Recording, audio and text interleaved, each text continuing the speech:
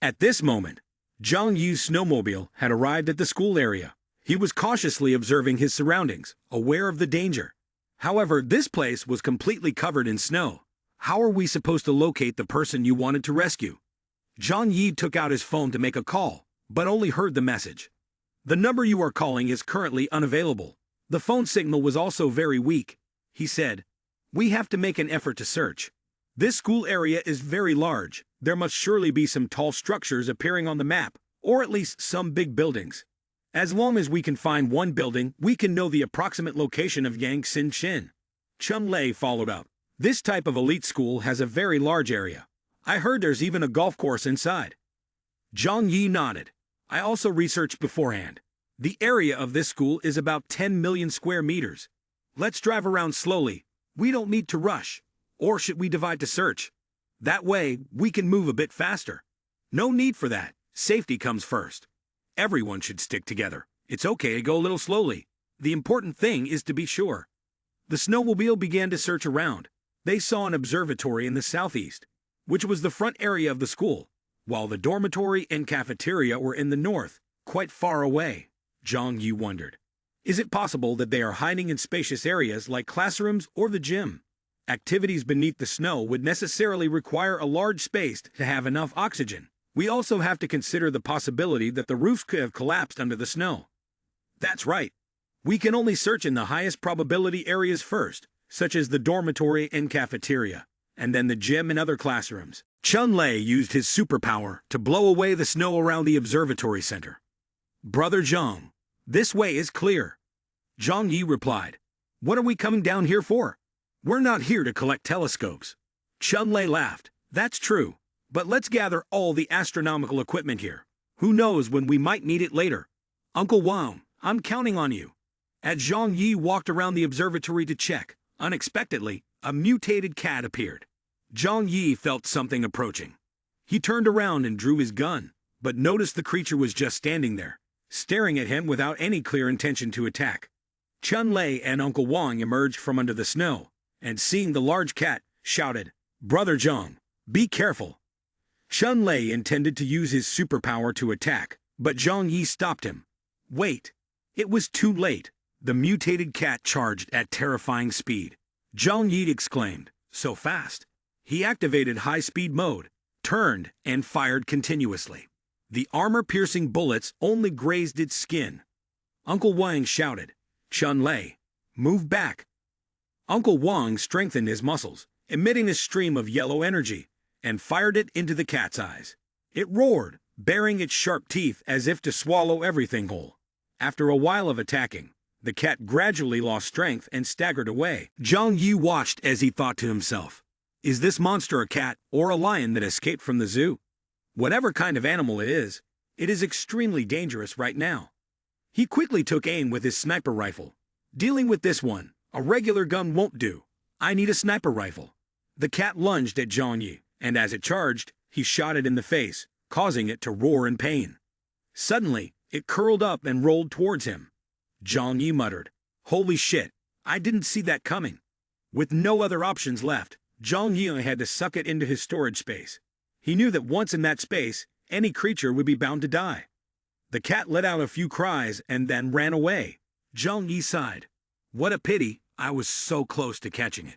I wanted to study more about how mutation creatures differ from regular humans. Brother Zhang, are you okay? I'm fine, just be careful. Everyone. The cat managed to escape, climbed onto a pile of snow, and yelled as if it were swearing. It seemed like it was cursing at someone. And moreover, the curses were quite unpleasant to hear. Huh? Where did it go? Couldn't it have some superpower to manipulate space? It doesn't seem so. If it had that ability, it should have used it earlier. There's nothing unusual in the surrounding space. The monster must have run far away. It turns out there is a cave here. But if this monster always stays close by, then this place surely can't have any inhabitants. Brother Zhang, is the intelligence you received accurate?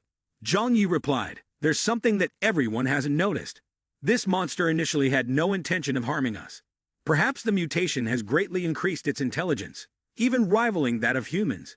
Moreover, thanks to these ventilated holes, the air down below can circulate.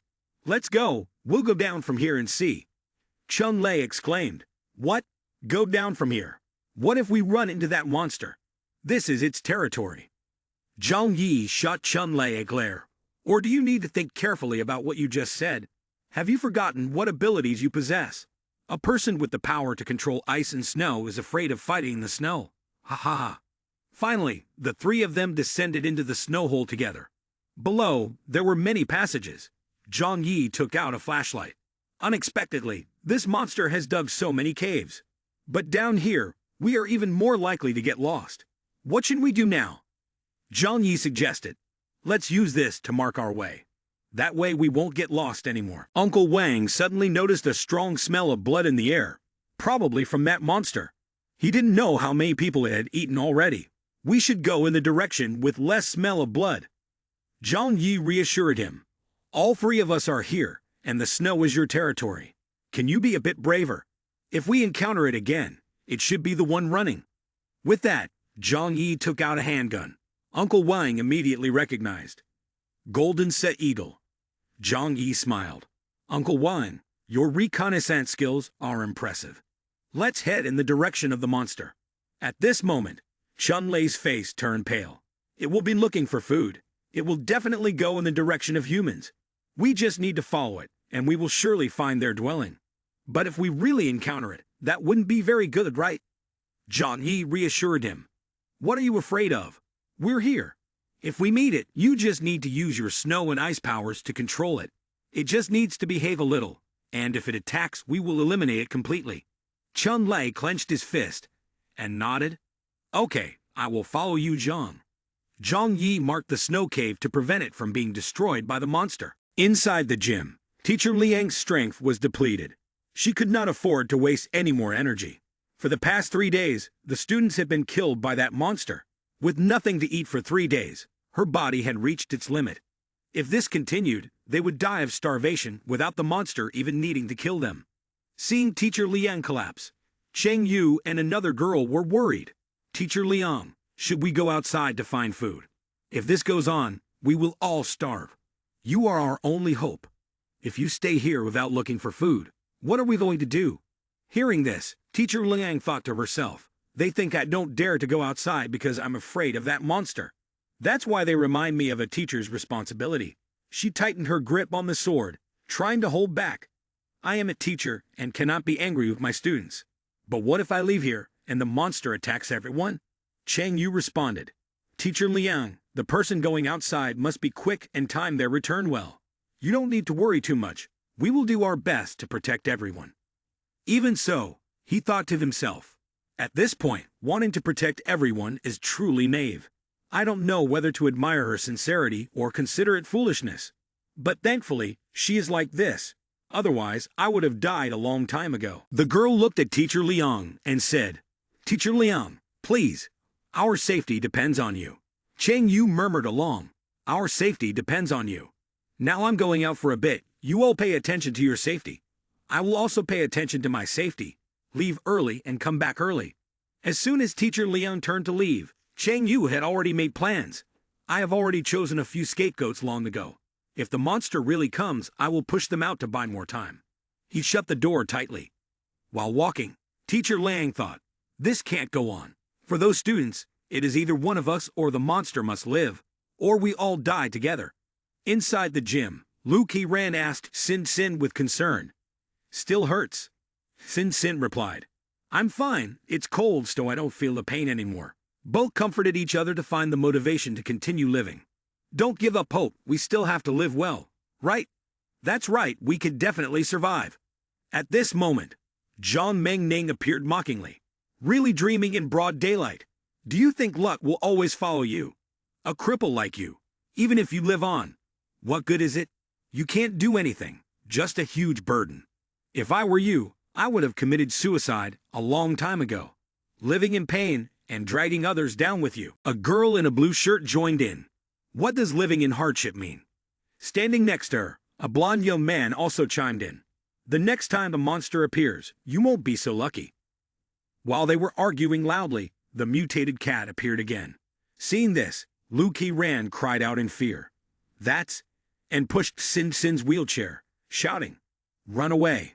The cat let out a meow and stomped down with its paw.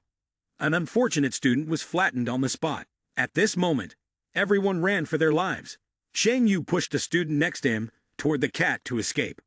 Falling right at the cat's feet, that student shouted, "How, Chang Yu? You pushed your classmate to be a dead man in your place. You jerk." The mutated cat stomped hard, causing red liquid to splatter everywhere. At this point, the students could only run in panic. Meanwhile, Teacher Liang had just returned.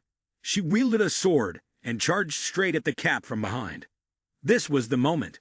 Teacher Liang rushed at the mutated cat with her sword, swinging it as she thought, "If I win, even if it's a miserable victory, both I and the students can survive. If I lose, I'm sure to die." The sword slashed across the cat's neck, making it scream ferociously. The students could only stand by and watch their teacher fight desperately, unable to do anything. Although Teacher Liang's combat skills were strong, the cat was not an easy opponent to defeat. After a moment of fighting, the cat crawled into the snow hole. Zhang Yi stood behind the cat and exclaimed, "What's going on here?" Teacher Liang was also surprised and thought to herself, "I've never met this person. They're not a survivor from the school. They must be someone from the outside." After thinking this, she shouted for help. "Quick, help me deal with this monster." As Chun Lei shouted Brother Zhang, Zhang Yi interrupted. "Wait, this person is a master. Her strength and speed are clearly not those of an ordinary person. Another mutant person.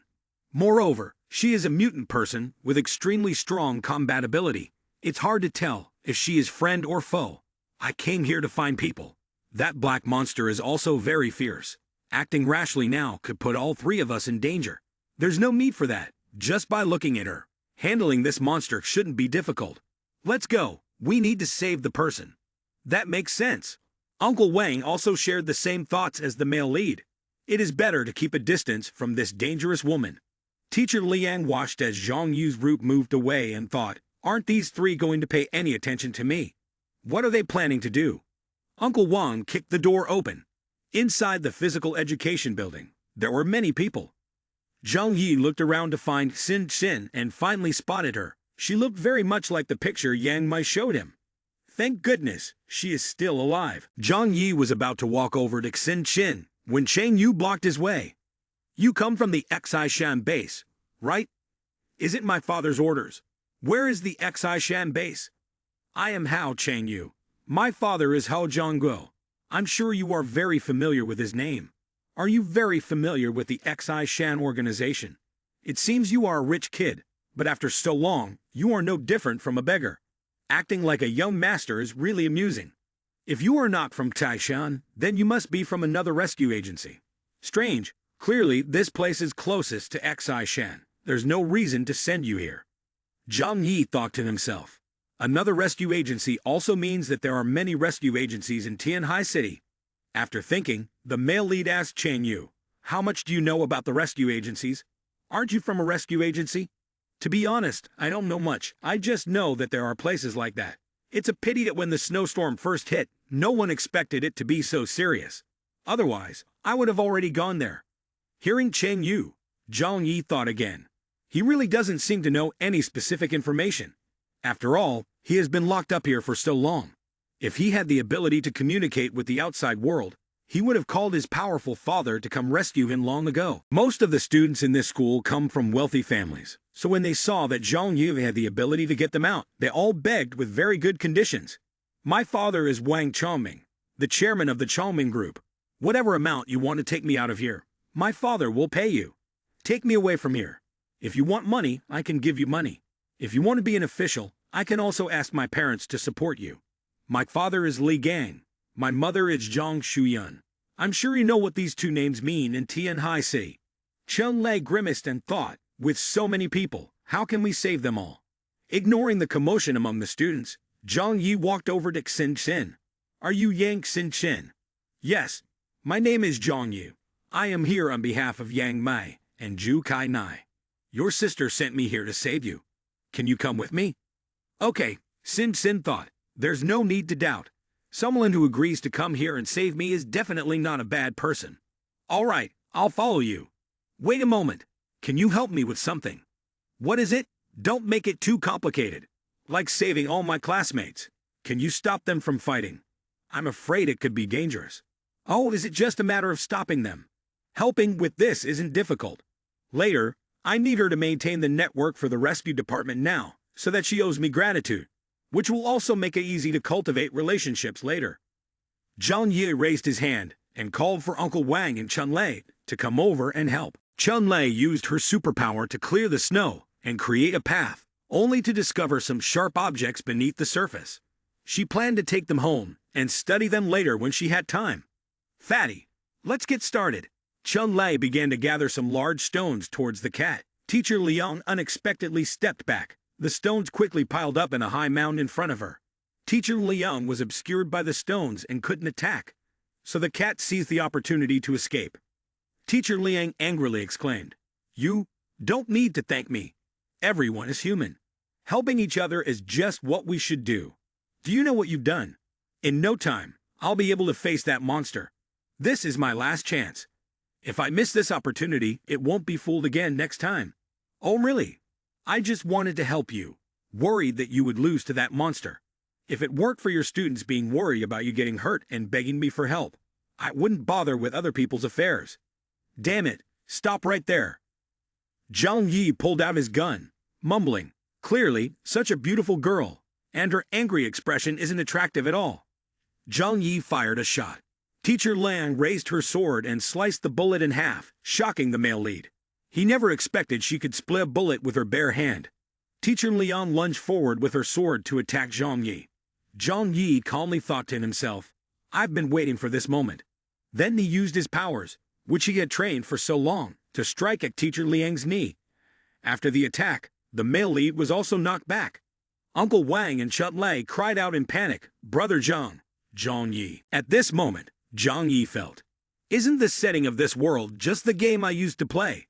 I didn't expect to have traveled to a world that combines game and reality. Back then, I defeated all the players, and I was just one step away from achieving success with the title of the strongest war god, level 999. Zhang Yi looked at Uncle Wang and Chun-Lei and said, "I'm fine. Don't come over here."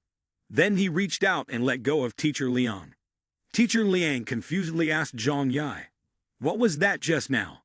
I was trying to help you, and you pulled out a sword to attack me. You're really a hard-to-understand woman.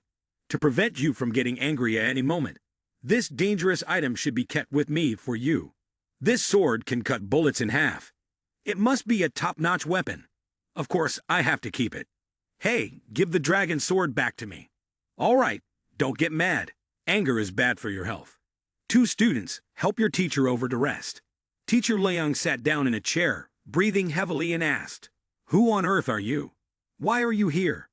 "I was entrusted by her family to take her away." "Take her away? Can you take us with you as well?" The students started pleading again. "It's very dangerous here. Did you see that monster? It has eaten several hundred people in our school. Please take us with you. My father will definitely repay you later. You can have as much money as you want." Zhang Yi looked at Xin Xin and said, "I just came to take her away. Others should find their own families and think of a way to leave. We can't contact our families." Teacher Liang stared at Zhang Yi. "Looking at your condition, you must be living very well. You surely have a good place to stay and enough food. Can you show compassion and help these children? They are the hope for the future." "Hope for the future? Is it that the children of the rich and powerful are the hope, while the children of ordinary people are not? I don't see any superior value in you. Your arrogance, if you are so outstanding, then you should be able to persevere on your own. Sorry, I am just an ordinary person and can't save these noble beings. I just came to take Yang Xin Xin away. The others can be left behind." Hearing this, Zhang Mengning thought to herself, "On what basis are they just taking this burden away?" Then she stepped forward to choke Xin Xin, threatening, "You must take me with you, otherwise I will choke her to death." Lu Qiran was also restrained, pinned to the ground. "Xin Xin, let me go. Stop it. You are all classmates. Don't hurt each other at this moment." Zhang Mengning stopped shouting to threaten Zhang Ye. "If you don't take us with you, then none of you should think about leaving. You all say, why are there so many people in this world who are so self-righteous?" After saying that, Zhang Yi took out a gun and fired several shots in quick succession. "You killed someone. Oh my god! Teacher Liang asked Zhang Yi in shock.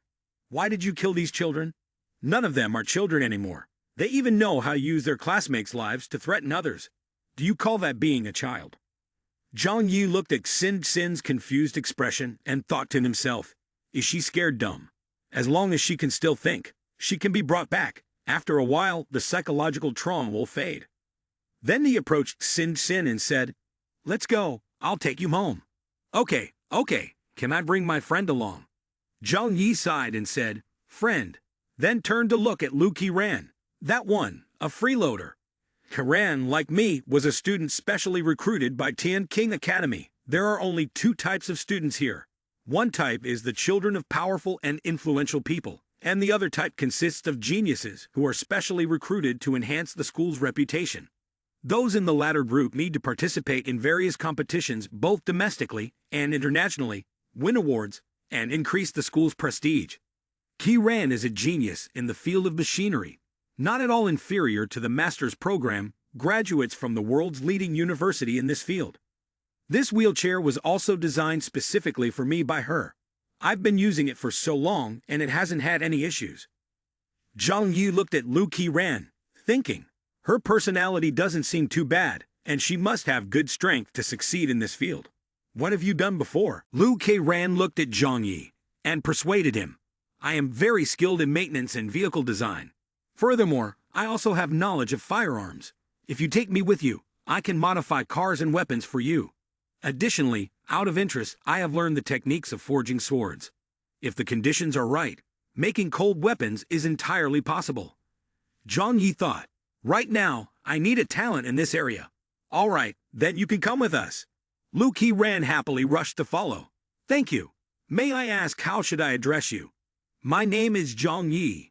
I am older than you, so just call me brother. Yes, brother Zhang Yi. Seeing Zhang Yi walk away, the other students also started to talk about their own abilities. Brother Zhang, I can be useful too. I can drive and my driving skills are excellent. I know 8 languages and can be an interpreter for you.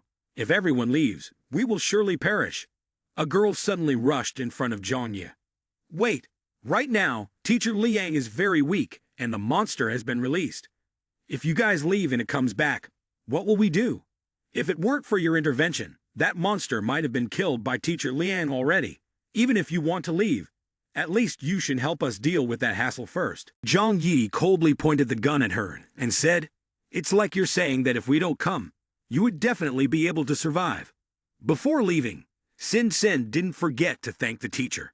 Teacher Liang, thank you for taking care of me during this time. Teacher Liang closed her eyes to think about something, then suddenly opened them and said loudly, follow them. While the monsters haven't arrived yet, follow them. At least you might find a way out of here. Seeing the group following, Chun Lei curiously said, those people are really following. What should we do now? Huh? Do you feel sorry for them? Of course not. Do you want to kill them all? With your strength, you could just collapse this place and bury them alive. Chun Lei panicked. No, I didn't mean that. They have no enmity or resentment towards me. If that's the case, then just ignore them. In poverty, take care of yourself. In wealth, help others. We aren't capable enough to support dozens of people. Uncle Wang thought to himself, Zhang Yi is right. At this moment, being able to take care of myself is already very good. Upon reaching outside, Zhang Yi said to Chun Lei, you sit with Uncle Wang. Chun Lei exclaimed in panic, on the motorcycle? It's so cold. Zhang Yi put a helmet on Chun Lei and said, isn't this good enough? Oh, putting on the helmet feels so different. Haha, I also quite like riding to enjoy the breeze. Let's go. We should head back now. The car sped away, leaving the group of students and Teacher Liang behind. Where should we go next? Cheng Yu spoke up at that moment. Let me take care of the next thing. Getting in the car, Xin Xin and Lu Qiran exclaimed, it's so warm. As soon as they finished speaking, Zhang Yi took out some food and said, let's eat a little to replenish our energy. Be careful not to eat too quickly. You might get gastritis. Wow, Zhang, you are such a good person. Thank you. After so many days of living in food scarcity, Xin Xin and Lu Qiran couldn't hold back their feelings of joy as they ate. Xin Xin, you're really great. Are you talking about me? I really don't deserve that. I've always been a burden to everyone. If it weren't for Kiran always protecting me, I'm afraid I would have died a long time ago. We are good friends. You don't have to be so polite with me, Zhang Yi said again. Is that really true? But I still think you are a bit more skilled. Huh? Why do you say that? Since you were little, you have been paralyzed in both legs, unable to move, only able to sit in a wheelchair. But under the threat of that monster, you have still managed to live until now. Isn't that talented enough? You might say it's luck, or perhaps that girl sitting behind is protecting you.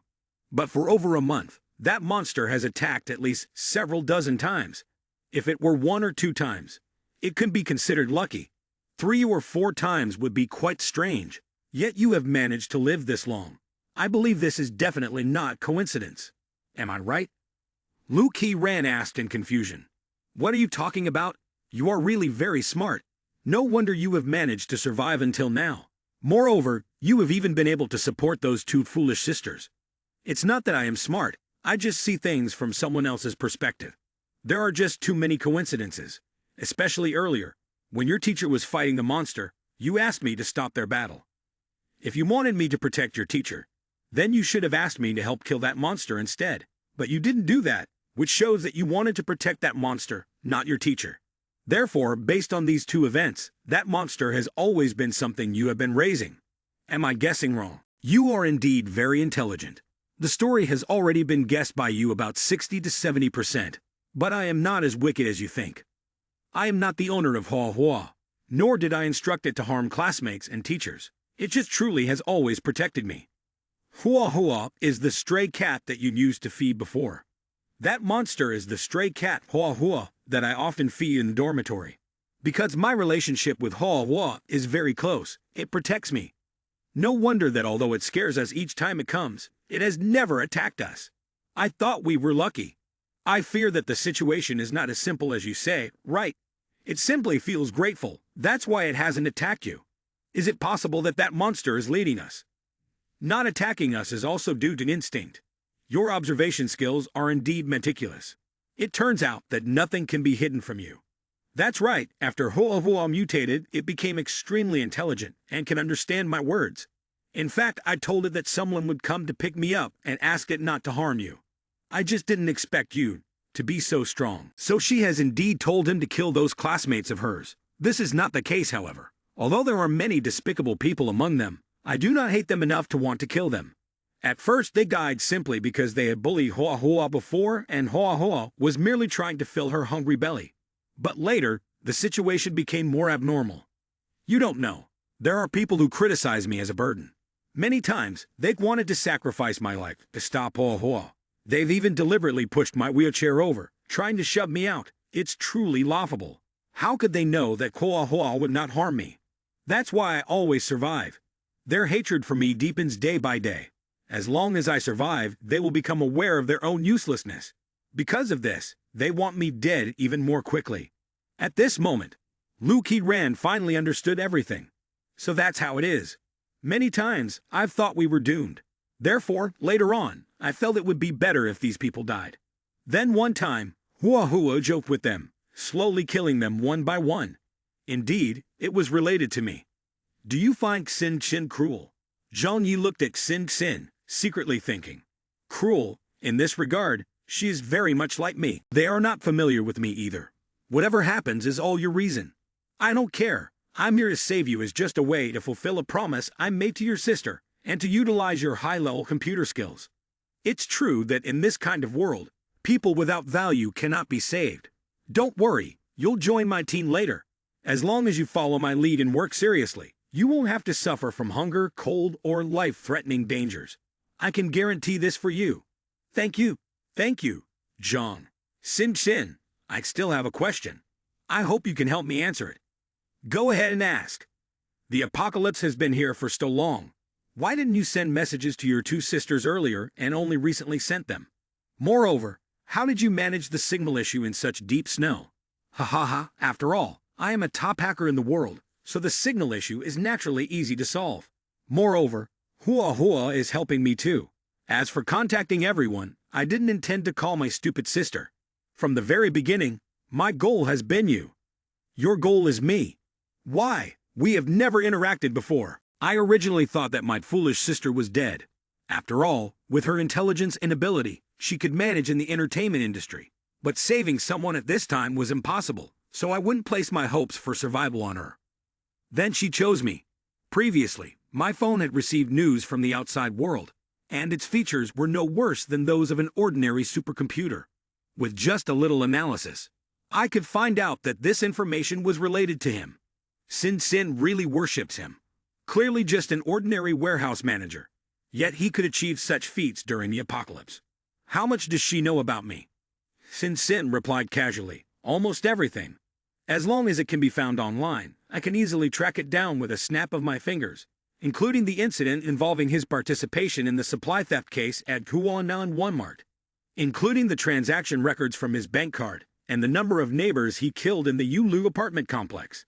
After reading his stories, Sin really admired him. Hearing Sin, Zhang Yi grimaced and thought to himself, so she is a sick person. So she knew that I was with Yang Mai and Zhu Kai Ni and used them to contact me like this. Zhang Yi thought again, being targeted by such a beautiful and talented sick person. I don't know if it's a good thing or a bad one. Sin innocently replied, that's right. I don't know if you came to save me or not, but if you hadn't come, I definitely would have gone to find you. But you really did come to save me. I'm very happy.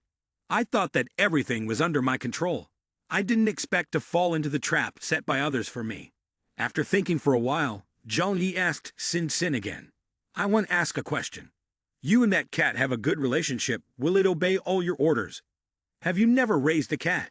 Animals like cats can only be considered friends. Whoever is nice to them, they will follow that person. But it's very difficult to be their master, especially with stray cats. Is that so? Then it's a bit challenging. I was hoping to recruit a useful fighting force. But in the end, you still can't bear to be apart from Yang Sin, right? Zhang Yi thought to himself. Creatures with emotions like cats are very difficult to grasp, especially farm cats or stray cats. They are not easily trusting of humans, and are very hard to tame. Kiran, look. Hua followed us here. It really is behind the car. It followed us for such a long way. Zhang Yi suddenly remembered that there was still a lot of cat food in the warehouse, both dry and canned. Let's try giving it to it. Perhaps this food is much tastier than what people eat. The skateboarding cart sped down the road, taking everyone back to the male lead's home. Ha! Thank you, Zhang. You two have worked hard today. Do we still need to be formal with each other? Moreover, just call if you need anything. After that, Uncle Wang and Chun Lai said goodbye, and would meet again later. As soon as they entered the house, Lu Qiran and Sin exclaimed, "Oh my gosh, this is my dream paradise. It's hard to imagine there's such a happy place during the apocalyptic period. Exactly, as long as you help me ensure the safety of this place, you can stay here and enjoy blessings for the rest of your lives. Boss, Lu Qiran, I will dedicate myself to working for you in the future." Sin, without hesitation, asked Zhang Yi. Does helping you include support for daily living as well? The male lead was momentarily taken aback by this question. Did she really dare to ask that? What were they even talking about? Zhang Yi walked over and pinched Sin's cheek. You're still young, but know quite a lot, huh? For me, your main task is to assist me in maintaining the safety of this shelter. Do you understand? Zhang Yi thought to himself. Although Yang Sin was very beautiful, the greatest value she had for him was as a top computer expert. Zhang Yi didn't necessarily want to do something just because he met a beautiful girl. Sin looked sad. Is he criticizing me? Seeing Sin, Yang Mai rushed over to her. Great, you're still alive. She took Sin's hand. You really should have contacted me earlier. You've surely suffered a lot out there, right? Do you know how worried I was about you? In response to Yang Mai's concern, Sin casually replied, It's just that I took advantage of men's illusions about you and ended up like this. Aside from relying on my body, what else do I have to say? Yang Mai said sadly, If it weren't for my brother being with Zhang Yi, I wouldn't even bother contacting you. The male lead looked at the two cousins and thought, it seems their sisterly relationship isn't amicable. But it's understandable, since its cousin has become a national goddess, the object of desire for countless men. It's normal for a high IQ computer genius like Yang Sin Sin, to look down on her. At that moment, Zhou Kai Mei asked Zhang Yi, "Since when did Sin Sin become so polite to others?" "Sis, Kiran is my best friend in school, a specially recruited student in mechanical engineering. You can just call me Kiran. I've always heard Sin Sin mention everyone. Indeed, it seems that all the girls in the family are beautiful." Receiving the compliment, Yang Mine was delighted. "Your mouth is really sweet. If only Sin Sin can be as straightforward as you." "Yang Mei, go cook a delicious meal to change up the taste for Sin Sin and Kiran. Kiran, go tidy up the room for the two of them." "Okay, I already cleaned Sin Sin's room. Now I just need to prepare one more room." In just a moment, the food was ready. "Boss, we've finished washing up. Come sit here, Sin Sin. From now on, the internet safety at home will be your responsibility. Is that okay?" "Leave it to me." Kiran nervously asked Zhang Yi, "Boss, do you have any instructions?" "Don't be so tense. I'm not going to eat you. You are an expert in the field of mechanics. I'd like to ask, if I asked you to manufacture weapon ammunition, would you know how? Actually, making a gun isn't difficult, but professional machinery is necessary. Moreover, for ammunition, the materials needed cannot be bought on the market. If it's cold weapons, it's much easier. The materials can be derived from other metal tools in the house. But forging tools are also needed. This isn't difficult. Come with me for a bit. I'll give you a few things." Following Zhang Yi, Kiran exclaimed in astonishment, "You see if these things are useful. If not enough, I still have some here." Kiran thought to herself, "These are all high-end products, very expensive.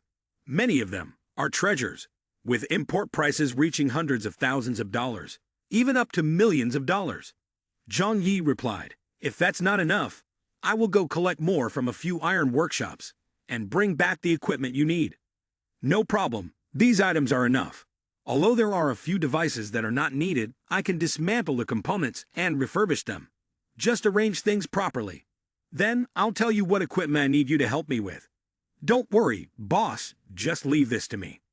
"Right, if you're into mechanics, you must be very knowledgeable about materials, right? Can you check if this thing is an ancient divine weapon? When I took it, your teacher's gaze was like she wanted to take my life. This is indeed Teacher Liang's sword. Finally, I can hold it. This sword is called the Dragon Sword, handcrafted by the best swordsmith in the country. It's not an ancient handmade product, but a cold weapon made using the highest modern technology.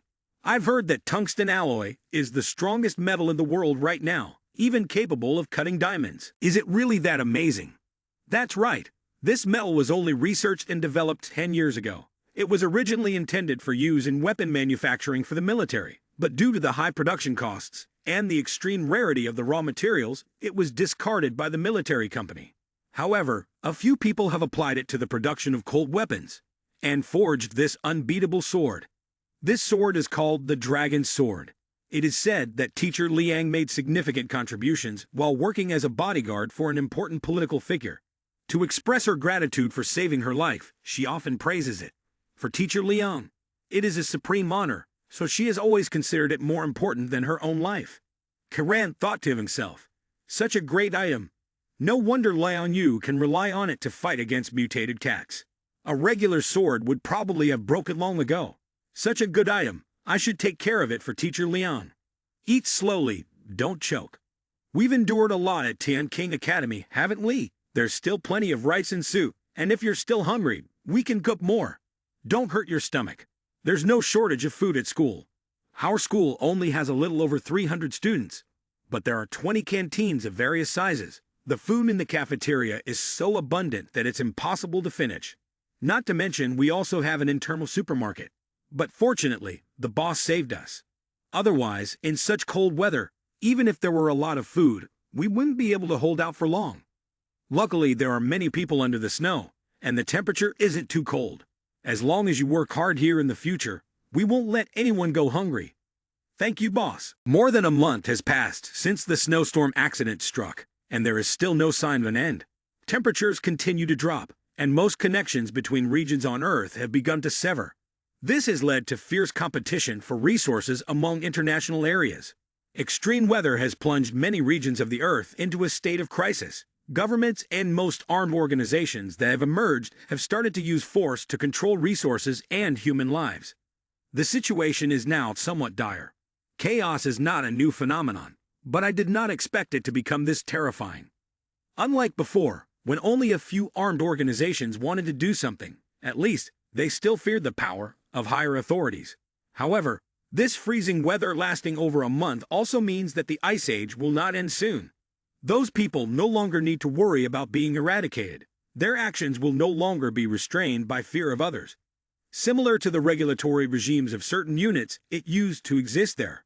Perhaps not everyone had to comply, but as long as it was there, people would somewhat respect it and would not go too far. But now, order has vanished.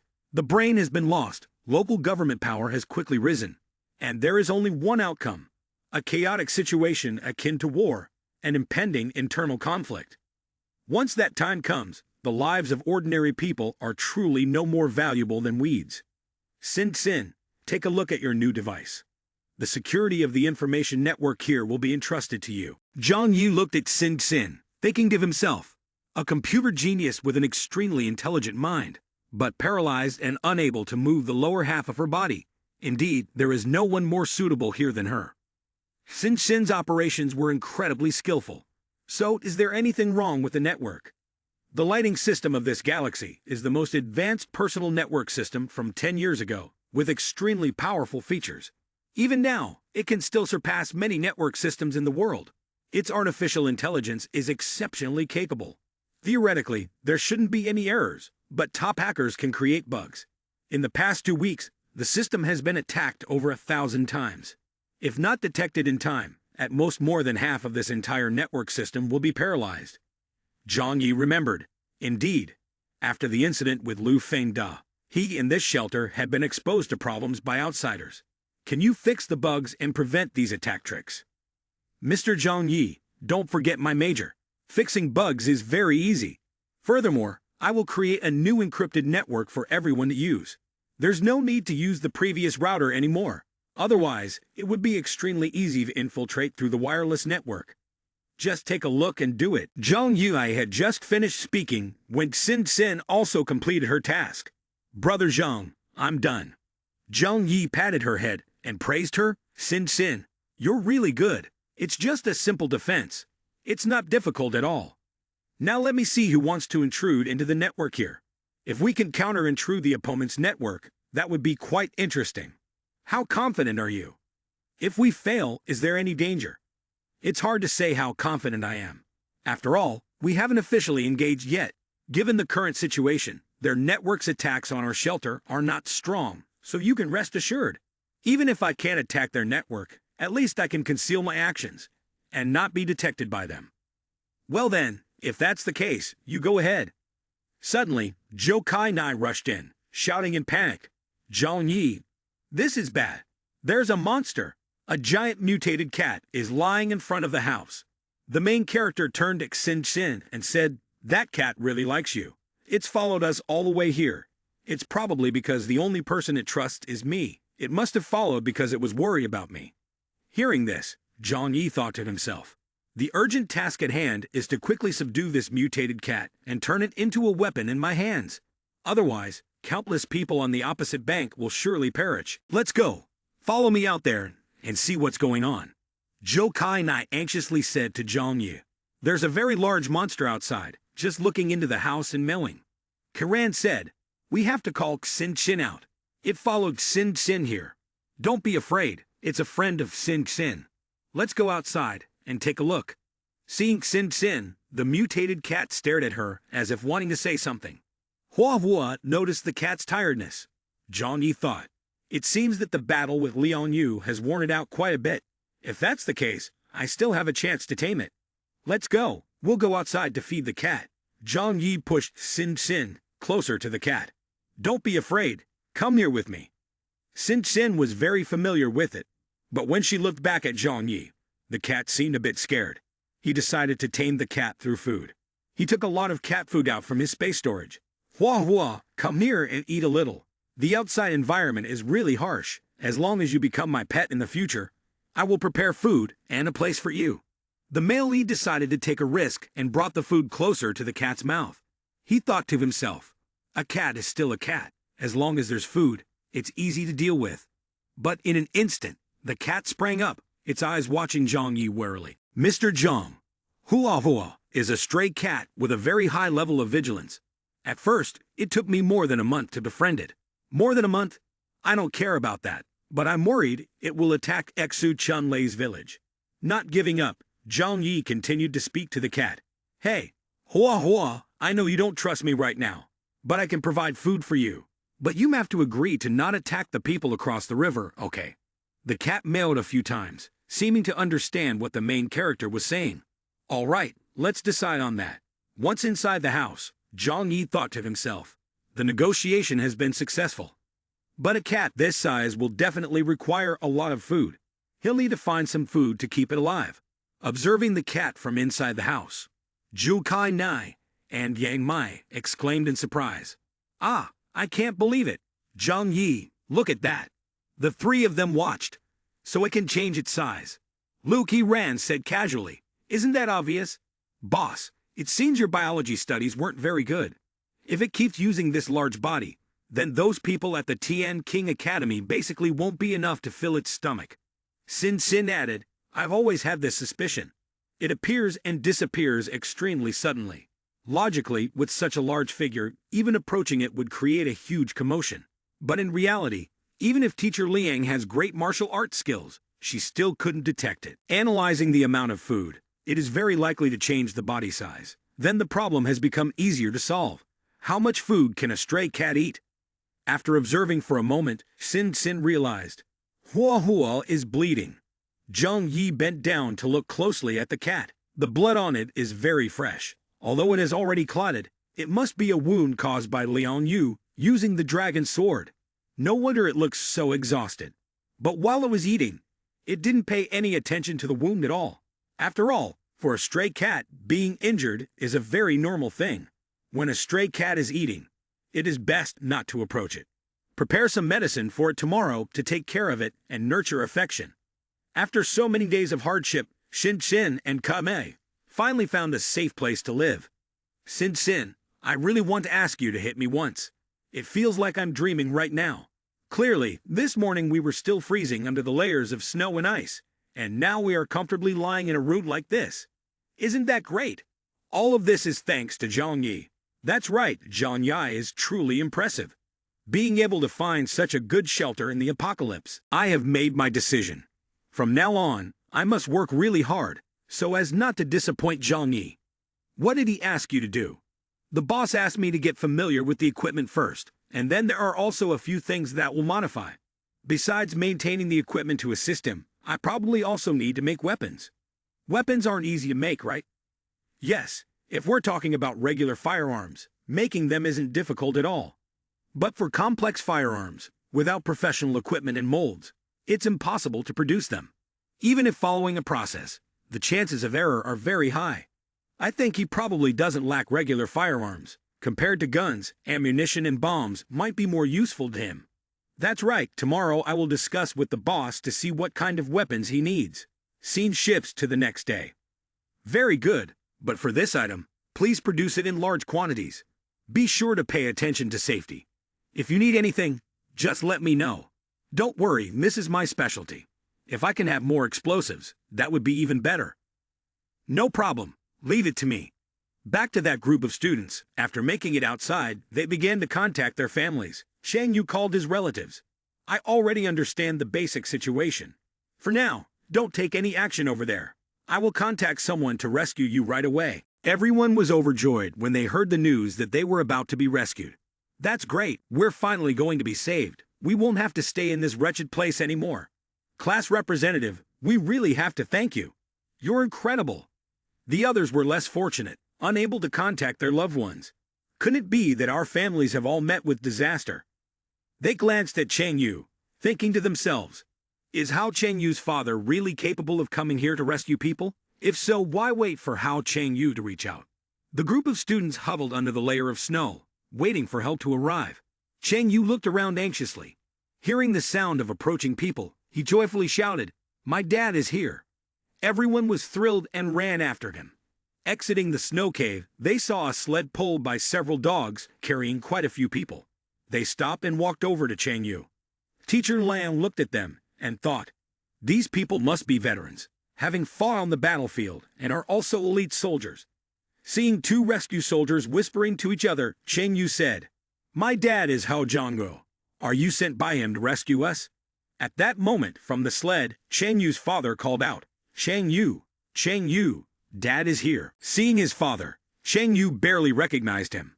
He had lost a lot of weight compared to before. The young man exclaimed, this skinny person is my dad. Has he lost so much weight that his appearance has changed? The father ran over and hugged his son tightly. Chang Yu hugged his father and said, Dad, finally you are here. You have no idea how I have lived during this time. As long as you are okay, that's good. It's good that you are okay. After a while, Chang Yu pushed his father away with a reproachful expression. Why didn't you send someone to rescue us earlier? It made me suffer a lot. I almost died here. The father's expression was somewhat difficult to read. Let's talk about this later.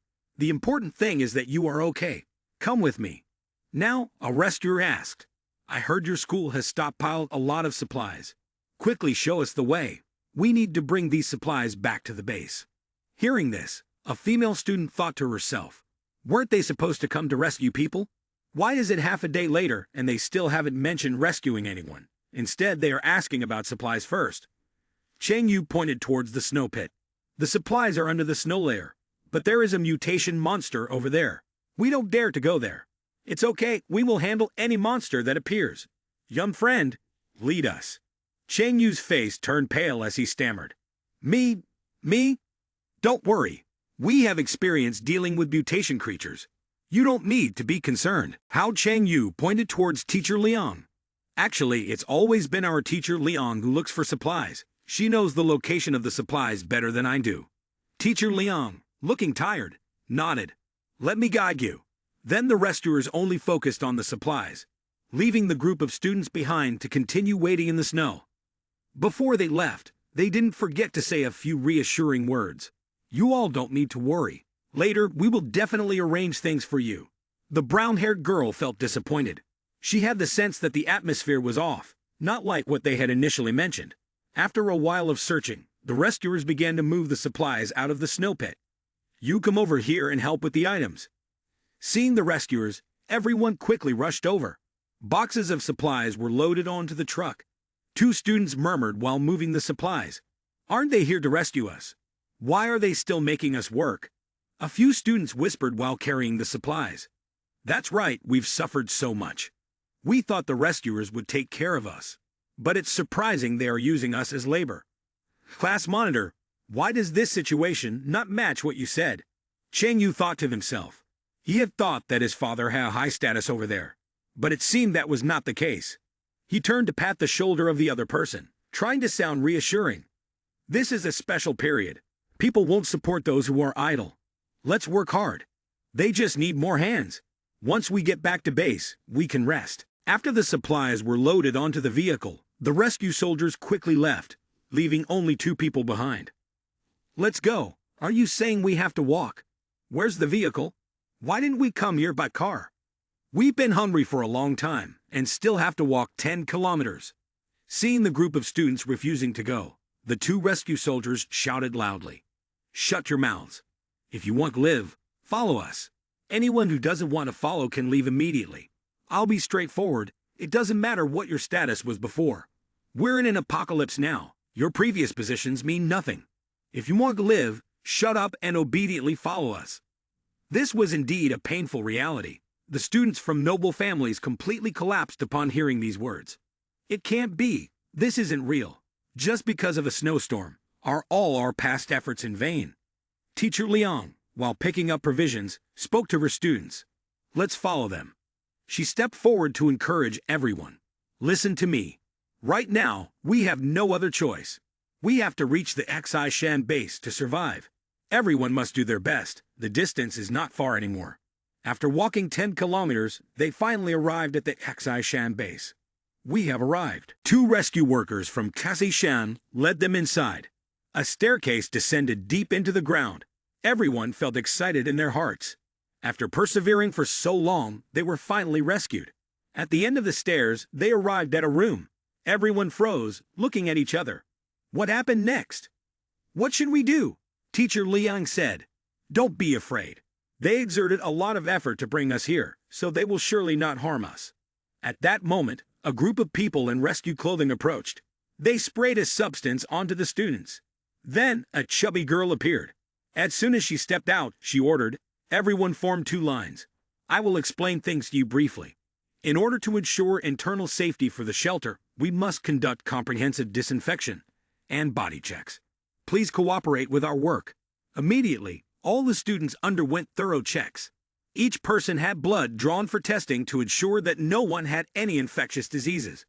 Before the test results come back, please wait over here. While waiting for the results, a rescue worker brought in a bowl of something. Although no one knew what it was, everyone rushed to try it. The taste is not bad. It smells a bit like yogurt, but is definitely not yogurt. In a short while, the bowl was empty. Not a drop left. The chubby manager walked in with Chang Yu's father. Dad, the manager whispered into Chang Yu's father's ear. This is your son. That's right, the boy is my son. How, Chang Yu? She stared at Chang Yu, and then smiled with satisfaction. Not bad. The test results show that everyone is free from infectious diseases or harmful bacteria. This is very good. Next, follow me for disinfection, and then I will take you to survival room No. 4. As Chang Yu was walking, the manager called out to him. Come here. Thinking he was being called, Chang Yu raised his voice. I told you, right? I have my dad here, so it won't be the same as with the others. Chang Yu's father anxiously reminded his son. Chang Yu, you must follow the rules here. Do what you're told. Do you understand? Don't worry, Dad. I will definitely listen. Saying that, the manager put her arm round Chang Yu's shoulders and led him to the dormitory. Chang Yu, come with me. The other students looked at Chang Yu with admiration. How lucky. On the way, Chang Yu looked around curiously while the manager kept staring at him. When they reached the room, she immediately said, You go take a shower first. Chang Yu was puzzled but still realized that this place resembled someone's dormitory. He didn't care and stepped into the bathroom. After many tiring days, nothing felt better than a shower. Holy shit! Who would have thought that right after stepping out, the young man was confronted with a shocking scene? This manager is probably a child hunter. She was standing there waiting. She pulled Chang Yu strongly. What are you waiting for? Come here. The scene shifts to another place. Wearing the clothes on her body, a girl complained. Shit, the colors and style are awful. Right after that, another manager said, Everyone come here. Next, I will take you to where you will live and work. The group of students walked while thinking about how life in the refuge area was nothing like their imagination. After a while, they reached their destination. In front of them was a room filled with many people doing their best to pedal bicycles to generate electricity. The students exclaimed in astonishment. What are they doing? This is where everyone will work later. Your job is to generate electricity for the base. Those bicycles are actually generators connected to the base's electrical system. The base's handbook will be distributed to each person later. If you want to stay here, you must follow the rules of this place. If not, the consequences will be very serious. Saying that, the manager shouted, Get to work. If you keep being slow, be careful of having your supplies deducted. Seeing this scene, a girl couldn't bear the hardship, collapsed, grabbing Teacher Liang's hand. Teacher Liang. Teacher Liang. Other girls were also crying their eyes out behind. Teacher Liang. The situation here is no different from the wool factory. Although life was always threatened at the academy, at least we had freedom. Teacher Liang would also protect us. The manager coldly glanced at everyone and said, Crying is fine, but you must work first. Teacher Liang comforted and encouraged her students. Don't be afraid. With me here, everyone will be fine. Let's start working first. She said that, but inside, Teacher Liang still felt a bit uneasy. At first, she thought this place was the only refuge area. Coming here, everything would eventually be sorted out. But now, it seemed she was too naive.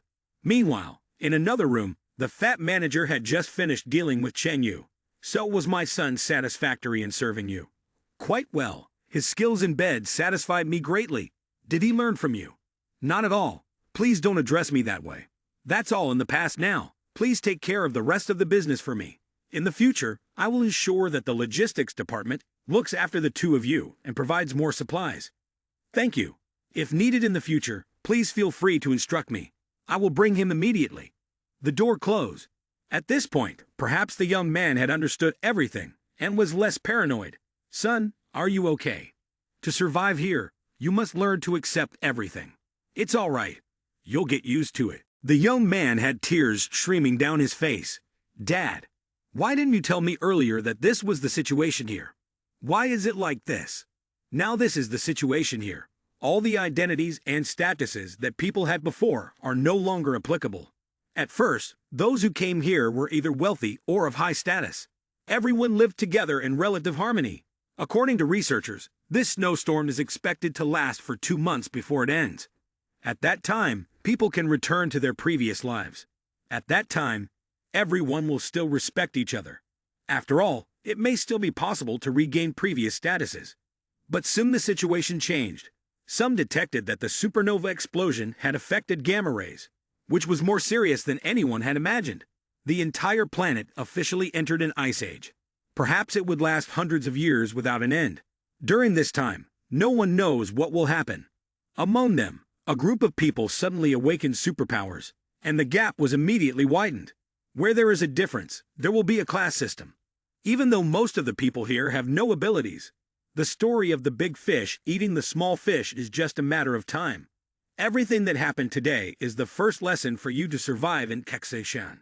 Low-status people must unconditionally submit to violence to live. You should feel happy. This is the only way for you to escape your current class.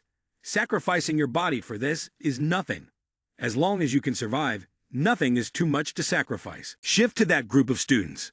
After a day of work, these children are still complaining. Teacher Liang, why do we still have to work like this? Why is life in the shelter so difficult? It's completely different from our previous imaginations. I rode my bike all day, my bottom is rubbed raw, and my legs hurt so much. If we have to live like this every day in the future, I'd rather die. This is a special stage. Just being alive is not easy. Did you see those cyclists today? Who among them used to be of low status? There are also influential figures in politics among them. The world where everyone can enjoy does not actually exist.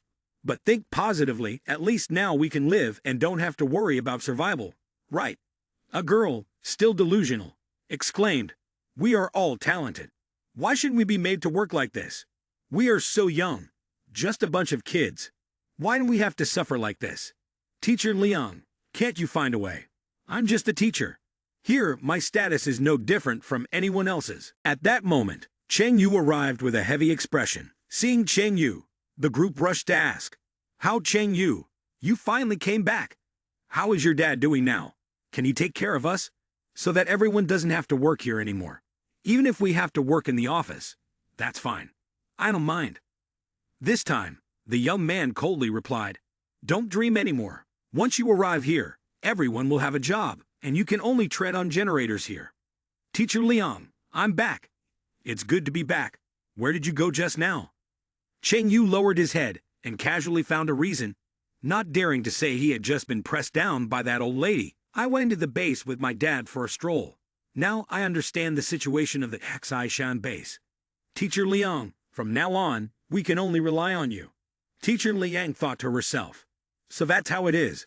If my previous status doesn't matter, then my identity as someone with superpowers and martial arts will definitely be valued here. Do you know of the situation of the Kexeshan bases now? The Kexeshan organization is currently under the control of Chen Xinian. Many of his subordinates have awakened superpowers. These people quickly suppressed the base and established a new order. The internal structure of the base is divided into 4 levels. The first level is the life of Chen Xinian and his close subordinates, living in the best conditions. Researchers and technicians that he employs can stay on the second level and enjoy living conditions no different from before the apocalypse. The third level is a group of special individuals that he has gathered, equipped with perfect physical qualities. Among them are many super-elite combat units with powerful superpowers. As for us, we are the residents living on the 4th level, making up the majority of the Kexeshan organization, with the least access to resources and having to work the hardest. But don't even think about resisting. The guards of the third level stand between us and the second level. Just relying on us, we cannot fight against that monster. If that's the case, doesn't it mean we can only toil here for a lifetime? I don't want that. I'd rather die and be done with it. Why do you think they agreed to take in so many people into their base? It's because they need to replenish the labor resources that have been exhausted before. Many people, just like you, can't accept such a reality and choose to commit suicide. They don't care about your lives. At most, they'll go capture other lucky survivors. In general, lives that can be discarded at any moment. One person angrily grabbed Cheng Yu by the collar. It's all your fault. It's all because you brought us here.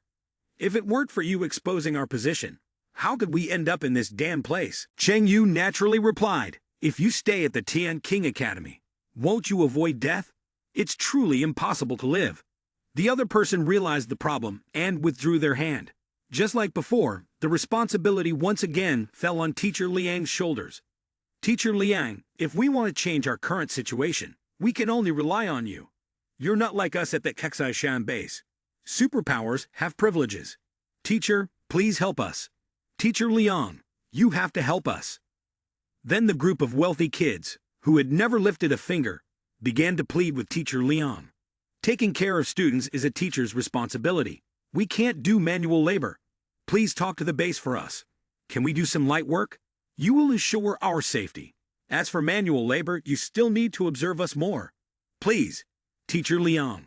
My hands are already worn out. This is really not something that people should be doing. Saying that, Teacher Liang went to bed. It was already late, and everyone should go rest. Tomorrow, they would have to work, to avoid not having the energy when the time came. All right then, Teacher Liang.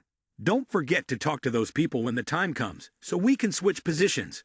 After a while of complaining and moaning, everyone finally agreed to go to bed. The sky had just brightened when everyone gathered in line to arrange their work. The manager spoke loudly. Good morning. Today marks the 48th day of our survival. Let's thank Mr. Chen Xinian for guiding us to survive and be happy until now. Long live the great man Chen Xinian. Long live the great man Chen Xinian. Yesterday, our team rescued another group of survivors. From now on, we are all one family. Newcomers, please introduce yourselves. Teacher Liang thought to herself. Group effect, taking advantage of people's circumstances to brainwash and manage subordinates, right? Even though I know it's clearly hypnosis and suggestion, staying here for too long makes it impossible to break free. I've encountered things like this many times before. After thinking, Teacher Liang stepped forward to introduce herself to everyone. Next is our interaction activity before we start working. Who is the host today? After completing a few procedures before starting work, everyone went to the dining hall. The new students who had been complaining the day before about not being able to survive now thought more positively. This isn't bad. If we can't resist, we might as well endure. At least we can continue to live. If we can keep living like this, it's still much better than outside. While everyone was eating, a girl in a black outfit approached. Secretary G, why did you come all the way here personally? If there's something you need to instruct, just let me know, and I can handle it for you. She ignored them and directly took the speaker from the manager, saying loudly, Are the survivors rescued yesterday here? Is Teacher Liang Yu present? I am Liang Yu. Hearing their teacher's name called, the students whispered, Teacher Liang, don't forget us. Teacher Liang stepped forward, and Secretary Ji warmly greeted her. Hello, Teacher Liang Yu. I am Mr. Chen's secretary, Ji Ru. Our leader would like to meet you for a moment.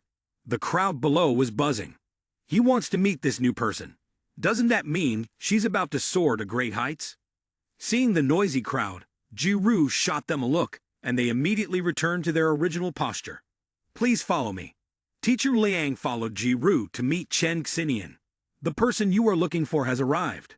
Chen Xinian seemed very fond of Teacher Liang. He stood up, shook her hand and said, I've heard your name for a long time. You truly are a martial arts master. Leading a group of students to survive in such tough circumstances for so long, and still being alive now is remarkable. Teacher Liang is indeed a great teacher. Please sit down, I will be brief. I have a future plan for you. As Chen Xinian spoke, he walked towards Teacher Liang to shake her hand, to protect the seeds of civilization for the future, to help this base continue to sustain itself. I hope you can lend me your strength. Teacher Leon. If there's anything I can do, please feel free to assign me tasks.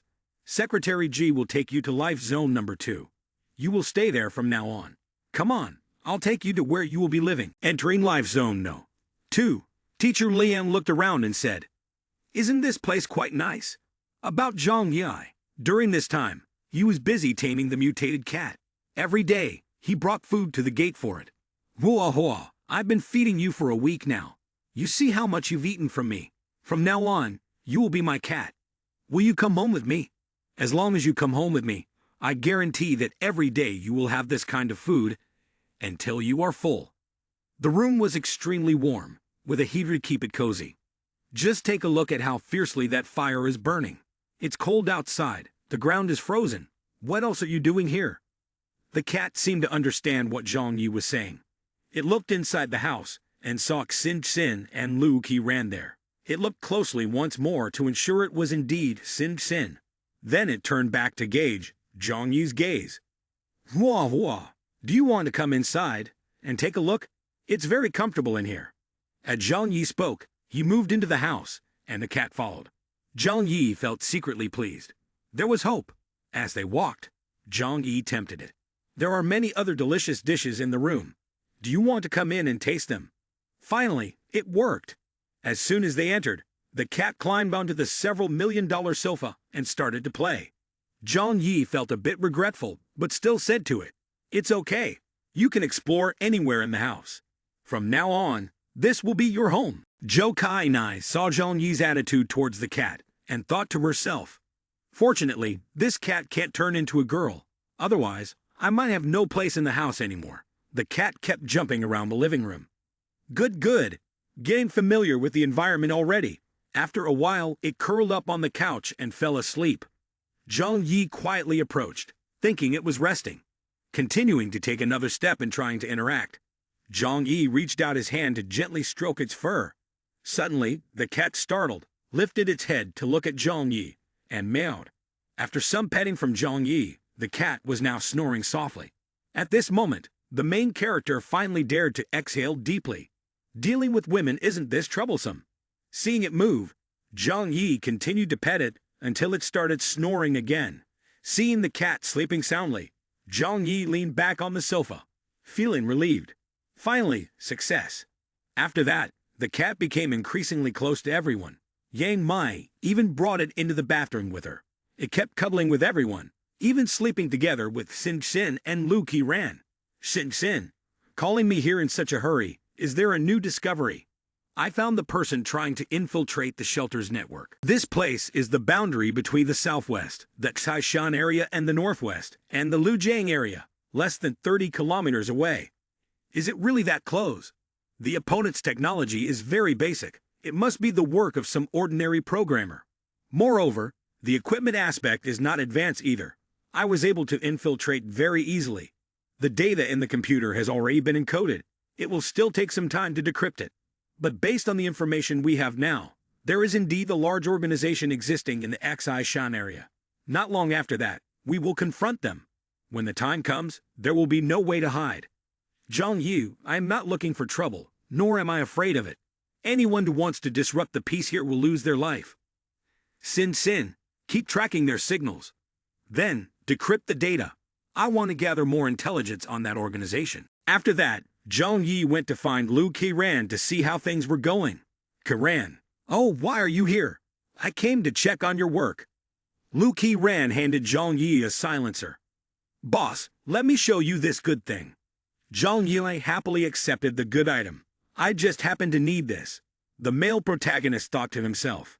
His sniping power combined with superpower, plus this, was like a tiger growing wings. Now that we have a silencer, we can solve the problem of exposing the shooting position. Good, Qiran. It's just like hitting the jackpot. Try it out and see if it fits. Although I made it according to the size of your sniper rifle, if it doesn't suit you, I can adjust it. Lu Qiran confidently said to Zhang Yi, "Boss, if you need anything in the future, just tell me. I will definitely do my best to make it for you." Zhang Yi did not hesitate to sit down next to Lu Qiran. "I came here this time for this purpose too, Qiran. Can you make grenades, mines, and explosives? Is it very difficult?" Speaking about her expertise, the girl immediately stood up. How could it be? Boss, you underestimate me too much. I thought it was something more complicated. The things you mentioned are technically easier than making a new energy power cell. I feel underestimated by you, yet you want me to produce these things. In front of Lu Qiran's talent, Zhang Yi was secretly delighted. Great, for a genius like her. Those things really required very little technique. Lu Qiran looked at the male lead again, emphasizing. What he said was that in real warfare devices had not been used much anymore. If 100 years ago, these single-action weaponry were useful, even a second-grade student could create explosives with the right materials. It wasn't just Mudsunfer, Dynachard, Sanchaco, was it? Although explosives are easy to manufacture, in today's apocalyptic world, obtaining materials is also a challenging problem. Things are no longer like they used to be. After the Ice Age returned, various high-tech weapons and casting frames had almost turned into scrap metal. The war now is a fight between people, and the scale is getting smaller and smaller. If that's the case, then explosives will have their place. Sin Sin has found the source of the signal invading the shelter. We have been targeted by someone else. Our opponent's identity is still unclear, but it is highly likely to be a well-armed organization. To ensure our safety, I must raise the level of defense and strengthen the traps around here. Do you understand? After the explanation, Lu Qiran realized the issue. I'm so sorry, boss. I didn't know about this earlier. Zhang Yi gently brushed her hair with his hand. It's okay, just do well. You don't need to worry about anything else. I'm here. I will protect you. Lu Qiran was moved to the point of tears while looking at the male lead. You treat me so well. I don't even know how to repay you. Taking the opportunity, Zhang Yi intentionally said a few affectionate words to make Lu Qiran develop feelings for him. Actually, you don't know, but the first time I met you, I felt an incredible connection with you. You look a lot like a younger sister of mine. The moment I saw you, I couldn't help but want to protect you. Lu Qiran's eyes welled up with tears. Are you really telling the truth? Zhang Yi continued to make cute gestures to comfort the girl. Of course I'm telling the truth. How could I possibly lie at you? Lu Qiran softly murmured in agreement. In her heart, she was probably hoping for something more from the male lead. She sadly thought to herself, but can I only be a sister? While she was lost in thought, Zhang Yi continued to comfort her. Listen to me, you don't have to worry about anything. I will take care of everything. As long as I'm here, I won't let you suffer any harm. Sweet words like these are hard for Lu Qiran to not imagine. Her eyes lit up, and she nodded. I know. Okay then, I'll get back to work. Take care of your health. Don't push yourself too hard. After manipulating the girl's feelings, Zhang Yi left. Lu Qiran, meanwhile, still couldn't calm down. After hearing the male lead's words, her heart was as joyful as if she had found gold. Once he left, Zhang Yi's true nature began to reveal itself. The male lead smiled secretly. Although his tricks weren't anything special, he was determined to keep Lu Qiran by his side. A rare talent like her must wholeheartedly love him. At a crucial moment, it's not impossible to exaggerate a bit. After all, this dangerous weapon must be firmly in his hands. Zhang Yi didn't forget to message Uncle Wan and Chun Lei. Recently, a force of unknown origin has been discovered very close to us.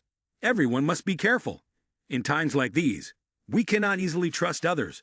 Due to the impending blizzard disaster, the upper management can no longer oversee the areas. Therefore, any forces or people with official banners must be approached with caution. Especially remember not to reveal your superpower. This is extremely important. Remember, upon receiving the message, they immediately replied to Zhang Yi. I understand, Brother Zhang. I will definitely be careful. You too, you also have to pay attention to safety. For now, this is all we can do. After all, we will not leave this place even a step. But now, the most dangerous situation was on Chun Lei's side. The signal from the shelter survey in a straight line leading to the Yunk Villa happened to pass through Xiujia town. Thinking about this, Zhang Yi messaged Chun Lei. If you encounter danger and cannot resist, come to me. Someone who can manipulate ice and snow is indeed very useful. I will do everything to ensure that Chun Lei remains safe. Chun Lei naively thought that Zhang Yi was overthinking. Brother Zhang is indeed right. Even if someone is spying on something, it would be spying on the villa where you live. Our Xudong village is merely a modest rural area on the outskirts of Tian High Sea. Not only are house prices extremely low, But in the eyes of city dwellers, we hold no status at all. Who would bother spying? At this moment, at kilometer 27 west of Kaksujia town, there were two people, one male and one female, wandering around looking for something. The man was complaining about the weather. This snowstorm really doesn't know when it will stop. If it lasts for a few more months, perhaps the whole world will be buried. The girl seemed to be a bit more knowledgeable. Snow won't keep falling indefinitely without stopping. The water vapor in the air has already condensed a lot. Without water evaporating in other areas, how can snow and ice form? I heard that even the temperature at the equator has dropped to minus 20 degrees. So later, there will only be frost, and snowfall will become less and less. Perhaps this is the last bit of pity that Mother Nature has for the world. After talking for a while, they got on the sled and continued their search. The girl took out the communication device to report. Investigation of Chang Yixin, east of Yuanhang Road. Taxation area is complete. Where are we going next? Originally, our investigation scope was only within the Xishan area. But this time, following the superior's instructions, we also had to conduct a special probe. Special probe. The specific content of the special task assigned by the upper management wasn't mentioned, but it probably isn't anything extremely important. Just like before, we will investigate there and then we can return to report the mission. That place is by the river. We can find it by following the river. Let's go. Once we finish the last stop, we can go back. The girl whistled to signal the dogs to set off. After walking for a while, the girl discovered the town of Kaksujia. She had only intended to take a look along the way. But, unexpectedly, in this harsh snowstorm, there was a village outside the wilderness. As the vehicle approached the gate, two guard dogs began barking nonstop. Immediately, a large number of armed people rushed out.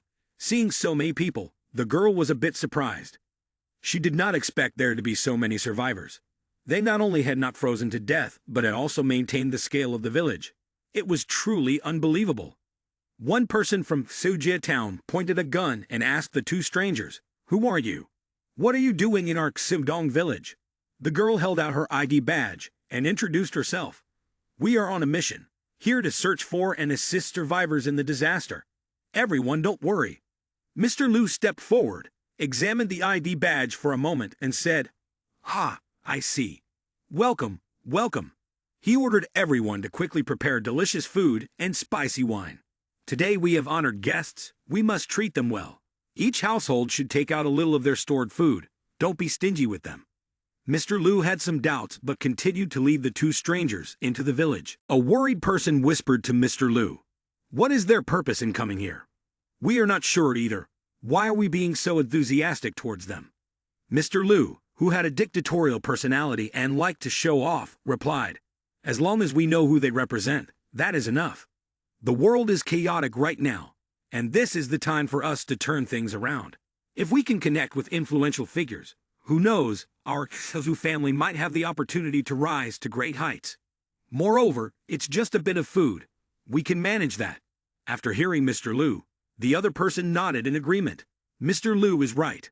The food was soon served quite abundantly. The girl looked at the full table of food and thought about the villagers. It seems they have not been greatly affected by the snowstorm. Their supplies seem quite adequate. After thinking, she asked Mr. Liu, "Uncle, with such a big snowstorm, it seems your village hasn't been affected much, right? How did you manage that?" First is definitely because the people of our Xudong village are independent and self-reliant, with a strong fighting spirit, not easily knocked down by the snowstorm. Second, my village chief has also contributed in some ways. Mr. Liu began to boast. "Haha, I won't hide it. I have been teaching them to stock up on food in case it's needed. Therefore, when the snowstorm hit, our Xudong village did not worry about food supplies. Not to brag, but no one in Xudong village has starved to death." A person sitting nearby felt a sense of discomfort while listening to Mr. Liu. "You've just been village chief for a few days. It used to be Mr. Ba who led Xudong village. Moreover, for many years, our Xudong village has always had the habit of storing food. How can all the credit go to you?" The girl began to ask rapidly. "Oh, so that means your Xudong village has a lot of food, right?" This beautiful girl immediately showed that she did not quite understand the agricultural market of Tianhai City. Mr. Liu raised 3 fingers and confidently declared, "I won't hide it. All the green vegetables in Tianhai City are supplied by our Xudong village in 3 parts. Feeling he had spoken too much, Mr. Lu thought to himself, "No, if I reveal our reserves, what if people expect us to take our own supplies to help others?" While the other two were listening attentively, Mr. Lu stopped and shifted to another topic. "But the snowstorm for more than a month has also destroyed a lot of food and green vegetables. Right now, we are only maintaining a level of sufficiency. In your entire Exujia town, there are at least over 1,000 households, and being able to ensure enough food and warmth is already quite impressive." Unable to boast about this, Mr. Lu again bragged about something else. "Actually, our Xudong village is the only one in Exujia town that is in the best condition at the moment." He pointed outside and said, "These ice houses are all constructed under my direction, solving the housing problem. Which other villages could be so clever? Many houses are buried in snow, and countless people have died." The person sitting next to Mr. Lu could not stand his way of taking all the credit and silently cursed. He really knows how to embellish himself. Everything is his achievement. The girl who heard the advertisement thought it was true. Unexpectedly, this old man is quite talented. The young man accompanying the girl curiously asked, "Are these icy houses all created by humans? It's hard to believe. In our village, everyone really is skilled. The villagers in our village are all farmers, and of course, they need some skills to earn extra income to support their families. You two don't need to be too polite. Eat more, eat more." The girl sighed while eating. This is truly a wealthy village. Mr. Lu got up to pour wine and asked about the snow situation. "Can you two give us a hint when you plan to handle the snowstorm?" "Don't worry about this. We already have a plan to resolve the snowstorm. We will start the process soon." Hearing this, Mr. Lu looked pleased. "That's great. These difficult days are really uncomfortable. It's impossible for just a few of us to handle it. But we still haven't received any accurate news from the experts. We don't know when this snow will stop." The girl calmly replied as if she already knew. "It will be soon. This snowstorm won't last too long. Just look, isn't it already much smaller now? At most, it will be over in a few months." The young man, hearing the girl's response, thought to himself, "She says it without changing her expression. If I didn't know about it beforehand, I might have believed her." After a while, the girl began to inquire about the person with superpowers. Recently in the village, has anyone experienced any unusual changes? Mr. Lu understood upon hearing this. They wanted to find out about someone with a condition similar to Exu Chun Lei, but pretended not to understand. "What do you mean by unusual changes?" "The people in our village are all very ordinary. It means there are some strange transformations occurring in a person, possessing abilities different from ordinary people.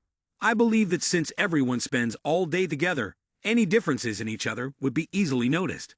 If you can provide any information, there will be generous rewards in the future." Mr. Lu thought to himself, "Who knows if this information is reliable? Moreover, with the village chief and the clan leader Exudong here, it is not their turn to speak. The condition of the transformed people they mentioned must be Xu Chun Lei. Should I reveal the truth or not?" After thinking, he asked the girl, "May I ask a question? What do you want with such people? These individuals are valuable talents who can surely use their abilities to contribute to the reconstruction of the country." "Village chief, if you know information about such individuals, you must report it in a timely manner. The organization will acknowledge your contributions." "Oh, so that's how it is," Mr. Lu thought. "It's easy to talk, but I don't see any real value in it. For someone like Mr. Lu, if he sees immediate benefits, then maybe he would consider it. Otherwise, he will keep Chun Lei hidden until the end. It's simply that he doesn't want anyone to be better than him. Besides, Chun Lei is the most precious treasure of Xudong village. Without him, who knows what the village will become in the future? It will be a long time before I easily hand him over. Let's exchange contact information. I will pay more attention in the future. If I discover someone like you described, I will definitely let you know." Looking at Mr. Lu's expression all this time, the girl was suspicious. "Village chief, are you trying to hide something from us? Lying to someone face to face is a very bad behavior." "Not at all. What do you mean by that? I haven't told a single lie." She pressed Mr. Lu one more time. "Then there really isn't any strange person around you, is there? Think carefully before you speak. Not reporting something you know can lead to very serious consequences." At this moment, Mr. Lu thought of using this girl to eliminate Zhang Yi. He leaned in to speak quietly. Since you've brought it up, it seems there is indeed a suspicious person in our village. However, this person is not from Xudong village. Everyone doesn't know much about him, so they're hesitant to casually mention who he is. His name is Zhang Yi, and he lives at the Yunke estate across from here. Upon hearing the name Zhang Yi, she immediately recalled. Zhang Yi was the target to be investigated mentioned in the special mission. It was indeed him. What a coincidence! Please tell me the details. The man surnamed Liu was eating and thinking. It was a good opportunity to gather intelligence related to the target from the locals of Xudong village, saving the trouble of searching. Mr. Liu continued. Zhang Yi is a character like a devil. He alone could kill more than 100 people from our village. We could only keep our anger inside. We had to swallow our pride, even if we broke our teeth. You two must seek justice for us. When it came to Zhang Yi, everyone in Xudong village hated him. That's right. That person's strength is not like an ordinary person's at all. The men who bravely charged in our village, some died, some were injured. Does anyone know the age and height of Zhang Yi? Have you seen his appearance? We only know there are many traps around their house. Besides, he has a gun. Additionally, there is a vehicle that can travel on snow. So what is that person's strength? Does anyone know? We don't know either. We don't understand what superpower means. We just feel he is not like an ordinary person. To be honest, this still requires everyone to investigate further. She was disappointed that no one in Xudong village knew what kind of strength Zhang Yi had. Meanwhile, the key to dealing with mutants is to understand the enemy's powers. After having eaten well and gathered quite a bit of information, Xuan Chuan and Liu Ziyang headed home. Be careful on the road. As for the situation in Xujia town, Mr. Liu didn't finish his sentence before Xuan Zhuan interrupted. In the future, Xujia town will be your responsibility. If any useful information comes up, make sure to report it to me in time. Yes. I will definitely do my best. Please trust me.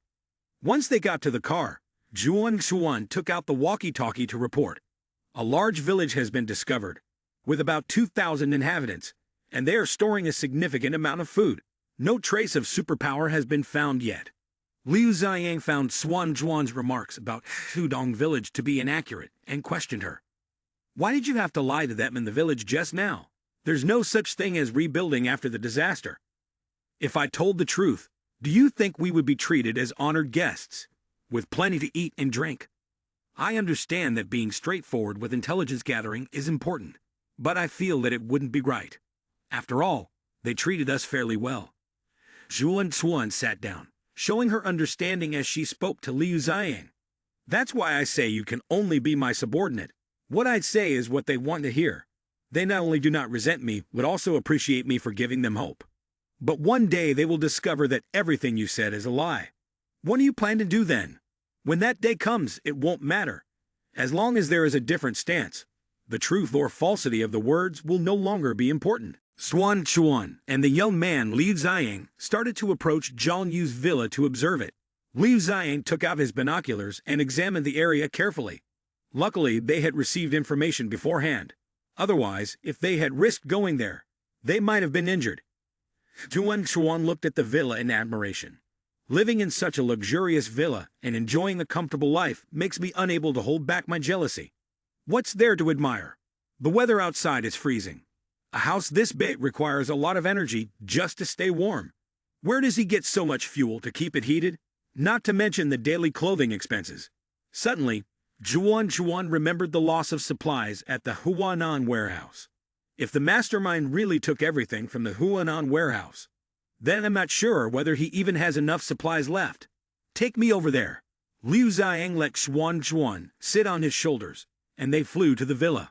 They perched on the wall to observe the situation before gradually entering.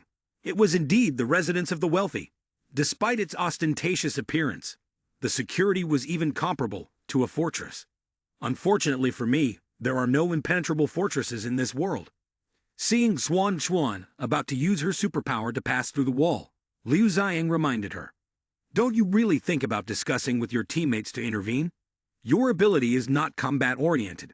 Risking an infiltration could put you in danger. Liu Ziyang, don't forget, even without superpowers, I, Xuan Chuan, am also a member of the Special Combat Team. Hearing the girl's firm declaration, The young man fell silent. Then I will wait for you outside. If the situation worsens, fire your weapon. I will find a way to break in.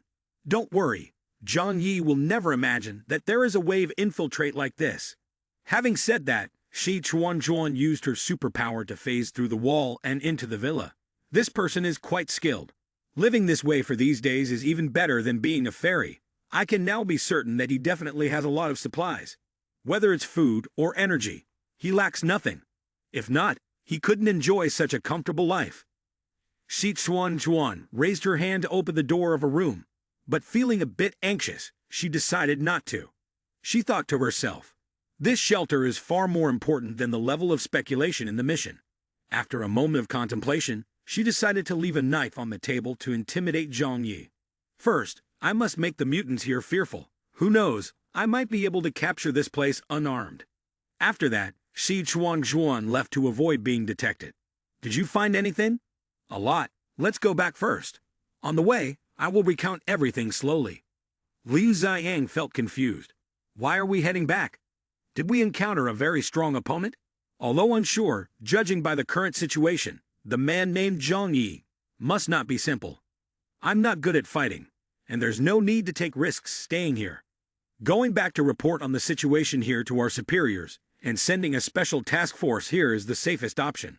All right, let's withdraw then. Although Xai Chuanjuan's infiltration was silent, the cat, Hua Hua, noticed it. Seeing Hua Hua's strange behavior, Zhang Yi immediately suspected. With Hua Hua being so alert, something must have happened in the house. He took out his gun and followed Hua Hua. Hua Hua, what's wrong? Noticing the cat looking around, Zhang Yi thought to himself, couldn't it be that it dreamed of a nightmare last night? I'd never heard of cats having nightmares. The surveillance camera showed nothing unusual. Suddenly, Hua Hua stopped in front of the room door. It scratched at the door and meowed continuously. Zhang Yi walked over to open the door. Wait a minute. The cat immediately climbed onto the table, where Xi Chuanjuan had left the dagger. It sniffed it several times. This military-grade knife definitely doesn't belong to me. Surely none of the others in the shelter have this either. Who on earth left it here? Someone was able to silently get past the shelter's defenses without anyone knowing. He reviewed the surveillance footage from the living room, adjusted it to 10 minutes prior, and waited to see if anyone appeared. Indeed, a girl had broken into the house. Zhang Yi zoomed in on the camera to observe the girl more closely. Seeing how Xie Chuanjuan entered the house made Zhang Yi break into a sweat. She even has superpowers like this. This woman definitely must die. She cannot be allowed to live. Hua Hua, come with me to go outside and kill the intruder. While preparing his weapon, Zhang Yi carefully observed the intruder. There are two of them, no problem. Kill the woman who broke into the shelter first, and then we'll figure it out. On the way back, seeing Xi Chuanjuan's cheerful expression, Liu Ziyang curiously asked, what did you see in Zhang Yi's house that made you so happy? Ziyang, technically there are some things you are not qualified to know, but today I'm in a good mood, so it's fine to tell you this. There was once a rumor that Zhang Yi was related to the Huanan warehouse missing case. Have you heard about it? I have some impression. Liu Ziyang replied. The Huanan warehouse stored nearly half of the supplies of the domestic supermarket group. I've heard that its goods are worth tens of billions of dollars. Is tens of billions of dollars worth of supplies really that scary? You said Zhang Yi knows where those supplies are. If Zhang Yi were just an ordinary warehouse manager, then the loss of those goods worth tens of billions of dollars wouldn't really concern him much.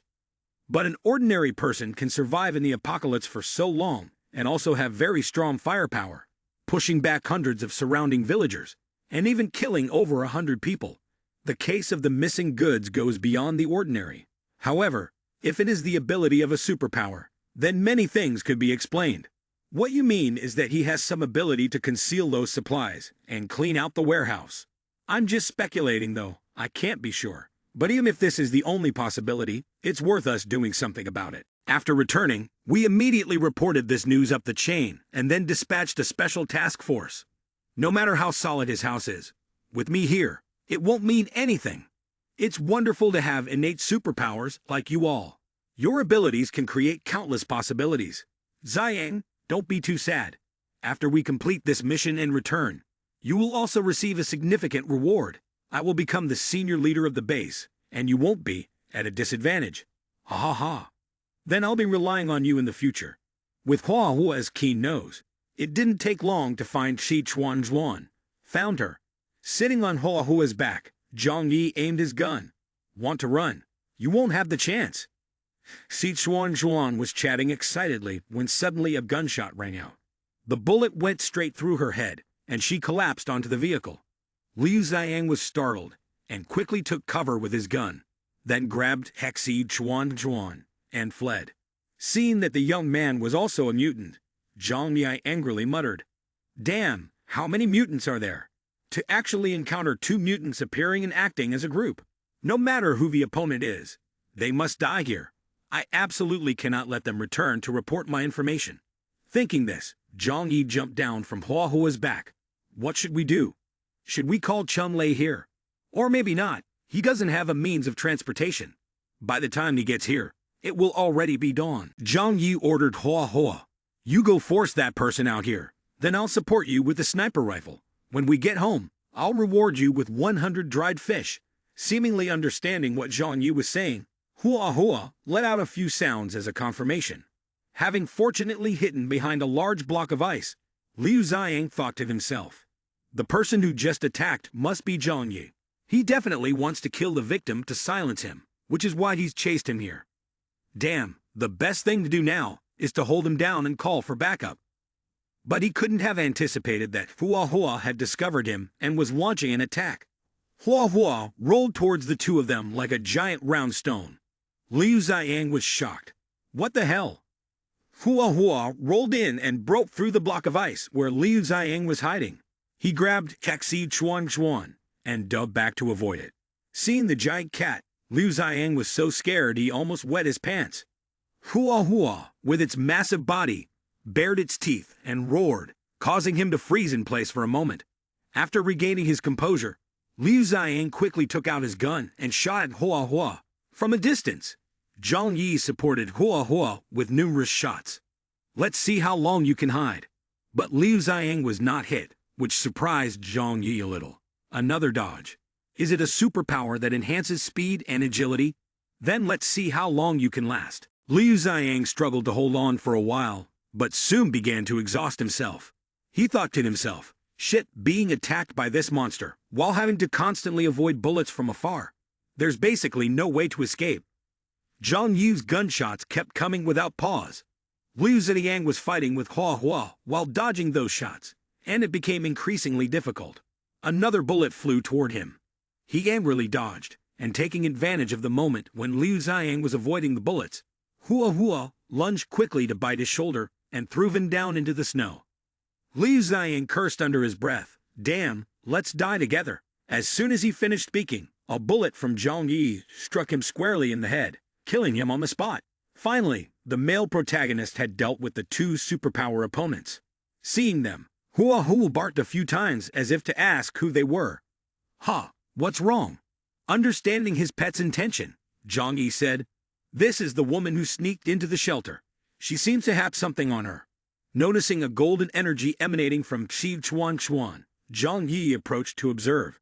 The male protagonist quickly realized that this was her superpower. So it turns out that the powers of mutants can also devour each other. Zhang Yi eagerly reached out to envelop the energy with an excited expression. The male protagonist turned to kiss Hua Hua passionately. "Hua Hua, thank you. You're so good." Zhang Yi looked back at Liu Xiang. Was he not a mutant? Why didn't he feel this way when he interacted with him? It was very strange. This world, as well as mutated creatures, was now filled with things that were hard to understand.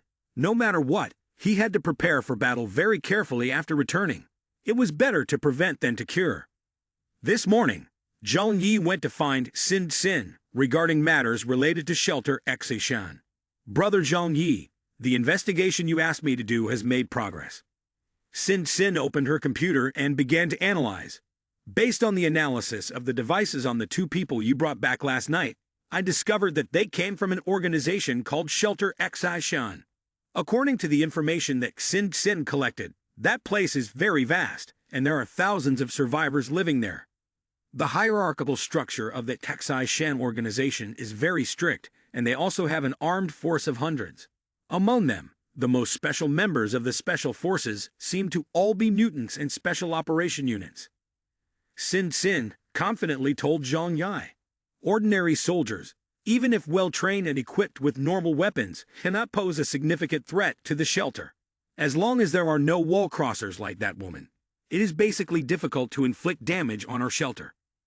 Zhang Yi gently ruffled Sin's head in praise. Then we have a strategy. Sin, you are really talented. Sin still wore a confident expression. For me, this kind of thing is just a piece of cake. Just wait and see. I will infiltrate the network of that Xishan base.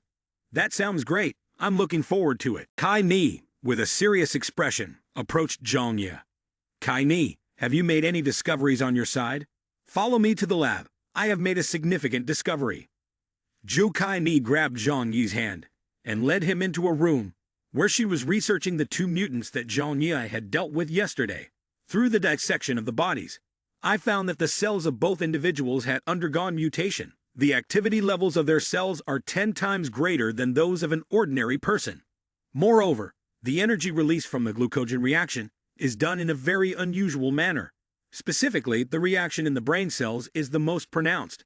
This proves that the primary source of superpowers comes from the brain. Zhang Yi recalled that when he absorbed the superpower from this woman, it was indeed drawn from her brain. This was truly a fascinating discovery. Zhou Kai Ni insisted. You have no idea how important this discovery is. Until now, mutant persons have all been affected by gamma rays, leading to natural mutation. However, the number of individuals in this population is limited. Furthermore, the effects of mutation may not necessarily be beneficial. Even if someone gains superpowers, it may not be useful. But if someone can thoroughly research the principles of mutation in mutants, or the methods of cell transplantation, who knows, it might be possible to create mutants. Zhang Yi propped his chin on his hand, thought for a moment, and said, according to what you're saying, wouldn't that mean the whole world would eventually become mutants? Zhou Kai Ni raised a sample of Liu Xiang's experiment, asserting, of course, we must mention the extremely low probability. A mutant created using superpowers will inflict heavy damage on the body. For example, this mutant man could very well be one that was created, so it turns out to be something created by someone. It seems to be only slightly stronger than an ordinary person. Furthermore, the limits have been tightly locked. If that is the case, then most of the people within are just such specimens, merely consumables in the eyes of those in power at that Xishan base. After everything was settled at Kai Ni's place, Zhang Yi went to Lu Qiran. Qiran handed the male lead a piece of paper listing the necessary materials to create anti-intrusion weapons. These raw materials are not hard to find. If the goal is to kill, then even the most basic black powder, with enough quantity, can cause considerable damage. Adding in my processing, creating anti-intrusion weapons for the shelter will be a trivial matter. Once the materials are in hand, prioritize the essential features. No need to think about being frugal. Recently, Zhang Yi practiced his archery skills every day. Today was like any other day. The male lead took up the bow and began aiming at the target. The arrow shot by Zhang Yi whizzed through the air and hit the target, surprising the male lead. The speed of his arrow shooting now was likely surpassing the speed of sound. Zhang Yi clenched his fists, feeling that his strength had increased significantly. Unexpectedly, the power he had acquired improved his strength faster than a month of hard training. Seeing that Xuan and Liu Xiang had been on their mission for a long time without any contact, the captain was worried. What about Liu Xiang and Xuan? 5 minutes ago, we received their distress signal. We have now pinpointed the location of the transmission. But we need Mr. Chen's approval to take action. This concerns the lives of our subordinates. I will go meet with him right now. As Captain Lang reached the door, Secretary Ji stopped him. Captain Lang, it's already this late. Please do not disturb Mr. Chen's rest. If there is something to report, do it tomorrow. Captain Lang, looking anxious, explained. Xuan and Liu Xiang from my team are out on a reconnaissance mission, and they are in danger. They have sent a distress signal to the base, and I must report this immediately. Captain Lang, I understand your concern, but you need to realize, no matter how hard your situation is, can you compare it to Mr. Chen's? He has to work tirelessly for the survival of the base. He just fell asleep, and you want to bother him. Do you wish to disregard the safety of the Xishan base? Captain Lang shouted angrily. What are you talking about? The lives of the special combat team members don't matter. I didn't mean it that way. It's just that at Xishan base, the leaders are above everything. Can't we make an exception, just this once? Every member of the special combat team is the most valuable asset of Xishan base. Secretary G bowed her head and apologized to Captain Lang. I'm really sorry, please forgive me, but there's nothing I can do. Seeing Secretary G's firm attitude, Captain Lang had no choice but to return and await orders. Let's go back, it's not allowed. We can't act on our own. Secretary G glanced inside the room inside. Inside, the old man Chen was embracing two women, drinking and chatting. The old man sighed. There are many serious problems at Xishan base right now. The power supply can't last much longer. Food is also very scarce. I'm busy every day and fear that if I make a mistake, people won't trust me anymore. Meng Ziquan then flattered him. You are truly working hard, maintaining the operations of Xishan base with just one person's strength. It is indeed very difficult. Not everyone can sit in this position. It requires enduring feelings that not everyone can handle. There are some things I must do that no one else can. For the survival and development of the entire base, no matter how tough it gets, I won't mind. After being attended to by the two women, the old man Chen called for Secretary G. Someone came to see me earlier. Who was it?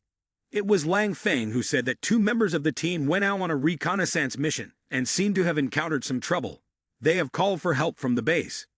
Then let them send a few people over there to investigate. But no team leader level combat forces are allowed. Until we know what is happening over there, these pawns cannot be wasted. Understood, sir. The scene shifts to the meeting room of the special combat team, where Secretary G arrives. Captain Lang immediately asks, Do you have good news? Everyone could send someone to investigate, but the premise is that no captain-level personnel can be mobilized. You all are the most valuable combat force of the Xishan base. We can't risk sending everyone out like that. I understand. I will send someone over to gather information about the two subordinates. Captain Lang then seeks out Liang Yu. On the way back, Ziquan and Mo Ling encounter Liang Yu. Liang Yu is surprised to see her student coming out of Mr. Chen's office. Meng Ziquan, Teacher Liang, it's so great to see you. I didn't expect to meet you here. What are you doing here? Why can't I be here?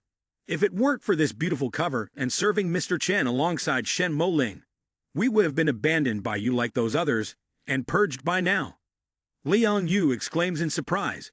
Purged? What on earth are you talking about? All right, stop talking.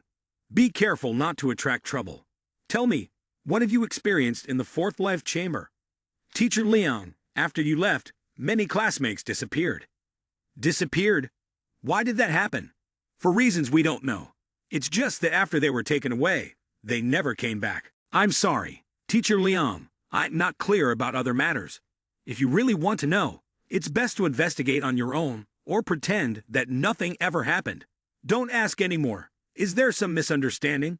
In fact, they were sent to work elsewhere. It's just that others don't know. The scene shifts to the fourth life pod, where Cheng Yu comes to find Teacher Liang. Do you want to know where those classmates went? Cheng Yu motions for Teacher Liang to be quiet. Don't say anything, just follow me. During this time, I will occasionally be called to the second life pod. On the way, I discover this scene. The bodies of the missing classmates are in those bags. What? Follow them, and see what happens. You just go back to the dormitory to avoid raising suspicion. Be careful yourself, teacher. Taking advantage of the quiet, Liang Yu sneaks inside. Liang Yu goes to the changing room and knocks out someone to take the uniform. After putting on the uniform, Liang Yu carefully steps out. In front of the morgue, two people are on guard. With the uniform, Liang Yu walks right in.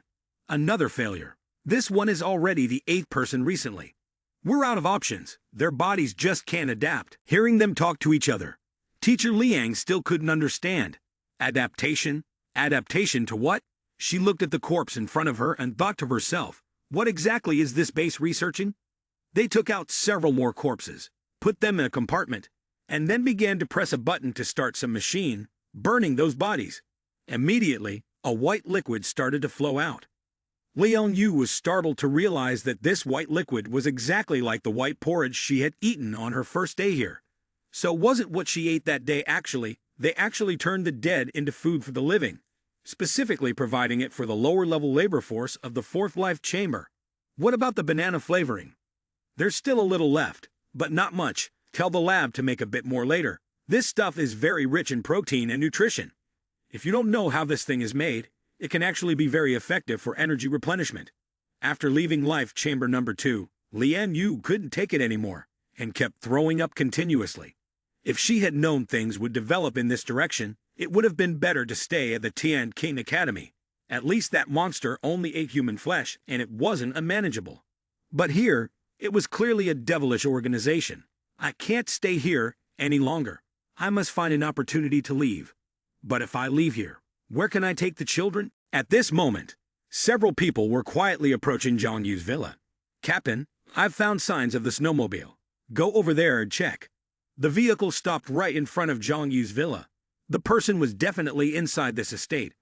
Everyone split into teams of 3 and scattered, following the footprints on the ground. One person stepped on a grenade while walking and was blown to pieces.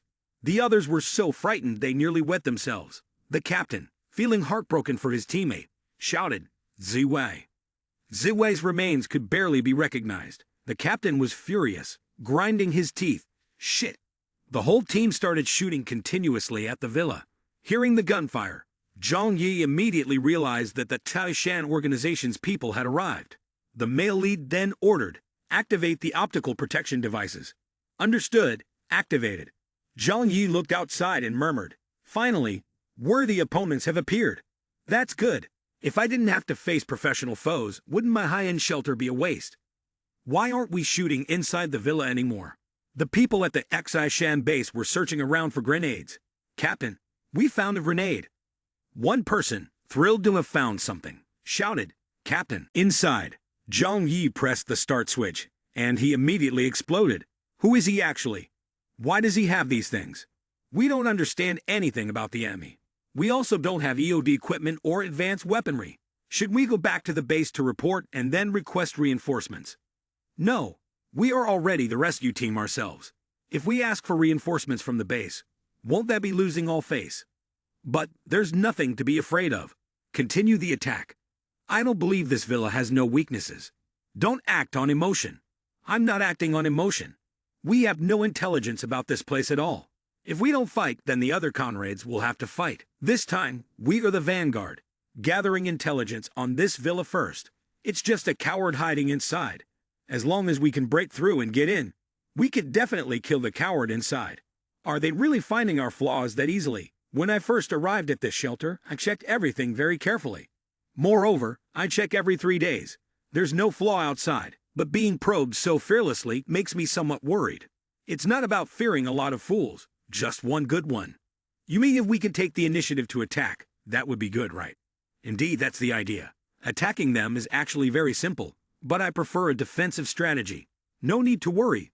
Let's see what their attacking capability is first. This is a steel turtle with a terrifying defense capability. Its building materials are comparable to a modern war fortress. If we were to mention its only flaw, it would be that there is no way to launch an attack. This could also be seen as a fortunate thing. It can even be considered a shelter built for survival during the apocalypse, simply for defense. It is not surprising that houses of the wealthy have such architecture. After all, those people are so rich that it is frightening, or they commit many evil deeds and fear revenge from others. Therefore, they have spent a lot of money to create such a house, which is why they set up so many traps along the way. Now that the traps have been dismantled, they can only endure the hits. Ha! This will be easy to handle. We will use explosives to blow up a corner of this house, then rush in to kill them. I just don't know how much dynamite will be enough. Even a fortress on the battlefield can be destroyed with enough explosives. Can a private shelter be more solid than a fortress? Focusing fire on one spot should definitely work. The captain began to instruct his subordinates to bring out the explosives. You all just wait for the show. I'm going to teach them a small lesson. The captain pressed the control button. 3, 2, 1, explode. He thought it would blow up a corner of the villa, but to his surprise, it only created a tiny pit. The people looked at each other in astonishment. Why is this happening? Not even a scratch was left. The shelter is too solid. The underground is also covered by this black material, which means that if we want to launch a direct attack, we will not be able to do anything. Even digging a tunnel underground is impossible. Relying solely on the weapons in our hands, we are afraid there is nothing we can do. Requesting rescue team for the demolition team to come in. The one-eyed young man said, "If it can't be blown up, then perhaps I should give it a try." "Do you want to use it? My sniper rifle can destroy even a tank. Even if it's bulletproof glass, can it withstand my shot?" Seeing the bullet coming, Zhang Yi realized it was ammunition from a heavy sniper rifle. How terrifying. This bulletproof glass was only 80 centimeters thick, and yet it had already been scratched by his shot. What if he fires a few thousand bullets and breaks the glass? After firing a shot, the one-eyed young man stood still as if turned to stone. After a moment, he angrily shouted, "Years ago, I used this gun to attack bunkers, causing a pile of reinforced mud. What kind of shelter is this? Why doesn't it have any weaknesses? The defensive power of this shelter is probably even scarier than that of the Xiangshan base. If we only rely on the weapons in our hands, we won't be able to break through. We should return to report this news to our superiors." The captain ordered a retreat. At that moment, Zhang Yi ordered the house system, "Open the window." Zhang Yi aimed his sniper rifle at them. Upon seeing the window open, one person said to the captain, "The second floor window has been opened." Immediately, the whole team aimed and fired at the second floor. As for Zhang Yi, he raised his hand and used superpower to snatch the heavy sniper rifle from earlier. Opportunities to obtain a material weapon sniper rifle are not many. I must keep it. A rescue soldier carrying a heavy sniper rifle was shot through the head by Zhang Yi. The captain was very pleased to see the male protagonist open the window on the second floor. "You came at the right time. This time you brought about your own demise." He then ordered everyone, "Shoot him."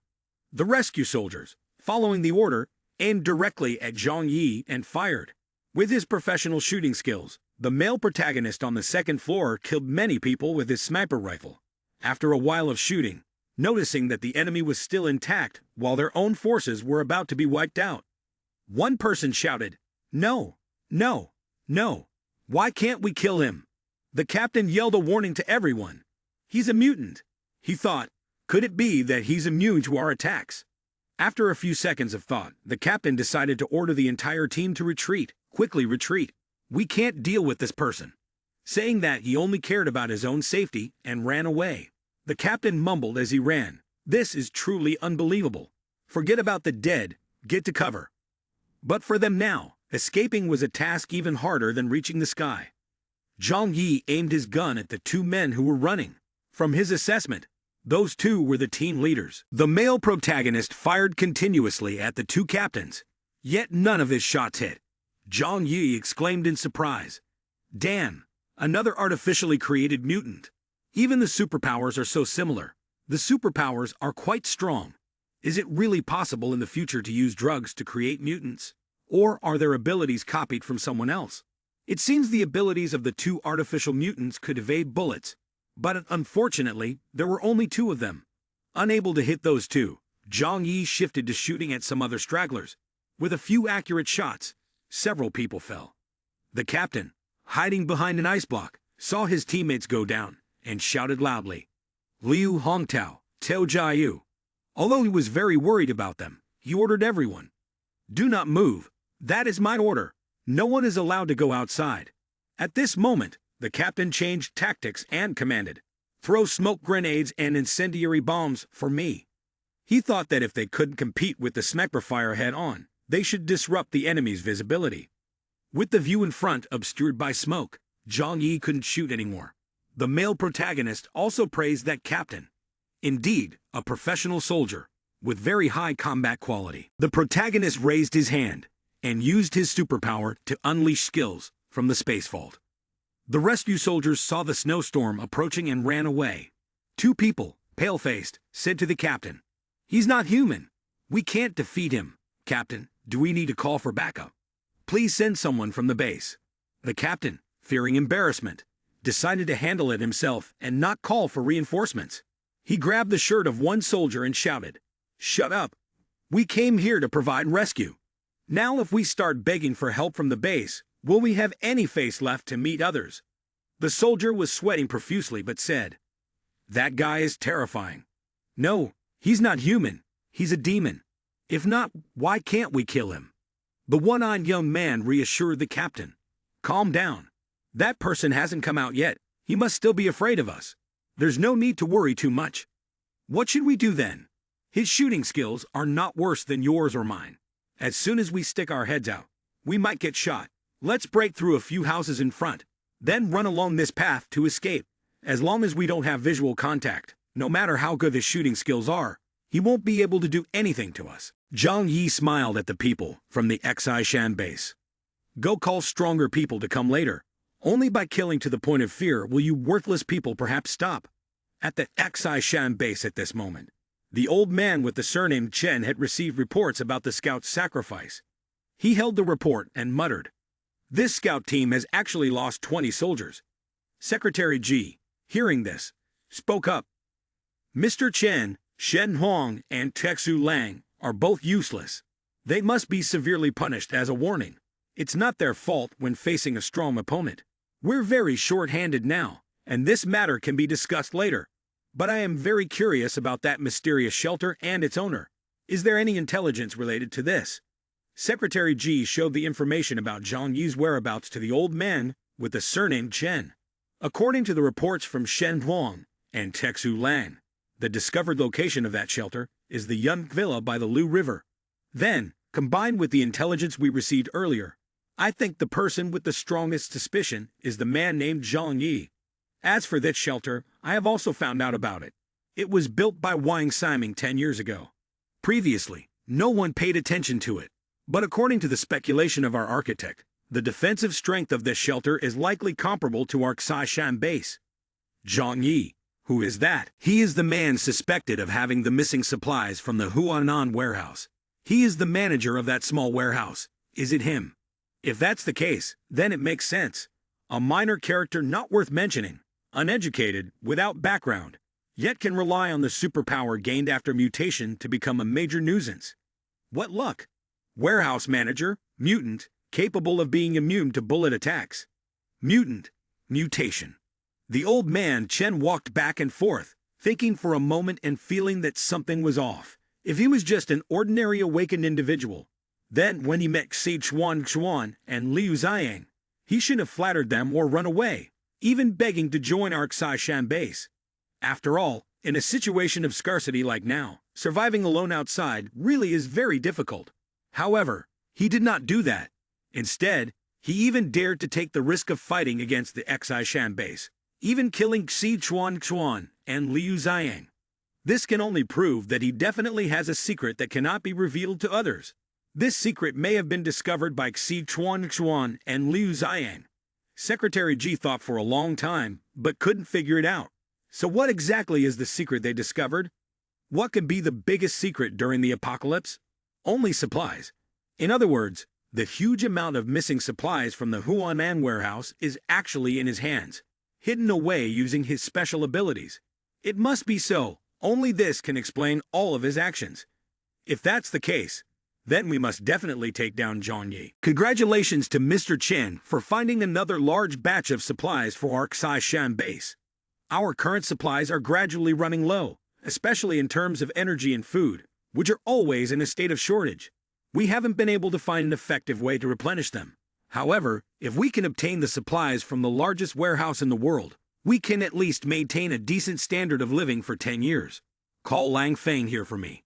When Chun Lai saw the crowd gathering, he panicked and thought to himself, "Oh no, they really are here. I need to inform Zhang right away. Zhang, something has happened. Have the people from Xishan base come to your place. Zhang, you're really smart. A group of soldiers just arrived in my village. Chun Lai, you need to be very careful. I've warned you before. Their background isn't good at all. The whole city of Tianhai has already been divided among people like them. They are no longer bound by morals or laws. Be careful. They're likely to steal food from the village. More importantly, you need to pay attention to your own life. Don't worry, Zhang. If I want to run, they won't easily catch me. Right now, they have become honored guests of this village. everyone is warmly welcoming them. No matter how much I try to explain, no one in the village is willing to listen. Don't worry about them anymore. If they don't listen to advice, they deserve what they get. You just need to take good care of yourself and the important people around you. But Chun-Lei, there's something I still have to remind you of. I consider you like a brother and always value you. However, if you dare to do anything wrong to me, you already know what the consequences will be. Don't worry, Brother Zhang. I have always followed you sincerely. Right now, I need someone to investigate news to keep track of their movements. Hearing this, Chun-Lei broke out in a cold sweat and replied, Brother Zhang, I can't be a spy. Those soldiers look so cold and tough. Just seeing them makes me scared. No need to worry. I don't need you to conflict with them. You just need to quietly help me gather information on them. Once the job is done, there will definitely be a reward. Chun-Lei sighed in relief. Is that so? Then that's fine. As long as Brother Zhang doesn't make me fight, I can do anything. At this moment, outside the gate, Mr. Liu was inviting the group from Taishan into the village. Chun-Lei came to find him to talk about allowing strangers into the village. Mr. Liu, seeing Chun-Lei. Mr. Liu panicked. Why are you here? The fact that you are a mutant is a secret of our Xudong village. We cannot let others know. From now on, don't go out recklessly. Stay home and wait for my orders. Mr. Liu, do you think we can hide this? Now you have dragged the entire Exujia town into trouble. If you don't speak, will the people from the other villages remain silent? The fact that I am a mutant will be exposed sooner or later. It's better to admit it openly. Directly letting me meet them will show your sincerity. You have a point. Mr. Liu led Chun-Lei to introduce to the Xishan group. This is my nephew from the village. He is a mutant. I am introducing him to everyone. The captain moved closer to Chun-Lei and curiously asked, You are a mutant. What kind of superpower do you have? I can control some ice and snow. Look, the ice houses in Hevidong village are all created by me. Saying this, Chun-Lei raised his hand to demonstrate for them. The captain joyfully threw an arm around Chun-Lei's shoulder. Great! I didn't expect that in such a small village we would find a talent like you. Mr. Liu, hurry up and get someone to prepare more food and drinks. Today we must celebrate and have a great time with this brother. Chun-Lei called to report news to Zhang Yi. A number of skilled mutants, including team leaders, have been summoned to attack the hideout, along with bomb disposal experts. I know, thanks for your intel. But Chun-Lei, are you really not considering joining their Taishan base? Following me might not be the best path for you, said Zhang Yi. Chun-Lei replied excitedly on the phone with Zhang Yi. Brother Zhang, I trust my instincts. You are much more reliable than those others. Zhang Yi also replied cheerfully, Chun-Lei, you won't regret today's choice. Keep observing and monitoring information. Your intel is very important to me right now. Even the slightest change, don't forget to report back to me. Su Chun-Lei tightened his fist and replied firmly, Yes, sir. After hanging up the phone, Zhang Yi murmured, Bombing. It's definitely the best way for them to deal with me. Now I'm sure that Xishan base must have a lot of explosives, enough to flatten 10 hideouts without a problem. Zhang Yi continued to think and analyze. However, given the current situation, the bombing mission still needs someone to carry it out. Therefore, they will have to approach the hideout closely to set up the explosives. If that's the case, I will have countless ways to deal with them. After all, this is my home ground. Later, Zhang Yi presented the issue to the beautiful girls. He informed them that the Xishan base would soon launch an attack on us. To ensure safety, we would temporarily evacuate the 2 floors above ground and move everyone down to the shelter in the basement. While the girls were worried, the young man smiled happily and said, Still, you don't need to worry. I'm here. Then, the young man confidently patted his chest. Don't worry. I know the strength and capabilities of the Xishan base very well. They cannot threaten our safety.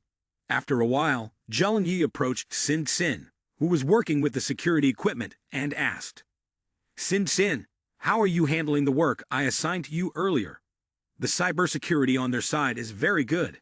I have tried to breach it several times but was blocked each time. Sin Sin replied. Hearing Sin Sin, Zhang Yi crossed his arms and sighed.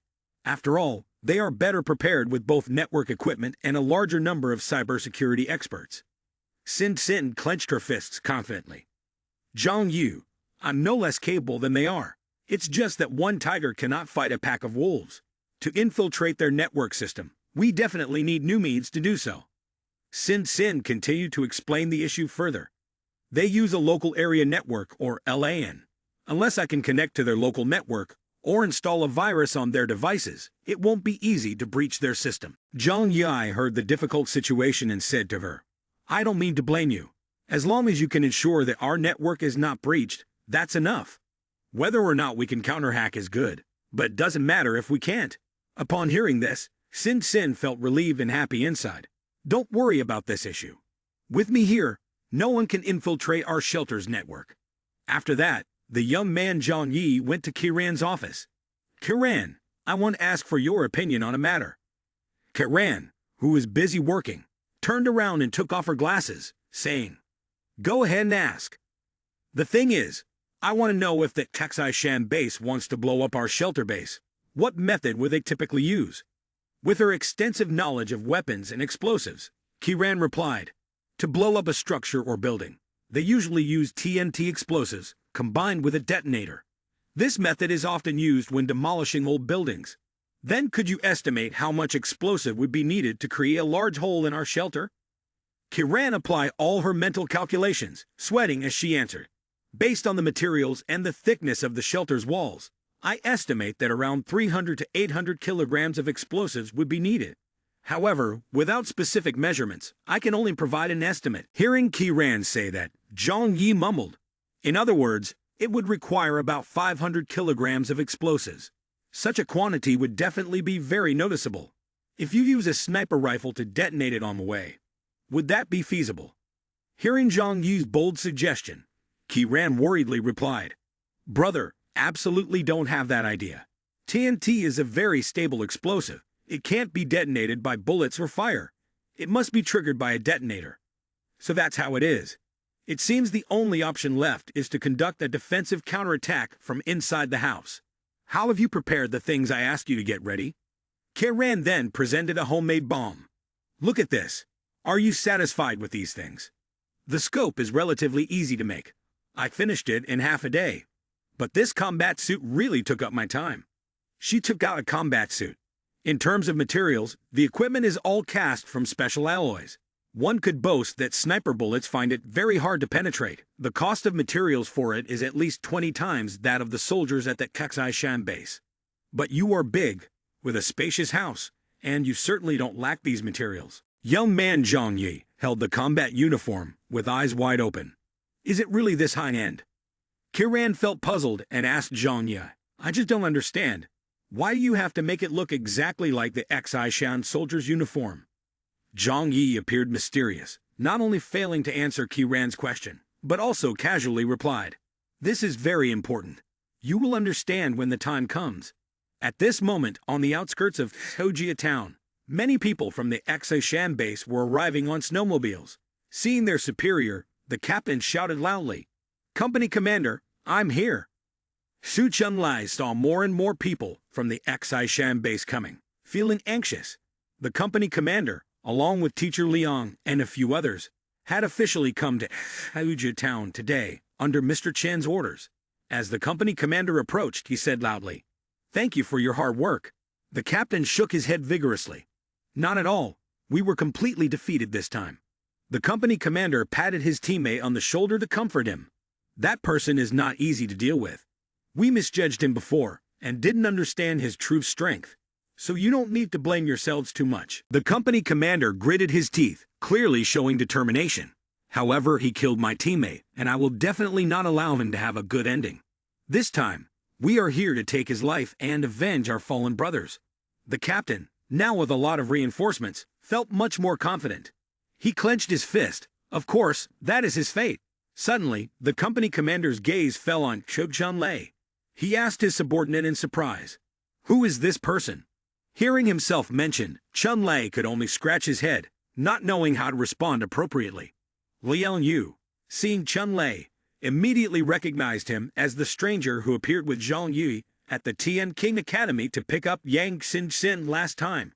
Knowing this, Teacher Liang still remained silent, as in her heart, that Taksai-shan base was not doing well either. Teacher Liang thought to herself, Well, this has nothing to do with me. Right now, I am not on the side of the Kaksai-shan base. The company commander walked over to Chun-Lei and asked, "What is your ability, controlling ice and snow?" Chun-Lei raised his hand and pointed to the houses in Tojia town. "That's right, all these houses were built by me." The company commander happily patted Chun-Lei on the shoulder and encouraged him. "Not bad. In the future, I will recommend you up top. At that time, you could take the opportunity to join our Kaksai-shan base." Saying this, the company commander announced to everyone, according to the previous arrangement, the bombing team and the explosives deployment unit must quietly carry out their tasks under the cover of visibility from the enemy. Now we set off, aiming to finish the battle within 3 hours, or even in 1 hour. The main character looked into the camera and gently placed the book in his hand down. With Chun-Lei's intelligence, Zhang Yi was also ready to fight against the Kaksai-shan group. "They're coming." Before leaving, Zhang Yi instructed the girls, "Everyone stay inside, don't go up." Seeing them intentionally obstructing visibility, Zhang Yi murmured, "Are you afraid I'll snipe you? This is quite a good tactic. Next, they're definitely going to blow up this hideout." Following the plan set by the company commander, the Kaksai-shan soldiers quickly deployed. They proceeded to place TNT explosives around Zhang Yi's hideout. After a long while, when everything was set, the captain ordered through the radio, "Detonate. Blow it all up for me. Ha ha ha." The soldiers behind him were highly focused, observing. Bang! Bang! There were continuous loud explosions. A sea of fire engulfed. Thick smoke enveloped Zhang Yi's hideout. The captain and the soldiers watched the situation and awaited the results. From inside the hideout, the young man Zhang Yi peered out with a limited view and muttered, "Looks professional enough." The captain continued to signal, "Hit dynamite group advance first, the others stand by for support." A squad carrying TNT explosives approached Zhang Yi's hideout. They quickly placed explosives around the hideout. A large amount, about 36 barrels of explosives, were set up near the spot where Zhang Yi was hiding. After waiting for a long time in silence and observing, seeing no more movement, the young man peeked out. "Have they left? Are they not going to do anything else?" The young man stroked his chin, feeling pleased with his thoughts. "Maybe I've been overcomplicating things from the start." After arranging a large quantity of explosives, the dynamite hit group reported, "Captain, explosives are all set. We are withdrawing. Complete. Can detonate at any time." Seeing everything going too smoothly, the captain felt very pleased. "This mission is simpler than we imagined. I thought this Zhang Yi could kill many of our teammates. He must have some incredible abilities." The captain had no doubt about anything, so he pressed the detonation button on the remote control. After a while of pressing the button repeatedly, but not seeing any response, he thought the remote might be broken. So he had someone check the remote. At the same time, a person using binoculars observed from a distance and reported in utmost surprise, "This is not good, Captain. Something has happened. The explosives over there just detonated, but it seems that something absorbed the blast and the flames in the blink of an eye. Everything vanished, causing only minor damage to the outer wall." The captain, furious, clenched his fists and shouted, "Swallowed up! Could it be that Zhang Yi's superpower can absorb the devastating force of TNT explosives so quickly?" At this moment, the captain began to feel fear towards the young man, Zhang Yi. He thought to himself, "Zhang Yi is indeed not an ordinary person." The soldier next to him added, "If that's the case, does that mean it will be very difficult for us to attack and destroy that hideout?" The captain rested his chin and thought, "Well, it's not that extreme. It still creates a decent effect. Just a few more times, and we will completely blow a way in." The captain then reassured and continued analyzing. "Moreover, you don't need to be overly fearful. That person has extremely strong defenses, but remains hidden inside without daring to show himself. He can only use a sniper rifle as his weapon. That indicates he is only good at defense. In the end, he is like a turtle drawing its head back, hiding forever in its shell." A soldier curiously asked, "What are we going to do now? The amount of explosives we have is not enough." The captain replied nonchalantly, "First, we go back and send someone to the base to get more explosives. We will leave a few people behind to take turns guarding, making sure those in the hideout don't escape. We'll play with him slowly. We'll play cat and mouse with him and see how long he can hold out." Inside the hideout, Zhu Kai-nai anxiously asked. Zhang Yi, what's the situation outside now? What was that noise earlier? It sounded like the sky was falling. The young man reassured the girls. Don't worry, the defense down below is much stronger than the 2 floors above. They won't be able to threaten this place in the short term. Zhang Yi recalled using space superpower to absorb the explosive force of the TNT. The force from the explosion could be used for other purposes. Right now, they were also setting up their structure, which couldn't be underestimated. Zhang Yi said to the 4 girls, I guess they have very few explosives left with them this time. Their attacks on us will soon stop. As for the next wave, if they come, I already have a plan. Zhang Yi appeared quite confident. In his heart, he seemed to have a way to deal with those people from Taishan. The next time you come, I won't deal with you so simply. Suddenly, a message from Chun-Lei arrived. Brother Zhang, the noise from your side just scared me to death. That explosion, I even suspect that your villa in the estate has collapsed. The soldiers are coming back in no small numbers. I saw some people leaving the village heading west. Hearing Chun-Lei, Zhang Yi thought to himself, it seems they are returning to get more explosives. Thinking this, Zhang Yi quickly texted Chun-Lei. What are the others doing? Su Chun-Lei promptly replied. What else can they do? They are going back to rest. It seems they intend to stay for a long time. As soon as they returned, they started eating. Zhang Yu instructed. Chun-Lei, Shujia town is not safe. You must always be on guard against those people at all times. Chun-Lei replied. Thank you, Brother Zhang. If that day really comes, I will definitely run to join the army with you.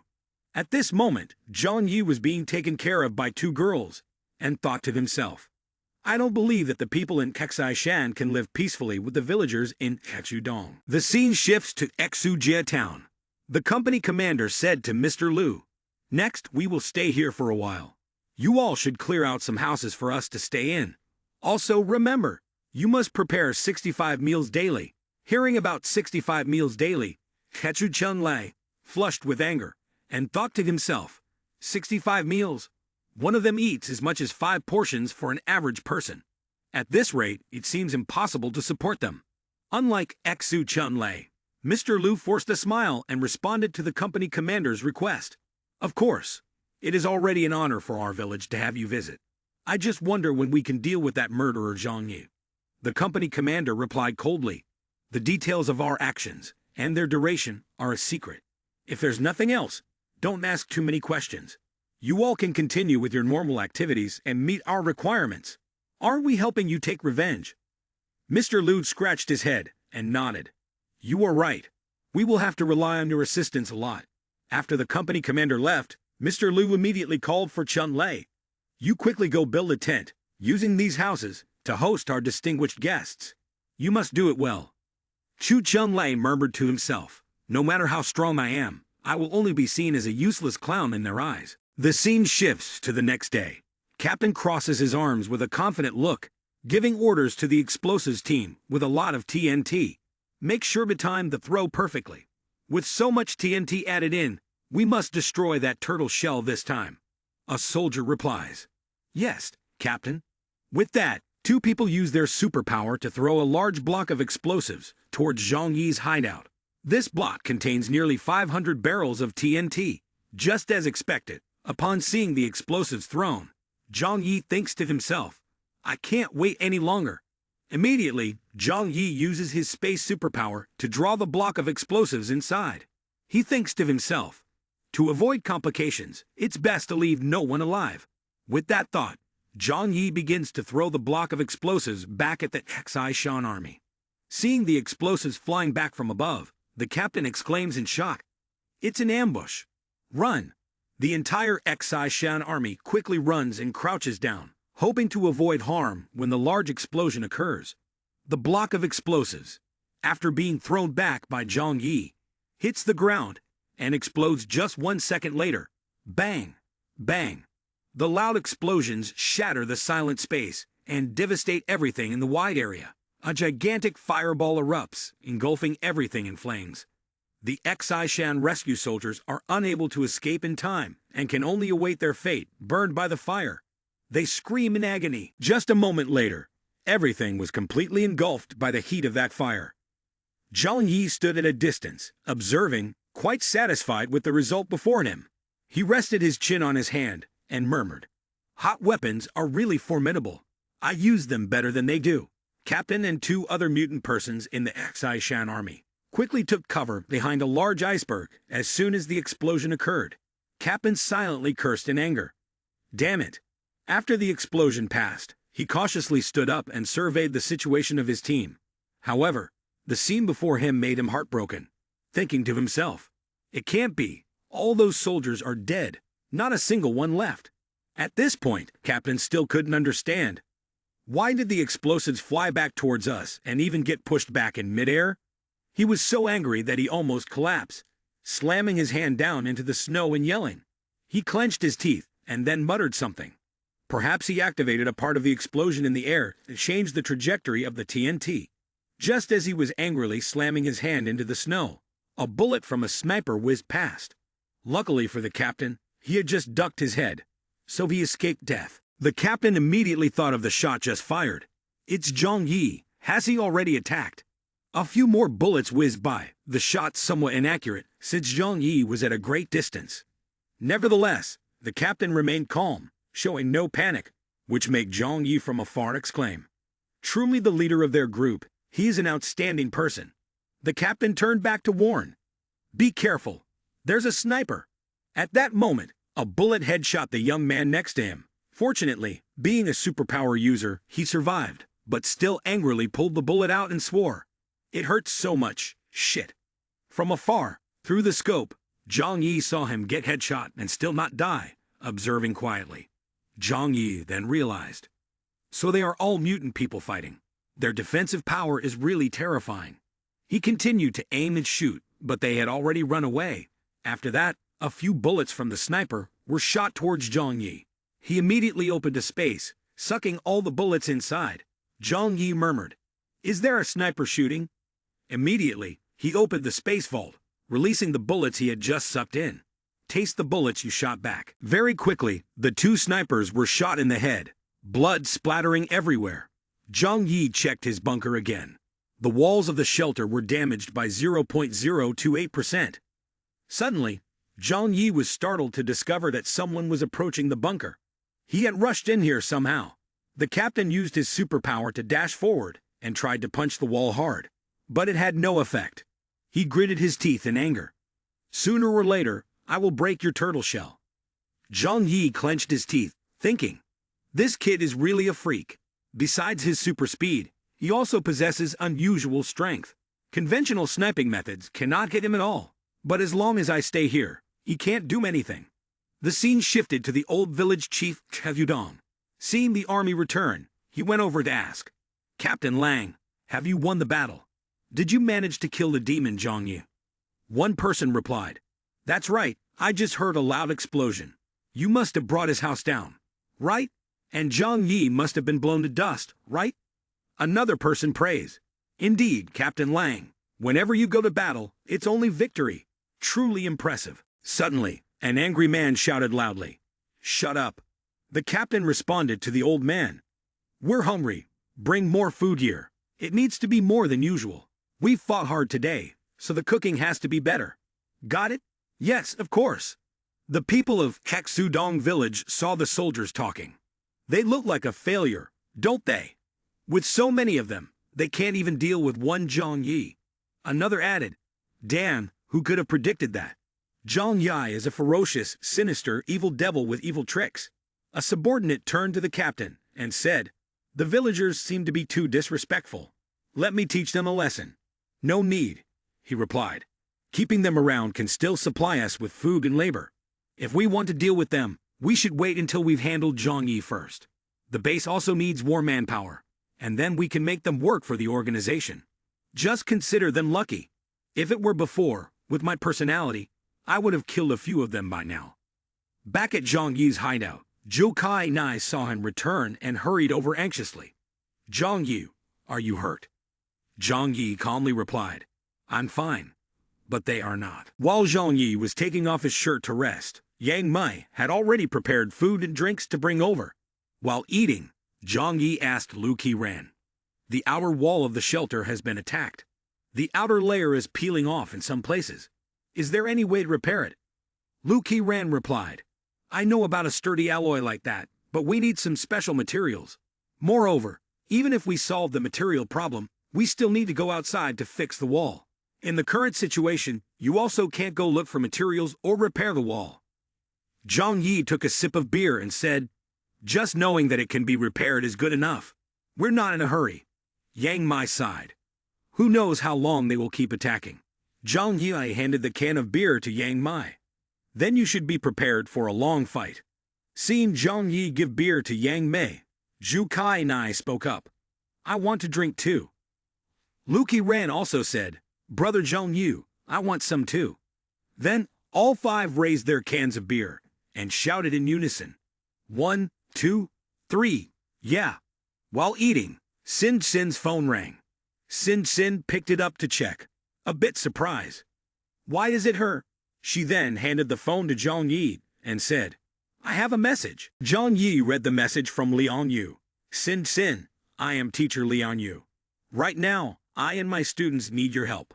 Is it possible for me to talk to Zhang Yu? While reading, Zhang Yi thought to himself, could it be that she followed me here? He turned to Xin Xin and Lu Qiran and asked, can you tell me about the person named Liang Yu? After hearing about Liang Yu, Zhang Yi asked Xin Xin, so that's it.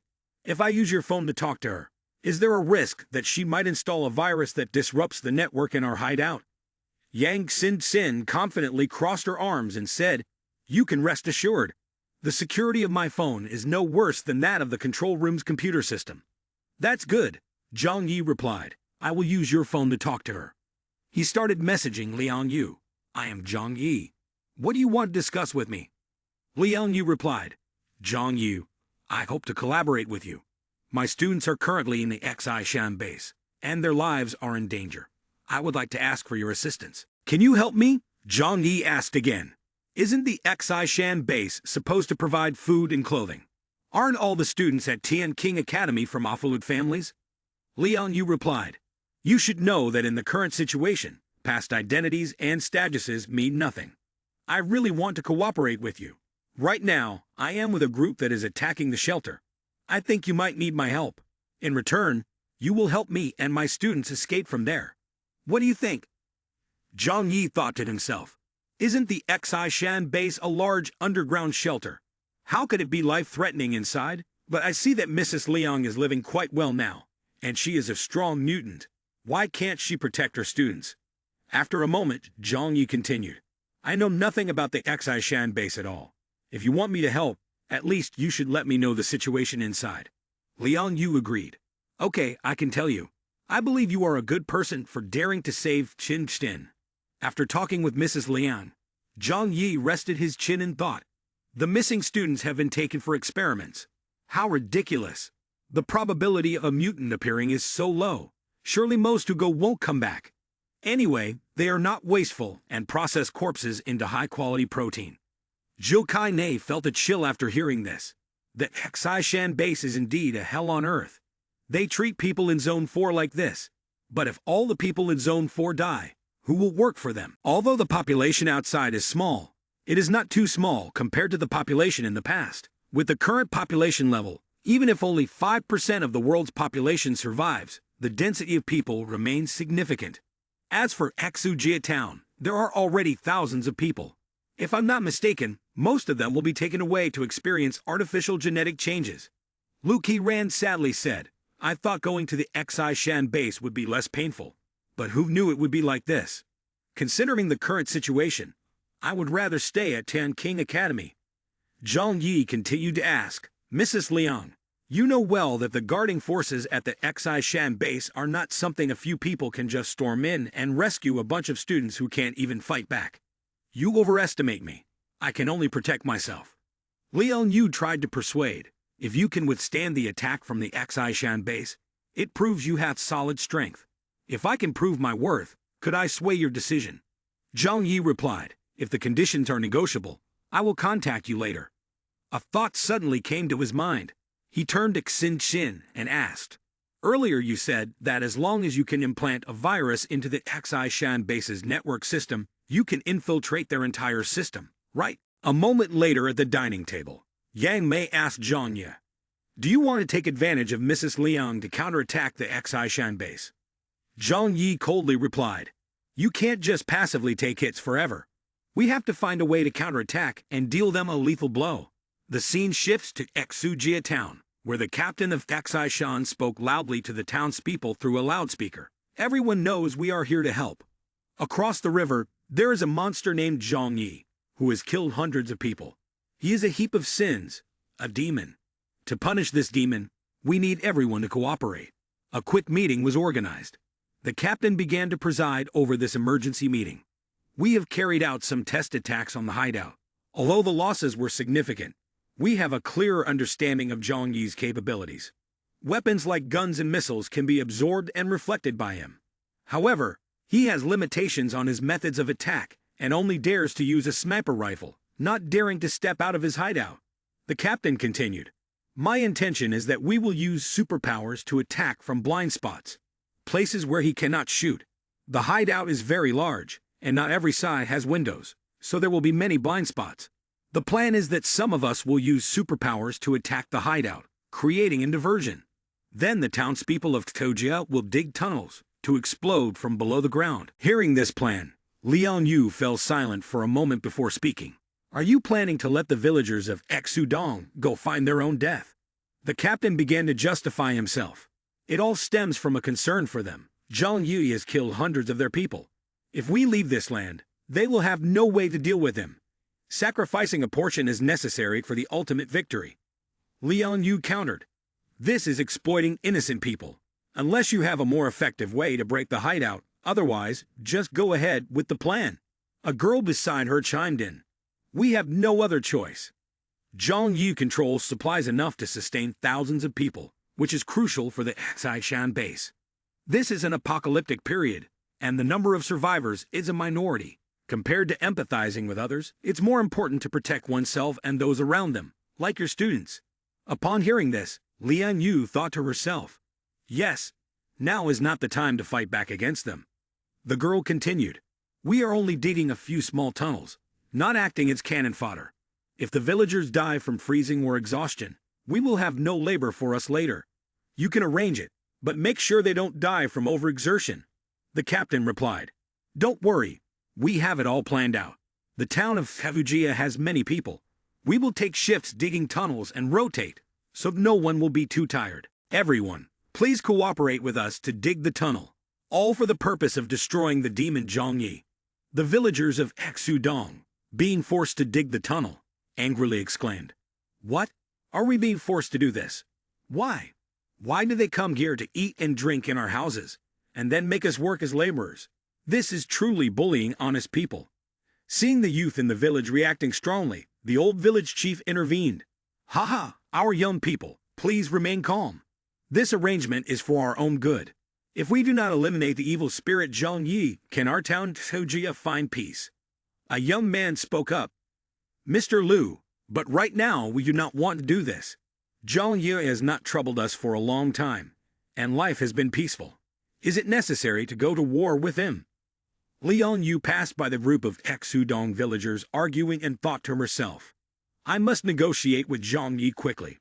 Otherwise, I don't know how many more people will have to die." In an empty room, Liang Yu called to report the tunnel digging plan of the Xishan people to Zhang Yi. He replied, "I understand. Thank you for reminding me. I will pay attention." Liang Yu curiously asked, "What do you plan to do next?" Zhang Yi coldly replied, "They want to waste their energy. Then let them work." He continued, "Right, let me ask you this. Which house in Tevujia town is yours?" Liang Yu was surprised. "Why are you asking? Are you planning to come and see me?" Zhang Yi answered, "Who knows? But if there's a chance, I need you to help me with something. Something related to whether you and the students can escape or not." After talking to Zhang Yi, Liang Yu continued to pretend to be ignorant and obey the orders, participating in digging the tunnel with the group from Taishan. She and the others rushed to chop at the wall, making a deafening noise, but it had no effect at all. Zhang Yi calmly sat in the room, watching the camera and smiling. After a while, feeling thirsty, he called for water. Very soon, Yang Mine brought him a glass of water with a gentle tone. This water doesn't need to be touched. Immediately, Yang Mei fed Zhang Yi the water. Seeing the actions of the two, Xin Xin and Qi Ran blushed, while Zhu Kai Nai felt a twinge of displeasure. Qi Ran scratched his head and said, "These mutant people are really strong. Their attack power has surpassed many types of firearms. Are all mutant people like this? These people are all experts from the Xi Shan base. It's not surprising that they have such strength." Zhang Yi raised his arms to hug the two girls, his voice satisfied. "So you see, the outside world is too dangerous, and there are mutant persons like this. In the future, don't go outside casually. Staying at home with good food and warm clothes is really wonderful, isn't it?" Yang Mai anxiously asked Zhang Yi. "Even though we know their combat plan, we can't go outside. How can we know how far they have dug?" Zhang Yi looked at Xin Xin and asked her to explain. "Sound waves travel faster in solid materials than in air. They are digging from underground, and the vibrations can be perceived even more clearly. As long as there's a receiving device, you can analyze their digging distance through the computer. It's just a simple trick." Yang Mei continued. "So right now, we don't need to do anything at all.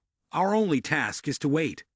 "That's right, basically we don't need to do anything, because everything they do is just a waste of time," Zhang Yi said as he leaned against Zhu Kai Ni's shoulder and continued, "We can relax and watch how they waste their time and lives." After a while of digging, the captain ordered, "Tonight we rest. It's dark and visibility is poor, so we don't have to worry about Zhang Yi discovering anything unusual." Due to the heavy labor and harsh weather, a person in Xiaojia town had suffered an acute myocardial infarction and could not be saved. Another person, unable to bear the sight, went up to the captain, threw down the shovel, and shouted, "What you're doing is truly inhumane. Using us like cattle. I'm not doing this anymore." The captain held the gun in his hand and said coldly, "The orders cannot be violated. Everything we do is to take revenge for you." He continued to aim the gun at the young man, growling, "Now that it has come to this, anyone who dares to be afraid and give up will be considered as opposing us." Liang Yu found a secluded place and called to report the situation of the Xi Shan group to Zhang Yi. According to the current pace, they need almost half a month more to dig to the designated location. However, by then, there will be at least a few hundred people in the village dead. Liang Yu anxiously asked, "Haven't you planned to take action yet? Be careful not to ruin everything. It will be very difficult to resolve then." At that moment, Zhang Yi was lying on the sofa and said nonchalantly, "I certainly have my own plan, so you don't need to worry. In recent days, I have noticed that the attackers on the shelter are becoming fewer, with only a few of your superpowered people left. Where have the others gone? Do they have other missions?" "Not at all. Most are still waiting for orders in Tojia town, maintaining order to prevent the villagers from rebelling." "Is that so? I understand now. It seems they currently think that I can only wait to die in the shelter, relying on exhausting the labor of the people in Tojia town to dig the tunnel according to the plan." Zhang Yi thought to himself, "It's time to give them a little surprise." A few days later, Zhang Yi prepared his clothes, took the cat, and went out through a secret passage. When he exited the passage, he murmured in surprise at the design of the hideout. The escape route is hidden behind the mountain, at the back of the Yunka estate, camouflaged as a tomb from such a distance. The design is very meticulous. Immediately, Zhang Yi drove the snowmobile forward. It was time to counterattack. Young Zhang Yi arrived at Tojia town. The guard saw the insignia on Zhang Yi's jacket and immediately recognized it. The insignia belonged to the frontline team, who had returned early. The guard quickly raised his hand to salute the captain. Before he could say another word, his throat was cut, and he only had time to see a sword swing across, blood splattering everywhere, and he quickly fell down. Thus, the guard was helped by Zhang Yi to log out of the Earth server. Zhang Yi casually thrust a sword through his head as well. This was the 24th person. As a result, all the guards around Tojia town were dead. Suddenly, loud barking from a dog was heard. Several soldiers alarmed each other. "Something's wrong. Let's go outside and check." A few soldiers were directing some dogs outside to assess the situation, when the dogs were suddenly pulled into the space storage by Zhang Yi. Immediately after, the young man rushed in, slicing left and right, and the soldiers died on the spot. Hearing the barking of the dogs and the sound of gunfire, Captain felt something was off from a distance. "What's going on?" The villagers in the village also sensed something was wrong, and they discussed, why are there gunshots in the village? Could it be that someone is setting off firecrackers? Impossible. Given the current situation, who would have the time to play with firecrackers? The captain, feeling anxious, shouted loudly, "Go, let's check what has happened." At this moment, Zhang Yi was driving a snowmobile carrying Su Chunlai away. On the way, Su Chunlai anxiously asked, "Boss, the tracks of the snowmobile are too clear. Aren't you afraid the escape route will be discovered?" Zhang Yi, while retracting the snowmobile, calmly replied, "As long as the enemy is not completely foolish, they will figure it out sooner or later." Zhang Yi even wore a cunning smile. "I hope they come here soon. I've never fought a battle without preparation. You can rest assured." After being attacked by Zhang Yi, several Kaksai-shan soldiers lay dead on the road. The survivors quickly informed the captain. The captain returned to find his comrades killed and was extremely angry. One person, in a panic, asked, "What do we do now?" The captain gritted his teeth in anger, looking at the scene, and asserted, "This attack is definitely not a coincidence. There is a traitor here that has leaked information." A girl anxiously said aloud, "We always have someone watching the movements of the hideout, and we haven't seen him go out at all. Could there be another escape route?" Another person angrily clenched his fists and said confidently, "It must be so. Our base does not only have one exit." Zhang Yi coordinated with a spy, knew our action time, and deliberately came to cause casualties.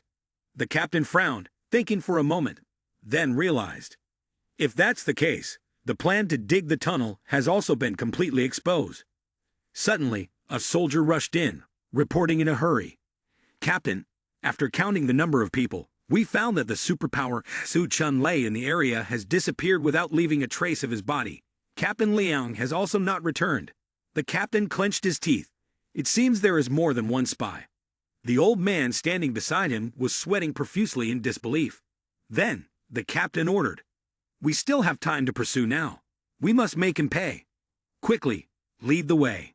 The old village chief hurriedly stuttered, "Captain Lang, about the tunnel." The old man fell to his knees, his voice weak. "There are many people dead in the village. How am I supposed to talk to everyone about this?" The scene shifts to Zhang Yi's hideout. Su Chunlai was led by Zhang Yi into a room filled with his favorite toys. His eyes lit up when he saw numerous dolls, plush pillows, and even game cards. Zhang Yi slowly said, "From now on you can stay here. The Saishan base will soon no longer be a threat." Su Chunlai immediately jumped onto the bed, hugging the pillow with a picture of a beautiful hot girl. "From now on, I, Su Chunlai, am ready to serve you like a faithful dog, unafraid of difficulties. Even death won't stop me." Zhang Yi turned back to the technical room, where Yang Xin was operating equipment to hack into the Xi-Shan base. With the information provided by Liang Yu, Yang Xin encountered no difficulty at all. The young man asked eagerly, "How are the progress going?" Yang Xin confidently replied, "Thanks to Professor Liang's equipment and information, the team sent in has been unable to contact the headquarters. At any moment, I can hack in to disable that Xi-Shan base." Zhang Yi was very pleased with Yang Xin's work and patted her head. "Very good. Once we deal with this elite fighting force, we will no longer face a threat." Yang Xin blushed, feeling shy. Later, Zhang Yi patted Liang Yu on the shoulder and said, "From now on, I will definitely keep my promise. But for now, you have to work hard for your students." Through the camera, Zhang Yi saw Captain Sashan's group closing in on the hideout. He smiled. "A great performance, and all the main actors are in position." The scene shifted to Sashan's group. After examining the traces at the scene, the captain exclaimed, "The tracks stop around here. Hurry up, Liang Yu must have followed too. That traitor must die." An angry person gritted his teeth. "Many have already died, and even if we can't lure that monster out, we need to find the secret passage to take the initiative in the attack." Suddenly, Da Yong spotted a figure ahead and pointed, shouting, "He's over there. Look, Zhang Yi." Da Yong seemed to lose his composure upon seeing Zhang Yi and the giant cat, and he shouted, "Zhang Yi." Immediately, Da Yong charged forward, intending to deal with Zhang Yi. The girl beside him quickly signaled to stop him. "Da Yong, don't be impatient. Come back." You can't take him on by yourself. Ignoring his teammate's advice, Da Yong rushed in, clinging to the rock in front, trying to get closer to Zhang Yi. Keep running. Kid, do you think you can escape? Today is your day to die. Suddenly, Zhang Yi pulled a rifle from his space storage and continuously fired at Da Yong.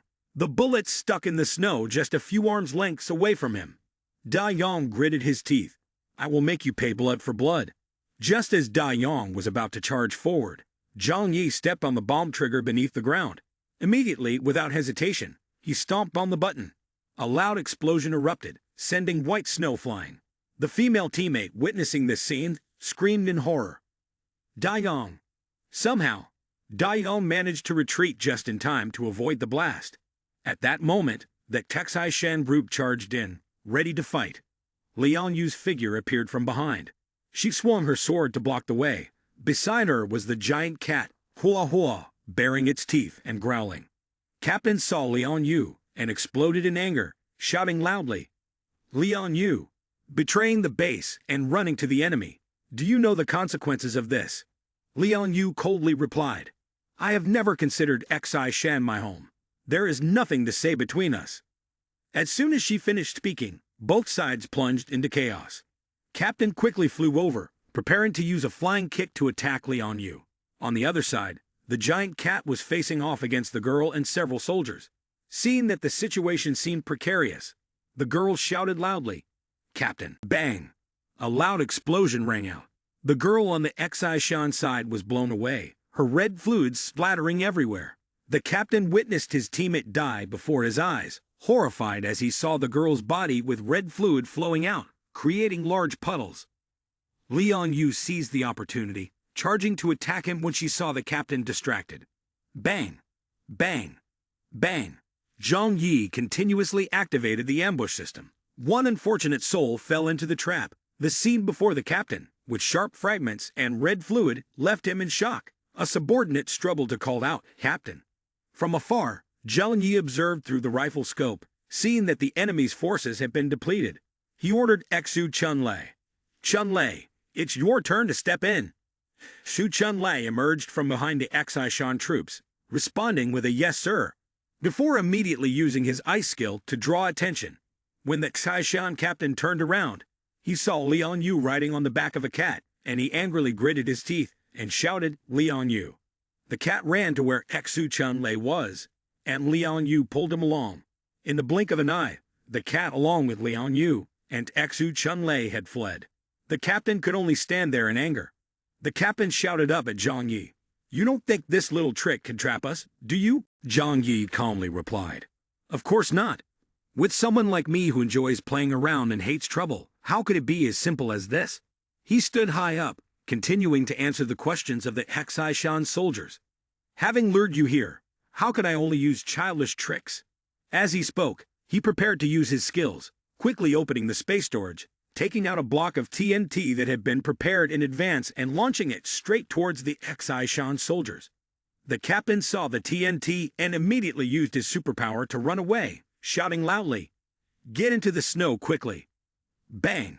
The explosion echoed. A massive column of fire shot up. After that, all that remained were scorch marks and smoke billowing up. From a distance, a hand of the Xi Shan soldiers could be seen emerging from the white snow. The captain coughed, his mind filled with curiosity. What is this pervert doing? Bang! Bang! Bang! The sounds were deafening. The snow trembled. One person shouted, Captain, it's not good. The captain immediately looked up. The scene before him made him want to freeze in place. It is an avalanche, with huge blocks of snow sliding down, ready to crush the Xi Shan troops. After the terrifying avalanche struck, the Xi Shan soldiers were buried deep below. Zhang Yi made a phone call. Thanks to you too. It would have been hard to resolve things this quickly otherwise. Xin, thank you for using the computer to build the model and calculate the specific locations to trigger the avalanche. Without that, my explosives would have had a hard time reaching their full effect. Xin replied, This is the result of our group's combined efforts. Your plan to lure the enemy into the trap is excellent. They are so foolish and greedy, thinking you only knew how to run away, not realizing that they themselves were the lambs waiting to be slaughtered. It's also thanks to these two additional people that we could achieve absolute victory. Liang Yu expressed some concern. Zhang, I'm too tired now. Let's go back. We should confirm later if they are definitely dead. If we encounter Lang Feng again, I can't guarantee that we can escape. Zhang Yi confidently responded. You don't need to worry about that. The infrared robot has transmitted the images, and in about 10 minutes they will all be dead. We can slowly observe the process of them freezing and dying. Let's return to the hideout. Zhang Yi's team was preparing a celebration for their victory. The young man was lost in thought when suddenly Zhou Kai Nai leaned her head on Zhang Yi's shoulder and said, It's finally over. Zhang Yi took a sip of wine and replied, That's right. We have eliminated the strongest mutant person group. The Xin Shin virus embedded in the Xi Shan base will soon reveal secrets to those at the lowest levels. At that point, we won't need to intervene. They will collapse on their own. So many things have happened in just a few months. It's hard to believe. The world is always changing. Just like the meteor event in the past that ended the peak era of dinosaurs on Earth. This ice age is just another stage of evolution in a long history. Being one of the few survivors, we should feel lucky, right? Zhou Kai Nai smiled. Her face as red as a tomato, looked at Zhang Yi, and replied, You're right. Then the two shared a passionate kiss. The people around them felt so shy that they didn't dare to look, and then continued to eat and drink, raising their glasses to celebrate the victory. Cut to the Xi Shan soldiers. Underneath the snow, there was still one hand moving. It was the lucky captain who survived. He quickly moved away, telling himself, I absolutely cannot die here. When he returned to the Xi Shan base, he reported to Mr. Chen. Report. We couldn't eliminate Zhang Yi, and our troops on the left are all dead. Hearing this, Mr. Chen angrily slammed his hand on the table. Lang Feng, I entrusted you with half of our elite troops, and all you bring back is this report? Do you have any idea how difficult it is to train over 50 people? They are worth the equivalent of 1,000 ordinary soldiers. Yet aside from you, half of them were buried in an avalanche, while the others were killed by Zhang Yi. How can you even face returning to the Xi Shan base? Criticized by Mr. Chen, Lang Feng clenched his teeth and said in disappointment, After being deceived by Zhang Yi, the remaining members were buried at the foot of the mountain. I barely escaped with my life. The other teammates froze to death below. Then Lang Feng knelt down. Leader, I am guilty. If you feel it's necessary to kill me right now, I am ready, but I hope you will give me a chance to atone. If I do not personally kill Zhang Yu, I won't be able to close my eyes in death. Mr. Chen gritted his teeth. With such a huge loss, it should be dealt with on the spot, but in the current situation, I cannot waste a sharp sword like you. He sighed. All right, this cannot be entirely blamed on you. For now, I will note this mistake, and we'll see how your attitude is in the future. If you repeat this, both the old and new offenses will be counted, and you will be punished twice as hard. For now, you are to be detained for a week as a penalty. Be ready to await orders at any time. Yes, sir. Lang Feng replied before leaving. Mr. Chen held his head, deep in thought. I have underestimated the enemy too much. Such a significant loss has severely weakened the strength of the Xi Shan base. We must reinforce our numbers immediately. Otherwise, in the future, we will face great danger when clashing with other forces. Secretary Ji. Mr. Chen called, and the secretary immediately walked in. Chief, what can I do for you? What about the group that Lang Feng brought back from Sujia town? I just finished checking, and the results are not in yet. However, their physical condition is excellent, and there is a high possibility that they will produce mutant persons. Mr. Chen pondered. If mutant persons easily arise like that, I wouldn't have to rely on Lang Feng so much. We can't wait any longer. We urgently need military strength. Quickly proceed with experiments on them. And if the stimulation is unsuccessful, merge Lang Feng's cells into them. Hearing this, the secretary was in a state of panic. Leader, rushing like this, the success rate will decrease. I'm afraid there's not even a 5% chance of survival. It's fine. Right now, I need fighting power, not manpower. There are still many survivors in this city. We can always make up for the population later. A strong armed force is necessary to have a voice in this city. What I want is the whole city of Tianhai. It cannot be limited to just Xi Shan. Seeing the leader's determination, the secretary didn't dare to voice any further objections.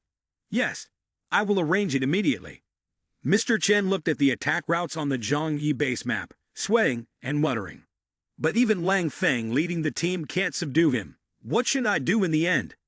He pulled at his hair in frustration. Could he really be forced to seek help from that Zhu person to get him a ballistic missile? Then Mr. Chen remembered. The Southeast Area Commander, Jiang Nan, still owes me a large debt. He once promised to help me once. As one of the 6 major military districts, they have the authority to launch missiles. That's one of my important cards. Couldn't it be used to eliminate Zhang Yu?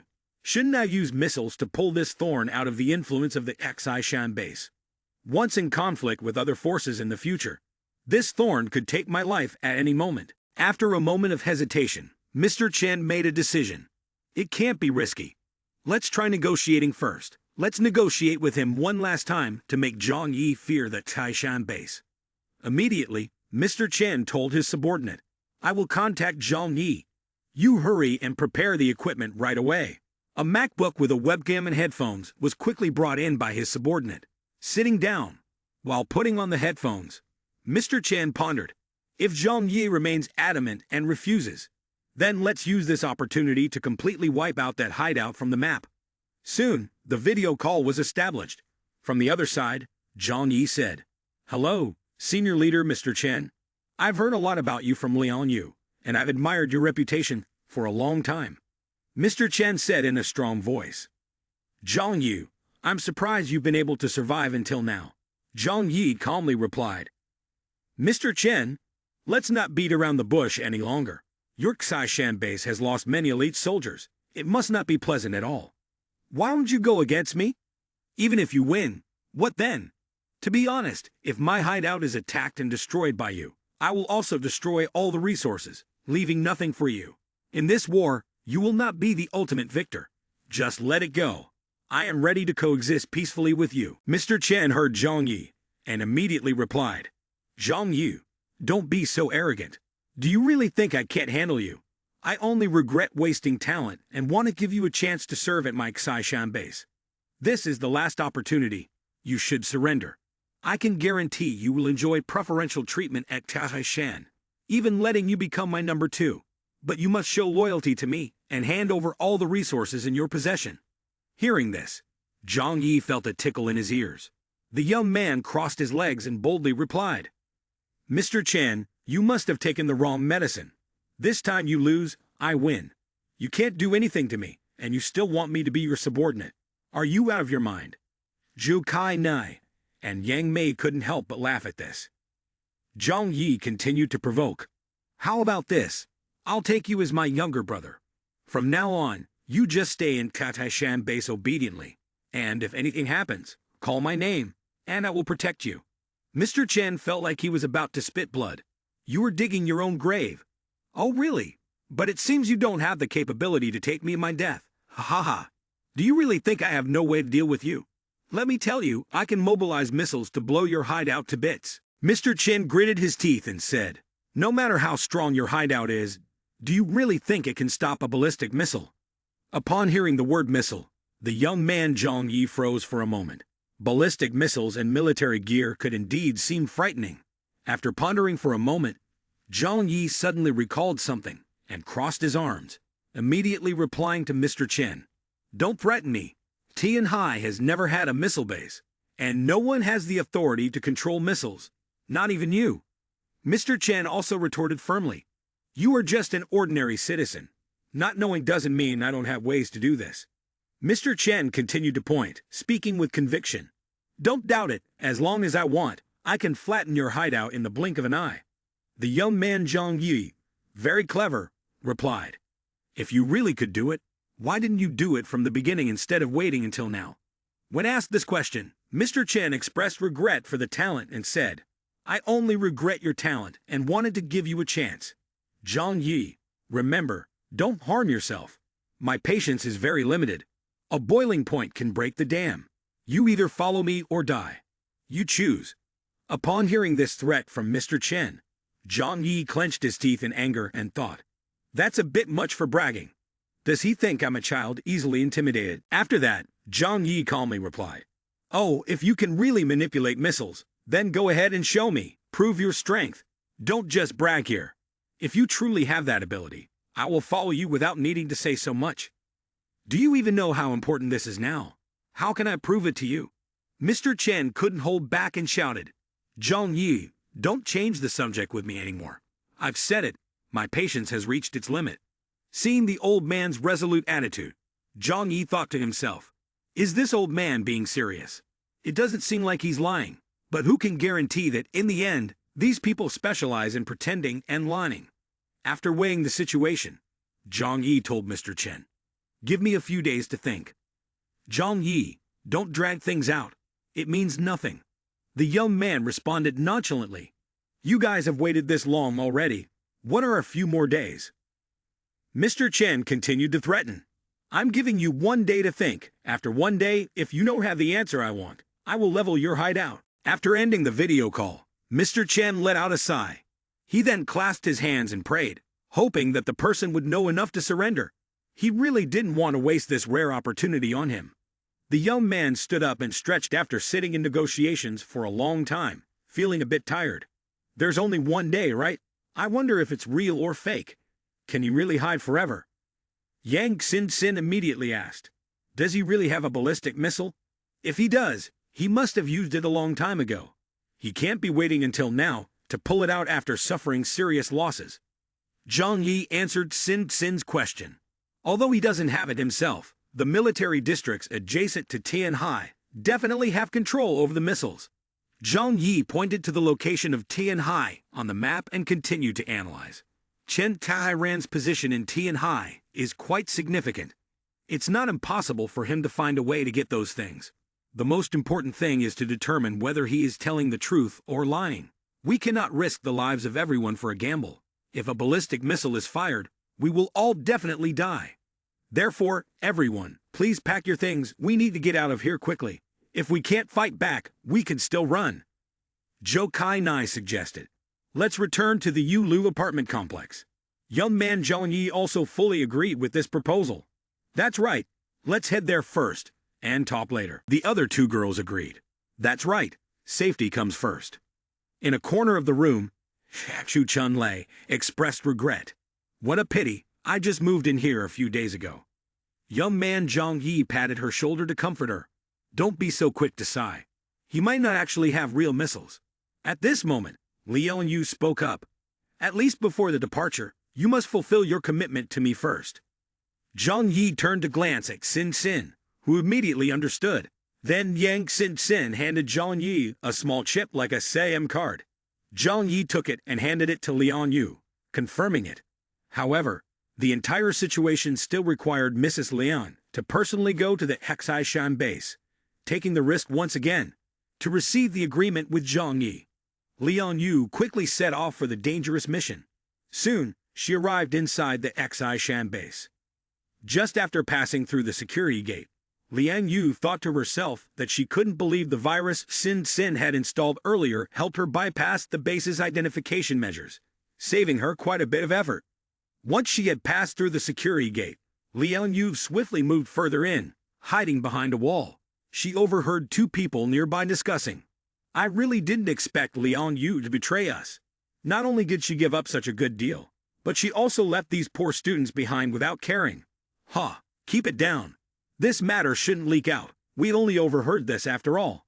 The group of young people still didn't know that because of this, they were chosen for the transformation experiment earlier.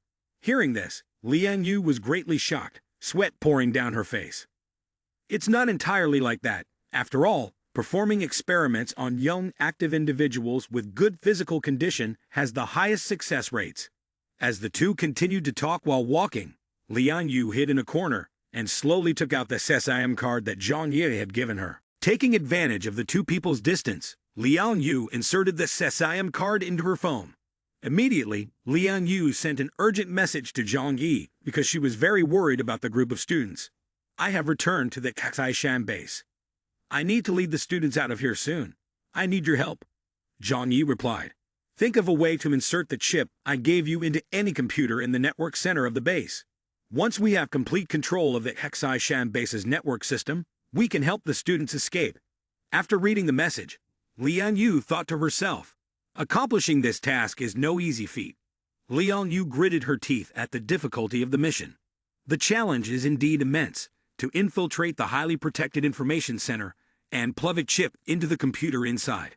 It's very difficult, but if we can hack into the information network of the Xishan base, we can temporarily paralyze the entire base. This is the only opportunity. After a moment of reflection and determination to act, Liang Yu messaged Zhang Yi. "All right, I will complete this task. I hope you remember your promise to me." "I remember. It was to provide food and temporary shelter, right?" "That is, of course, not a problem." Liang Yu quickly took the SIM card out of her phone. The information room was also located in warehouse number 2, over 500 meters from where she lived. As she ran quickly, Liang Yu muttered, "I never thought that after so many years I would have to return to my old profession. I had received professional training when I worked as a bodyguard there." At the same time, Zhang Yi and the others were moving to the Yulu apartment complex in an all-terrain vehicle. If Professor Liang is successful in the future, when facing Xishan, we will gain a significant advantage. Yang Xin replied with a smile. "The most important thing is to be able to steal all their intelligence and know their key cards. I also want to see if they really have the capability to control missiles." Ultimately, in the current context, the difference in strength between having and not having strategic weapons is enormous, and the threat they pose cannot be compared. "Right, brother?" "That's right, that's the idea. Secret forces are the most dangerous, but knowing the opponent's trump card means we at least know how to deal with it." Suddenly, the girl Kiran, who was driving, sighed. "What's wrong, Kiran? Are you worried about something again?" "I'm worried about Liang Yu. She's in such a dangerous place, carrying out a risky mission. I wonder if she's okay. What if someone notices her?" The young man thought to himself, "Sorry, I don't really care about how she lives or dies." Thinking for a moment, the young man pretended to reply, "Good people are often protected by God. To put it more simply, good people are often protected by heaven. With Liang Yu being so kind, she will surely have a lot of good luck." Hearing this, Kiran nodded in agreement. Liang Yu is so kind, she certainly won't be in any trouble. Upon hearing Kiran's words, Zhang Yi thought to himself that the innocence of this girl was truly precious. After a while, they arrived at the Yulu apartment complex. At this time, Uncle Wang and Zhao Han Mai were already waiting to welcome Zhang Yi. Meanwhile, in the back of the truck, Hekshu Chun Lei was feeling very sad about having to leave the shelter filled with many female dolls. Zhang Yi glanced around the Yulu apartment complex and contemplated. There were no signs of human activity. All the remaining people in the area must have died. After a long time, Uncle Wang was delighted to see Zhang Yi again. "Ha ha ha, it's been so long since we last met. Everyone is safe, that's wonderful." So everyone happily chatted, their faces beaming with smiles. They all went into Zhang Yi's old apartment. Zhang Yi and Zhu Kainai looked around the familiar apartment. Old memories surfaced in the young man's mind. Time had passed quickly since the frost had occurred. "I knew everyone would come, so I tidied up the room in advance. Although there are many people, the house is spacious. Being a little cramped is not a problem." "That's good, more people make it lively. We can entertain each other and talk, so it won't be lonely." In the living room, Zhang Yi offered Uncle Wang a cigarette and asked, "Is the situation in the area stable recently?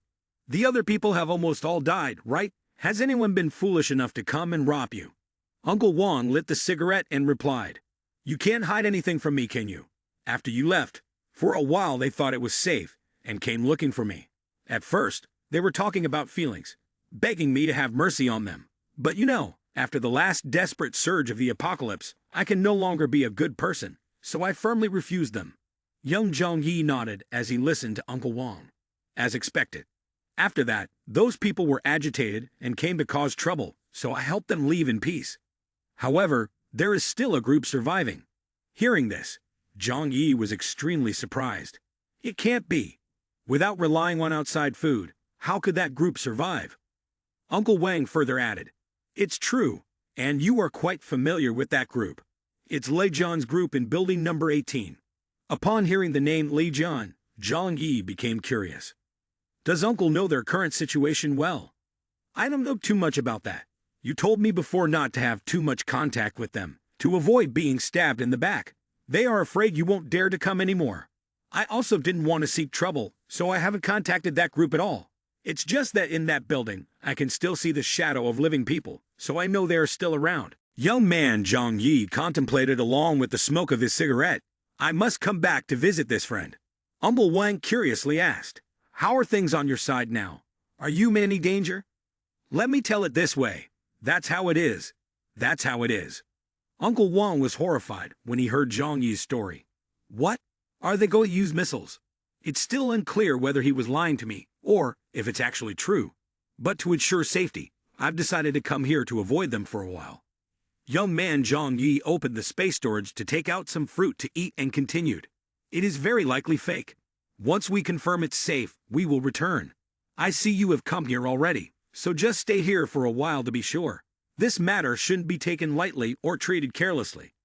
Uncle Wang clenched his fists and determinedly said to Zhang Yi, here's the deal, you can have this safe house back. I will move next door with Han Mai. Hearing Uncle Wang say this, Zhang Yi wondered, what are you talking about? The young man patted Uncle Wang on the shoulder and said, you can stay comfortably in this house. Do you think I'm in need of housing right now? Uncle Wang slowly replied, this matter is up to you to decide. In short, as long as you're happy. The longer you stay here, the happier I and Han Mai will be. Young man Zhang Yi said seriously, the game between me and Texai Shan will not end that easily, unless I completely distance myself from this place. If not, Chen Texai Ran will find a way to kill me and take everything I have as soon as he gets the chance. Zhang Yi sighed. No one knows what will happen in this life. I just want to live in peace. No one wants to provoke anyone.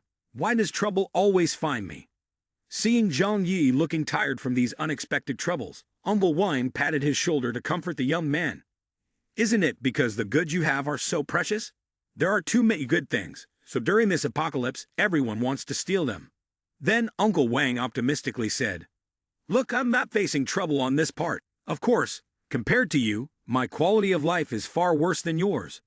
That's how this world is. Living luxuriously invites envy. Living in poverty earns disdain. Even if you do nothing, you cannot stop the bloodthirsty gazes of others. If I had enough strength to wipe out all the troublesome people at the Texai Shan base, that would be great. By the way, some time ago, a very strange group of people appeared around here. I don't know if this information is useful to you. They are a group resembling ascetic monks, and their number is quite large, at least a few hundred people. Such a large number. While the two men were talking, some girls were playing some game. Initially, Uncle was also worried that they would come to rob him, but the group seemed to have no malicious intent. He talked to them for a while and found out that these people were followers of a religion called worship, the Snow Sect. Hearing Uncle Wang mention this, Zhang Yi muttered, worship the Snow Sect. It sounds like in the past, people were afraid of natural disasters, and from then on worshipped various gods of natural disasters, from the god of lightning, the god of wind, the god of water to the god of epidemics. Now there's even a snow god, but they are indeed a bit strange. The leader is called the Great Ordinance, and he recognized Uncle as a superpower immediately upon meeting him. He even said he could help Uncle develop his abilities and make him stronger. Upon hearing this, Zhang Yi analyzed. This person is very likely a scammer. As for the discovery that Uncle is a superpower, that's not surprising. Perhaps he accidentally saw him using his powers outside. Even if he truly has abilities, there would be no reason for him to help a stranger without any benefit. The girls in the house continued to joke around playfully. Uncle Wang continued, at that time, I thought the same way. After all, you've said before that we cannot trust the enthusiasm of strangers, so I refused him. I did the right thing. But it seems he has gone to look for other people in the apartment complex. I don't know what the result was. What you mean is that those who claim to be followers of worship, the Snow Sect, have gone to look for Lai Zhan's group now. I think that's likely. Hearing Uncle Wang say this, Zhang Yi seized the opportunity. Let me step outside for a bit. Zhang Yi, are you planning to go to building number 18? Do you need me to go with you? In response to Uncle Wang's offer to accompany him, Zhang Yi waved his hand. No need. They're just a bunch of ordinary people. There's nothing to worry about. Seeing Zhang Yi prepare to go outside, Yang Xin asked, Brother Zhang Yi, where are you going? I'm just going to meet a few old friends, Zhang Yi replied. Zhang Yi walked to building number 18. The young man looked around. There were many entrances leading down under the snow. Zhang Yi took out his pistol, raised it to the sky, and fired a shot to signal. Looking down from above, Lei Jian saw a familiar figure. After taking a closer look, Lei Jian felt frightened. Zhang Yi. He's back. Immediately, Lei Jian held his head and said, "This is a big problem." Another person saw Lei Jian holding his head and anxiously said, "At worst, we'll have to fight him. It's been so hard for us to see hope for survival. Why did he come back?" The girl behind then stepped forward and said, "If he finds out about this, everyone in this building will die." After a moment of contemplation, Lei Jian sighed and said, "I'll go talk to him. Everyone, don't rush. Even if all the people in the building join forces, they wouldn't be his match." Before leaving, Lei Jian carefully instructed, "If anything happens to me, don't think about avenging me. Protect our last hope here." After a while, Lei Jian climbed out of the window. Upon seeing him, Zhang Yi immediately recognized, "That's Lei Jian." While everyone was extremely worried, the young man walked over with a smile and said, "Lei Jian, it's been a long time. I didn't expect you to still be alive." Lei Jian, frightened and stammering, said, "Zhang Yi, you are Zhang Yi, aren't you?" "Yeah, it's me." The crowd on the floors gathered to look down below. Zhang Yi also looked up and said, "I've been gone for more than a month, and there are still many survivors in your building. It's hard to believe. It's a miracle." Curious, Zhang Yi asked, "How did you manage it?" Lei Jian replied, "Mainly thanks to the seeds and food you left behind." Zhang Yi was extremely surprised by this answer and exclaimed, "What? You guys actually managed to grow those food seeds? In such cold weather, let alone within a month, how could they possibly yield enough for you to eat?" Knowing that there were superpower people in Lei Jian's building, Zhang Yi was both cautious and intimidating towards Lei Jian. The young man, using space control in the palm of his hand, said, "It seems that mutant persons have also appeared in your building." Lei Jian was now filled with fear, kneeling down and repeatedly saying, "I'm sorry. We didn't take good care of the child you left." He then prostrated himself on the ground. "I know you are very angry, but under these circumstances, we have done our best. If you want to kill someone, kill me, but don't harm others. They are innocent." It seemed that Zhang Yi still did not fully understand what was happening. Suddenly, the voices of the crowd rose in unison. "Lei Jian, you must not die. If you die, none of us will have any hope of survival." The group came up from the tunnel. A leader shouted, "Zhang Yi, not being able to take care of the child you brought is our fault. Lei Jian is our hope. Please spare him. Let me die in his place." Others also began to speak up. First was an old man. "If you want revenge, then take my life. I've lived long enough anyway. Let me take it. Kill me." Next was another person. "I'm single, lonely, not afraid of death. Kill me." Seeing that there were people willing to die for Lei Jian, Zhang Yi was quite surprised. Seeing the group of people in front of him blocking Zhang Yi, Lei Jian was surprised and speechless. Everyone. Realizing that these people misunderstood his intention, Zhang Yi smiled lightly and said, "Who said I wanted you to die?" Zhang Yi pulled Lei Jian up by the hand. Hearing Zhang Yi's words, Lei Jian curiously asked, "The child you sent to us, we couldn't keep alive. You can't forgive us, can you?" Upon hearing this, Zhang Yi finally understood the issue. It turned out that Xie Limei's child had died. Indeed, there are not many miracles like that in the world. Young Zhang Yi rubbed his head and pondered for a moment. A newborn baby is too fragile and weak. Even in normal weather, it is easy to fall ill, let alone in the harsh cold of the Ice Age.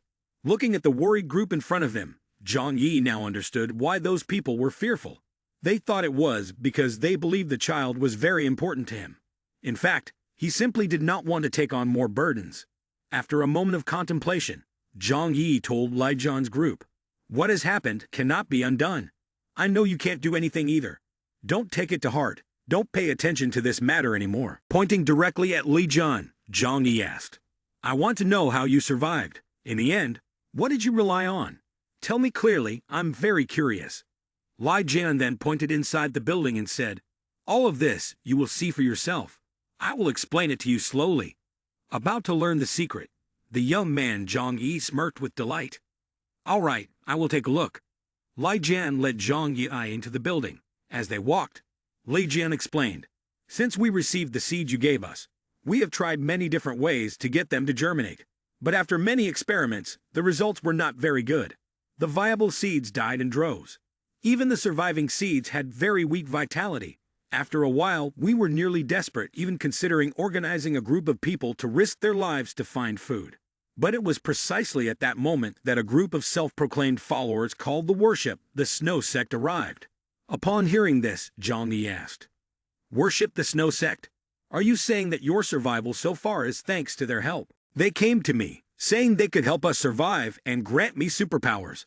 At that time, we had no other choice, so we agreed to their conditions. After all, everyone was about to die, and regardless of the conditions, we would accept anything. But they said all we needed to do was believe in the snow god. Everything else was unnecessary. So what abilities do you have now? Lai Jian pointed to the center of his forehead and said, "He planted a white seed in the middle of my forehead. Right here. I felt as if I was thrown into an ice cave, followed by a scorching fire. After that, my body developed a strange type of superpower. Look at this." Lei Jian rolled up his sleeve.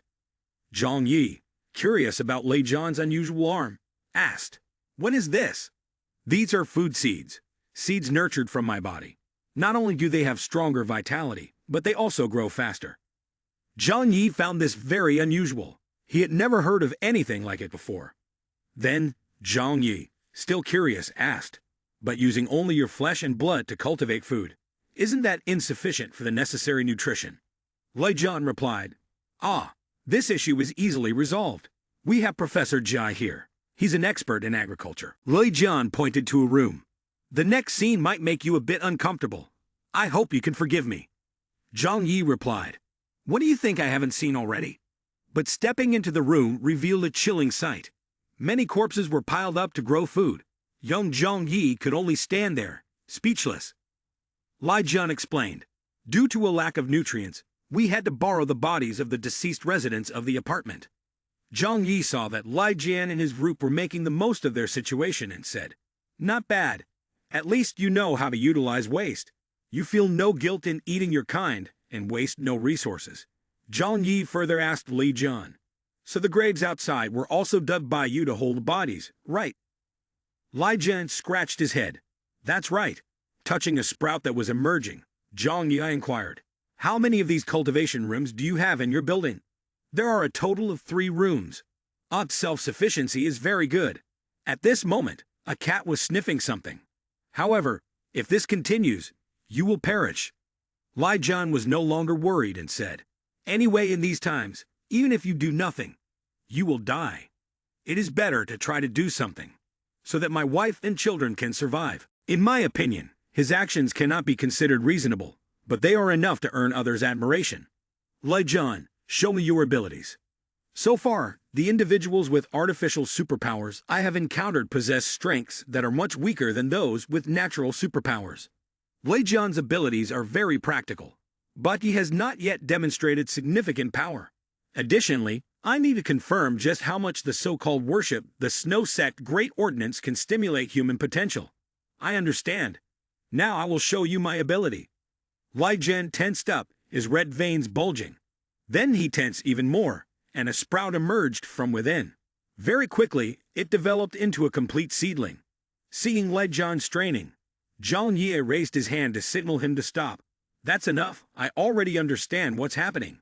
After only a brief demonstration, Lai Jian was exhausted and could no longer stand.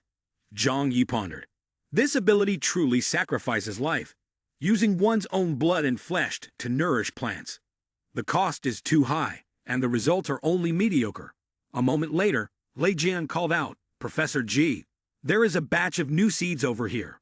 Quick, bring them to the culture plate." While Lai Jian was being cared for by 2 others to regain his strength, the young man Zhang Yi looked at the seedlings and murmured, "Worship the Snow Sect." Recalling those images, Zhang Yi continued to analyze. The ability that Lai Jian possesses is different from that of an ordinary superpower. It is artificially acquired later. The white spot on his forehead definitely has side effects. Although it is still unclear what those side effects are, I don't believe there is such a thing as a drug that comes without a price. If today, Lai Jian had demonstrated a stronger fighting ability instead of that power, he would already be a corpse by now. After confirming that Li Jian's abilities did not pose a threat to him, the young man Zhang Yi felt relieved to leave. Well, I'm off. After Zhang Yi left, Li Jian breathed a sigh of relief. Fortunately, this time I managed to get through the danger. It really was a hair's breadth from death. From above, watching Zhang Yi's silhouette moving below, Li Jian couldn't take his eyes off and told the remaining people. This time may only be a temporary test for him, but for survivors like us, life and death are all in Zhang Yi's thoughts. Back home, the young man Zhang Yi was lost in thought. Next, he still had to observe the actions of the Hexai-Shan base before deciding how to act. If the shelter is actually attacked by missiles, I will have to identify the next shelter as soon as possible. Thinking about this, Zhang Yi felt a bit overwhelmed. The Yulu apartment complex was not absolutely safe either. The young man was torn between choices, whether to go to other safe areas in Tianhai City or move to a secluded place on the outskirts. He fell back onto the sofa and lifted the cat up to admire it. He wondered whether Liang Yu was successful. If she managed to install the chip into the central network computer of the Hexai-Shan base, he could shift from being passive to active. The scene shifted to the Hexai-Shan base, the Second Life Reserve. The people from Sudong village had all been brought here. A soldier from Hexai-Shan aimed his gun and shouted loudly, "Why aren't you moving faster?" One person in the crowd spoke up, criticizing. "What did we do wrong? It's clear that you can't fight on your own. Volunteering to sacrifice yourselves is pointless. Yet you drag our village into this. On what basis do you force us to be your cattle and horses?" Another person was crying uncontrollably and lamented. "You took our homes without reason, consumed our food, wore our clothes, and even killed my father and daughter. Your actions are 100,000 times more cruel than those of Zhang Yi."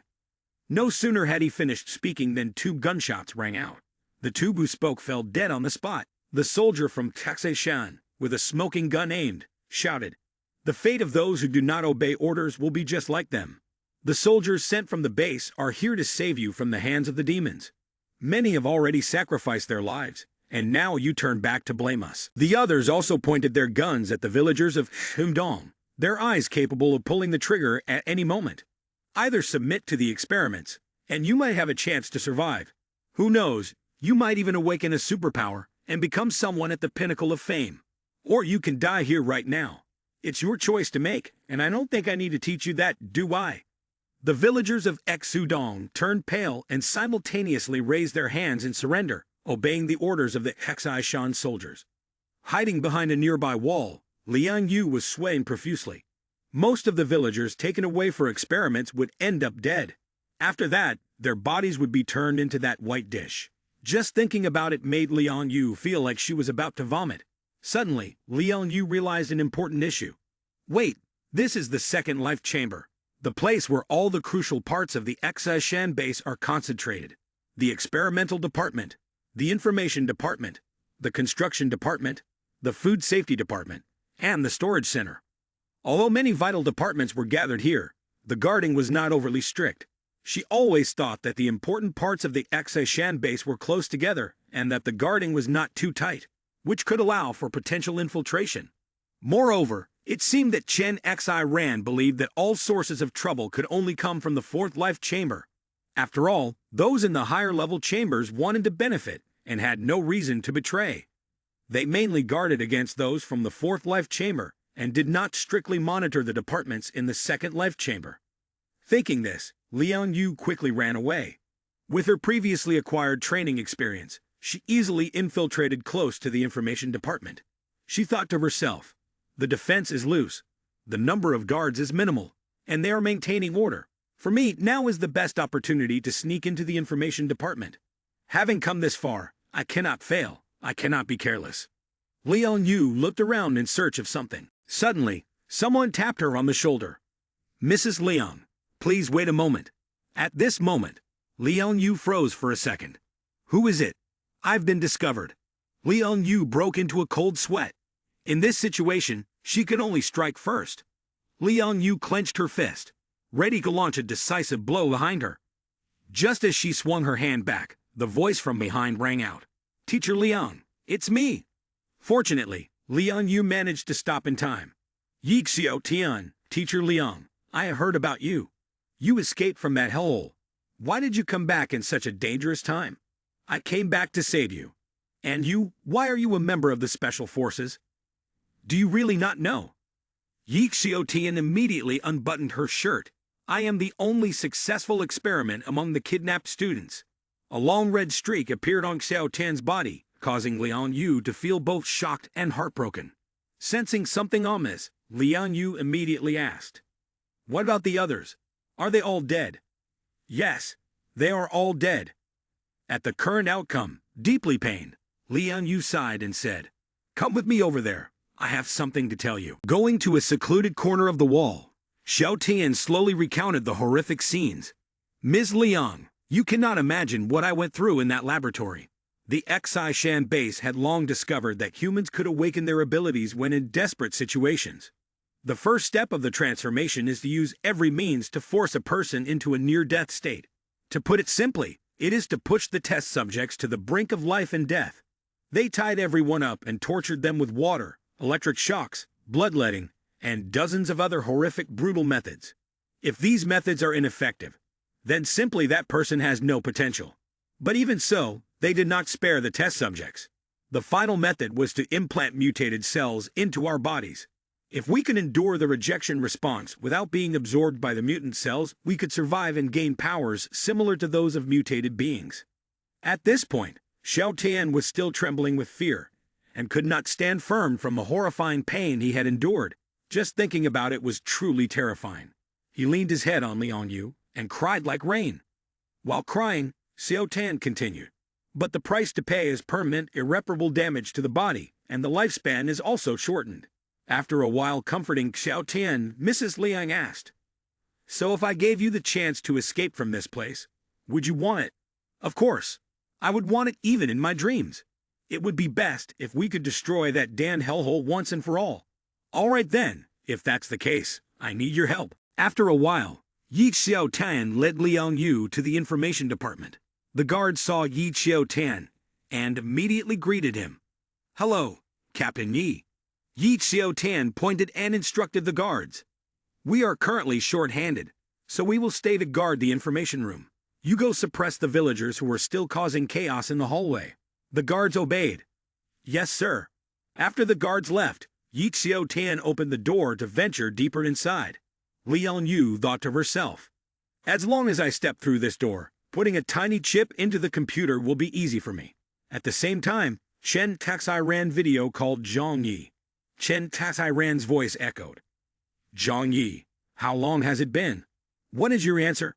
The young man Zhang Yi smirked and replied, "My answer remains unchanged. It's impossible for me to surrender."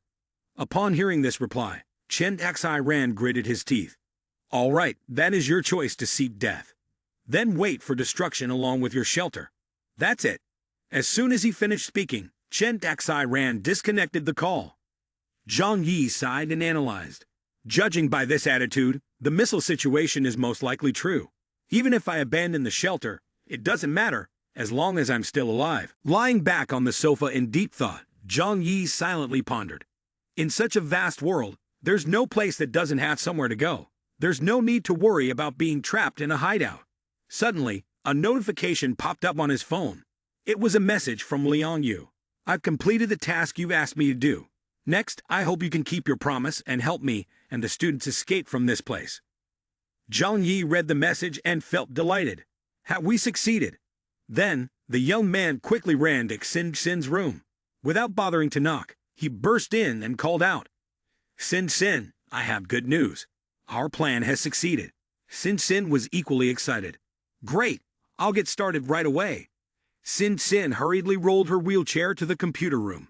She began the process of connecting to the chip remotely. Just after a few basic keystrokes, she reported back, "Brother, I have completely taken control of the Xishan base's network." Zhang Yi was very surprised. "So fast?" Xin Xin added, "If they weren't using a private network but a public one, I would have breached their security system a long time ago. I just need a key to open that door. Technically speaking, their technicians are nothing compared to me. It's too easy." Zhang Yi agreed, seeing her talent. "That's true. They may not even be the best in technology. The young man Zhang Yi approached Xin Xin from behind to look at the screen, making her blush with embarrassment. Zhang Yi, however, paid no attention and kept asking, "Is our infiltration detected? Can we see all the information in their network?" Despite feeling shy and her face red as a tomato, Xin Xin still replied, "I currently have the highest level of control in the Xishan base network, which is equivalent to looking down on them from a god's perspective. All their activities will be observed by us, but they cannot detect our presence at all." Hearing her speak so expertly, Zhang Yi couldn't help but exclaim, "That's great. This way we'll know all their secrets." Then, Zhang Yi quickly pointed at the screen and told Xin Xin, "Hurry up, get all the information about the missile launch. I want to see if they are truly trying to scare people." Xin Xin, with her skilled fingers typing on the keyboard, replied while working. According to the investigation of the Xishan base, they do not have the authority to deploy missiles. Zhang Yi carefully asked, "Then can they request support from outside? For example, to request deployment from other areas?" "Yes, Zhang. Let me check right away." After a brief moment, Xin Xin exclaimed with joy, "Found it." Xin Xin pressed play on the recording of the conversation with Chen Xiran. The audio began to play. "Mr. Zhu, I would like to ask you for this favor. Help me use a missile to attack a unit in Tianhaisi. Mr. Chen, you need to think this through. The thanks I owe you can only be used once. I know, I can make a decision about this. The launch time is midnight, okay? Haha, no problem." This recording made both Zhang Yi and Xin Xin sweat profusely as the missile launch was completely real. Zhang Yi thought to himself, "The military forces there are extremely powerful, definitely not comparable to small places like Tianhai." After pondering this, Zhang Yi told Xin Xin, "Hurry up, see if they have sent the coordinates of the hideout." After a moment of checking, Xin Xin happily said, "Mr. Zhang, luckily, the deployment of a large satellite requires a lot of procedures. They are still seeking approval and haven't sent the coordinates yet." Zhang Yi breathed a sigh of relief. Not knowing what Xin Xin was thinking, she turned around and smiled at Zhang Yi. "Mr. Zhang, shall we play an interesting game?" Facing the unexpected question, Zhang Yi froze and asked again, "Huh, what game do you want to play?" Xin Xin smiled confidently. "Let's change the missile strike coordinates to the Xishan base. It would be interesting to see them blow themselves up." Zhang Yi nervously asked, "Is that possible? If we change the coordinates without permission, will we be detected?" Xin Xin mischievously smiled with confidence. "I'm confident that I can do it without being detected. The most important thing is not what coordinates we send, but what coordinates they receive. I can intercept their message and use our computer to send the Xishan base coordinates." Hearing Xin Xin say this, Zhang Yi was happy yet anxious. "If we can do that, it would be amazing. It's just, the Xishan base won't be so easily destroyed, right?" Zhang Yi turned and called loudly, "Lu Qiran, can you help me analyze whether the Xishan base can withstand a large missile attack based on its structure?" "I'm coming right now." Lu Qiran ran over, observed the structure of the Xishan base. After a thorough analysis, Lu Qiran said, "Brother Zhang, I'm serious. The structure of this base is very solid, and it is located over 100 meters deep underground." Upon saying this, Lu Qiran also broke into a sweat. Without mentioning missiles, even atomic bombs can be withstood as long as they are not in the blast zone. If it is a ground-penetrating missile specifically designed to deal with underground structures, it might be feasible. But if just one shot can cause destruction, that seems unrealistic. Such defensive works are originally prepared for wartime. They won't be easily destroyed like that. After hearing this, the young man Zhang Yi was sweating profusely. This task seems too difficult. But in the end, Zhang Yi made a decision. "Xin Xin, just do as you said. Change their coordinates. We still need that missile to strike the Xishan base. This should definitely be okay. Also help me gather information about the Xishan base. I will study it in detail later." "All right, Brother Zhang. I'll get on it right away." After that, Zhang Yi left the control room. Watching Zhang Yi leave, Lu Qiran murmured, "What is Brother Zhang thinking? Everything has been resolved now. I think he wants to take this opportunity to attack the Xishan base. But with his cautious personality, how could he be so reckless?" Thinking it over, Lu Qiran continued to murmur. That's true. Compared to taking the initiative to attack, Brother John prefers to protect himself more. In the 25-story building on the 20th floor, the young man Zhang Yi had now put on his combat uniform. He sat in deep thought. I don't want to sit and wait to die. Even if I escape this time, it doesn't mean Chen Xi Ran will let it go. He could still contact other forces to hunt me down. There is only one opportunity, at the moment the missile attacks. Even if we can't directly destroy the Xi Shan base, it will still cause great panic. Zhang Yi continued to calculate. I still have 500 kilograms of explosives obtained from the special forces during our first encounter, plus a few hundred kilograms that Lu Qiran had prepared, totaling nearly 1 ton.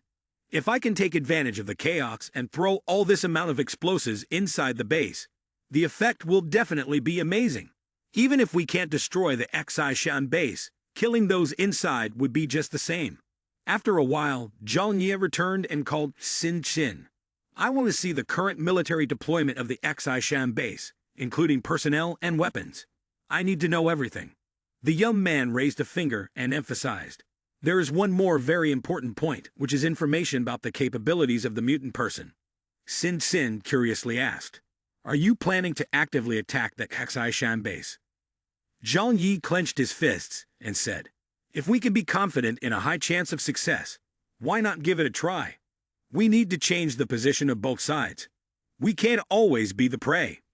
Now, we will go hunting. After a moment of excitement, Zhang Yi became cautious again. Of course, first we must see what their strength is like. If the difference is too great, let's consider this idea just a joke. Hearing this, Xin Xin couldn't help but smile. This is the Zhang Yi I know. I thought someone had possessed you. Ha ha. Immediately, Xin Xin accessed the Xi Shan base's database. She pressed enter on the keyboard and told Zhang Yi. The information has been compiled. It can be viewed at any time. Do you want to see it right now? Zhang Yi was so impatient that he wanted to check it immediately. Huh? Right now. So Xin Xin opened the information and stepped aside, making room for Zhang Yi to sit and watch. The Xi Shan base currently has 521 regular soldiers, fully equipped with weapons.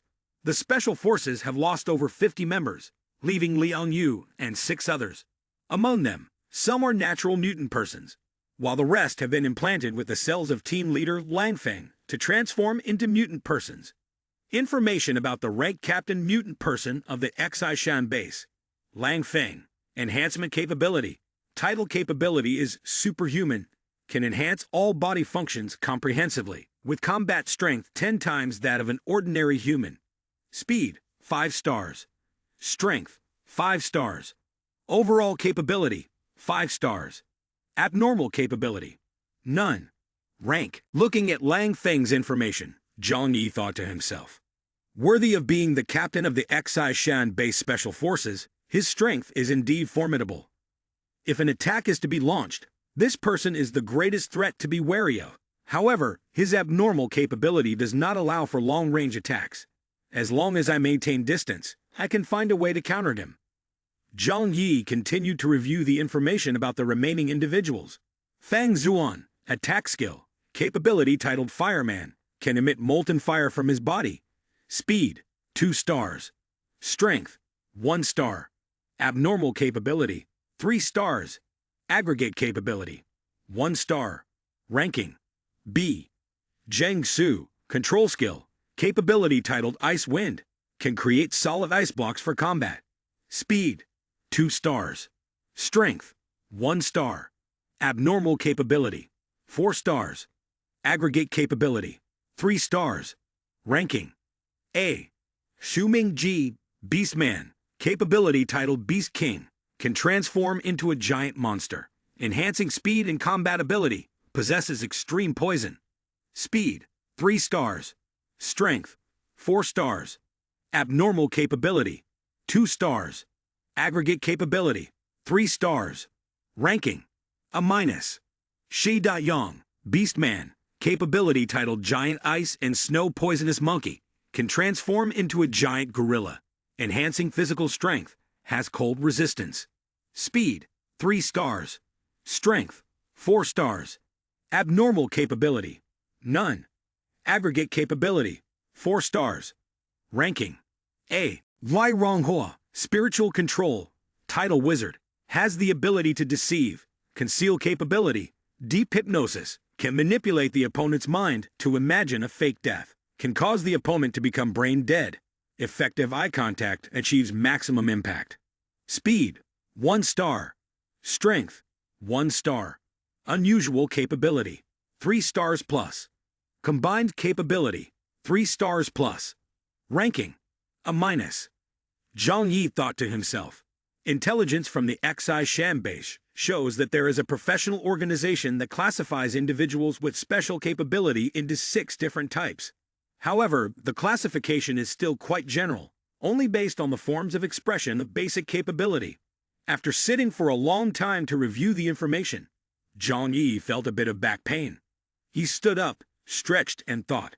Perhaps when there is more data about individuals with special capability, a more detailed classification to be carried out. My capability is space, which definitely does not belong to any of the previous 5 types. Therefore, it can only be classified generally as a characteristic type. In summary, my combat force includes myself, Kechu Chun Lei, Uncle Wang, Cat Hua Hua. In terms of capability, it is not weak. Adding Lian Yu, we can coordinate attacks from the inside. Therefore, the key is still how to infiltrate the base, plant the bomb safely, and withdraw safely. Seeing Zhang Yi deep in thought, Lu Qiran said, Zhang Yu, if you're still uncertain, why not discuss it with everyone? Sin Sin teasingly chimed in. The discussion includes us too. What can we really gain by talking to them? Lu Qiran replied. The more people involved, the more objective opinions we can gather. Who knows, they might have good ideas to help you find inspiration. Upon hearing this, Zhang Yi nodded in agreement. That's absolutely right. In fact, I was already considering that. Let's go, we'll have our meeting outside. A meeting with everyone quickly got underway. Zhang Yi chaired the meeting and began. Next, we will have a rare opportunity to eliminate the Kazaishan base. I believe everyone understands that Kazaishan has become our enemy. I'm not someone who enjoys competition, but I won't let anyone bully me. This time, I will definitely fight them. But I can't succeed alone. I need the strength of all of you. What do you all think? As soon as Zhang Yi made this declaration, Hakshu Chun Lei, Uncle Wang, and the 2 girls Zhou Kai Nai and Dong Mat were all sweating profusely. Zhang Yi turned to Uncle Wang and said, Uncle Wang, you are the oldest person here. Please speak first. Uncle Wang calmly said, the Kaksai Shan base at the Yunke estate has suffered serious losses. Right now, reconciliation with them is impossible. Instead of waiting to die, it's better to take the initiative and attack. This time, we have a good opportunity to return their attacks to them. I think we should seize this chance. Uncle Wang tightened his fist and said loudly, Zhang Yu, I already owe you too much. As long as you want to attack the Haishan base, I will definitely follow you to the end. Zhang Yi turned to ask Kekshu Chun Lei. And what about you? With his timid nature, Kekshu Chun Lei worried. Can we defeat them? The opposing faction has many people with special abilities, and they also have an army. Their weapons are also more than ours. Zhang Yi calmly leaned back in his chair. As for people with superpowers, you don't have to worry. We have just as many as they do. And about the regular soldiers, Zhang Yi's expression darkened as he said, leave those soldiers to me. You must know my tactics right. Moreover, don't forget how many people from Hudong village have died at their hands. Don't you want to take revenge for the villagers? Hearing this, Hekshu Chun Lai scratched his head. Actually, it's fine.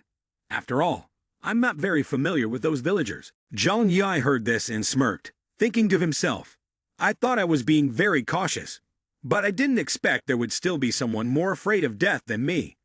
Shu Chun Lai continued, but Zhang, if you want to fight, I will fight with you. No problem. Zhang Yi pressed on. Oh, do you think that quickly?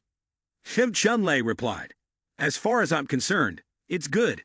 Eat, drink, sleep, don't have to worry about anything. If something happens to you, surviving alone in this apocalypse wouldn't mean anything to me. Shu Chun Lai tightened his fist. As a person, the important thing is to choose the right side to bet on. I've decided to bet here. Zhang Yi nodded. All right then, let's make a decision. The 3 of us shouted together. Attack the Xishan base, we must win. Even after making a decision, Kexu Chunlei still felt anxious. Zhang, this time you must plan everything very carefully and well. Zhang Yi replied, don't worry, I don't want to die early either. Zhang Yi pushed the information about the mutant person from the Xishan base away and said, next, we will start the tactical conference. I will introduce everyone to the opponent we are about to face and my plan. Uncle Wang pointed at the mutant person and said, I can help a lot with this. After all, I received professional military training when I was in the army. Zhang Yi nodded. Then it's settled. Zhang Yi turned to Xin Xin and said, please give Uncle Wang and Texu a brief introduction about the basic situation of Xishan. Just the things I just reviewed, so they understand the situation. Xin Xin replied, yes, so please follow me. During this time, Zhang Yi held this foaming thought. If we want to launch an attack on the Xishan base, the weather is favorable, the land is favorable, and the people are harmonious is missing one thing. Zhang Yi sent a message to Liang Yu. Thank you for helping us solve a problem. Before midnight tomorrow, please hide in a sufficiently safe place. At that time, there will be a chance for you to escape. We will be outside providing support. Liang Yu replied to the message. Will you send someone to pick us up? Great, I will be there on time. If you have any plans, could you let me know? We can coordinate internally and externally. We'd have already controlled the network of the Xishan base, so you don't need to worry about information security. Zhang Yi replied. To sum up, at midnight tomorrow, there will be changes at the Xishan base. You will understand the specific situation by then. At that time, I will inform you of what you need to do. After a long explanation of the issues for Uncle Wang and Texu Chunlei to understand, Xin Xin continued the work of changing the missile's attack address. Xin Xin stretched out. It's done. The replacement is complete. Xin Xin turned to Zhang Yi and said, if nothing unexpected happens, the missile will definitely fall right on the Xishan base. Zhang Yi felt very satisfied and ruffled Xin Xin's hair. Great job! Finally, the ultimate showdown is upon us. In 31 hours, the missile will strike the Xishan base. Lu Qiran held a stack of documents and reported, according to predictions, to deal with the fortified shelter, they must use large-capacity penetrating bombs. This type of ammunition cannot destroy the Xishan base, which is more than 100 meters underground, but it can cause strong tremors, resulting in an 8.0 earthquake. The impact potential is not an issue. Zhang Yi was reviewing the stack of documents while planning. At that time, Xin Xin will control the network of the Xishan base and cut off their power supply. The main energy source of the Xishan base is electricity. Once the power supply is cut off, the entire Xishan base will temporarily fall into paralysis, causing a huge crisis. Xin Xin quickly added, although I can cut the electricity by controlling the network, there are also backup generators inside the Xishan base that can restore the power system. Zhang Yi punched the air excitedly. No problem, creating chaos for a short time is enough. At that time, Liang Yu will lead her students out from the Fourth Life Supply Depot. Xiao Chunlei curiously asked, what will we do after we take advantage of the chaos to enter? Although we say we want to destroy the Xishan base, what does complete destruction mean? Should we kill their leader Chen Xiran? Killing him alone would be useless. Someone else would surely replace him very quickly. Are we going to kill everyone at the Xishan base? Upon saying this, Hexu Chunlei broke out in a sweat. Brother Zhang, you don't really want to kill all of them, do you? At this moment, Zhang Yi replied, at the very least, we have to deal with most of their leadership, reducing the number of troops at the Xishan base by over 80%. Of course, it would be best to kill them all. And this is not impossible to achieve. I have a lot of explosives on hand, some of which were obtained from them before, to destroy their hideouts. Some are mine. The underground space is densely packed with explosives. Detonating them will have consequences that everyone can understand. Weapons expert Lu Qiran muttered. The boss has about 1,000 kilograms of explosives. If such a large amount explodes, it will definitely destroy the constructed buildings and damage a part of the Xishan base.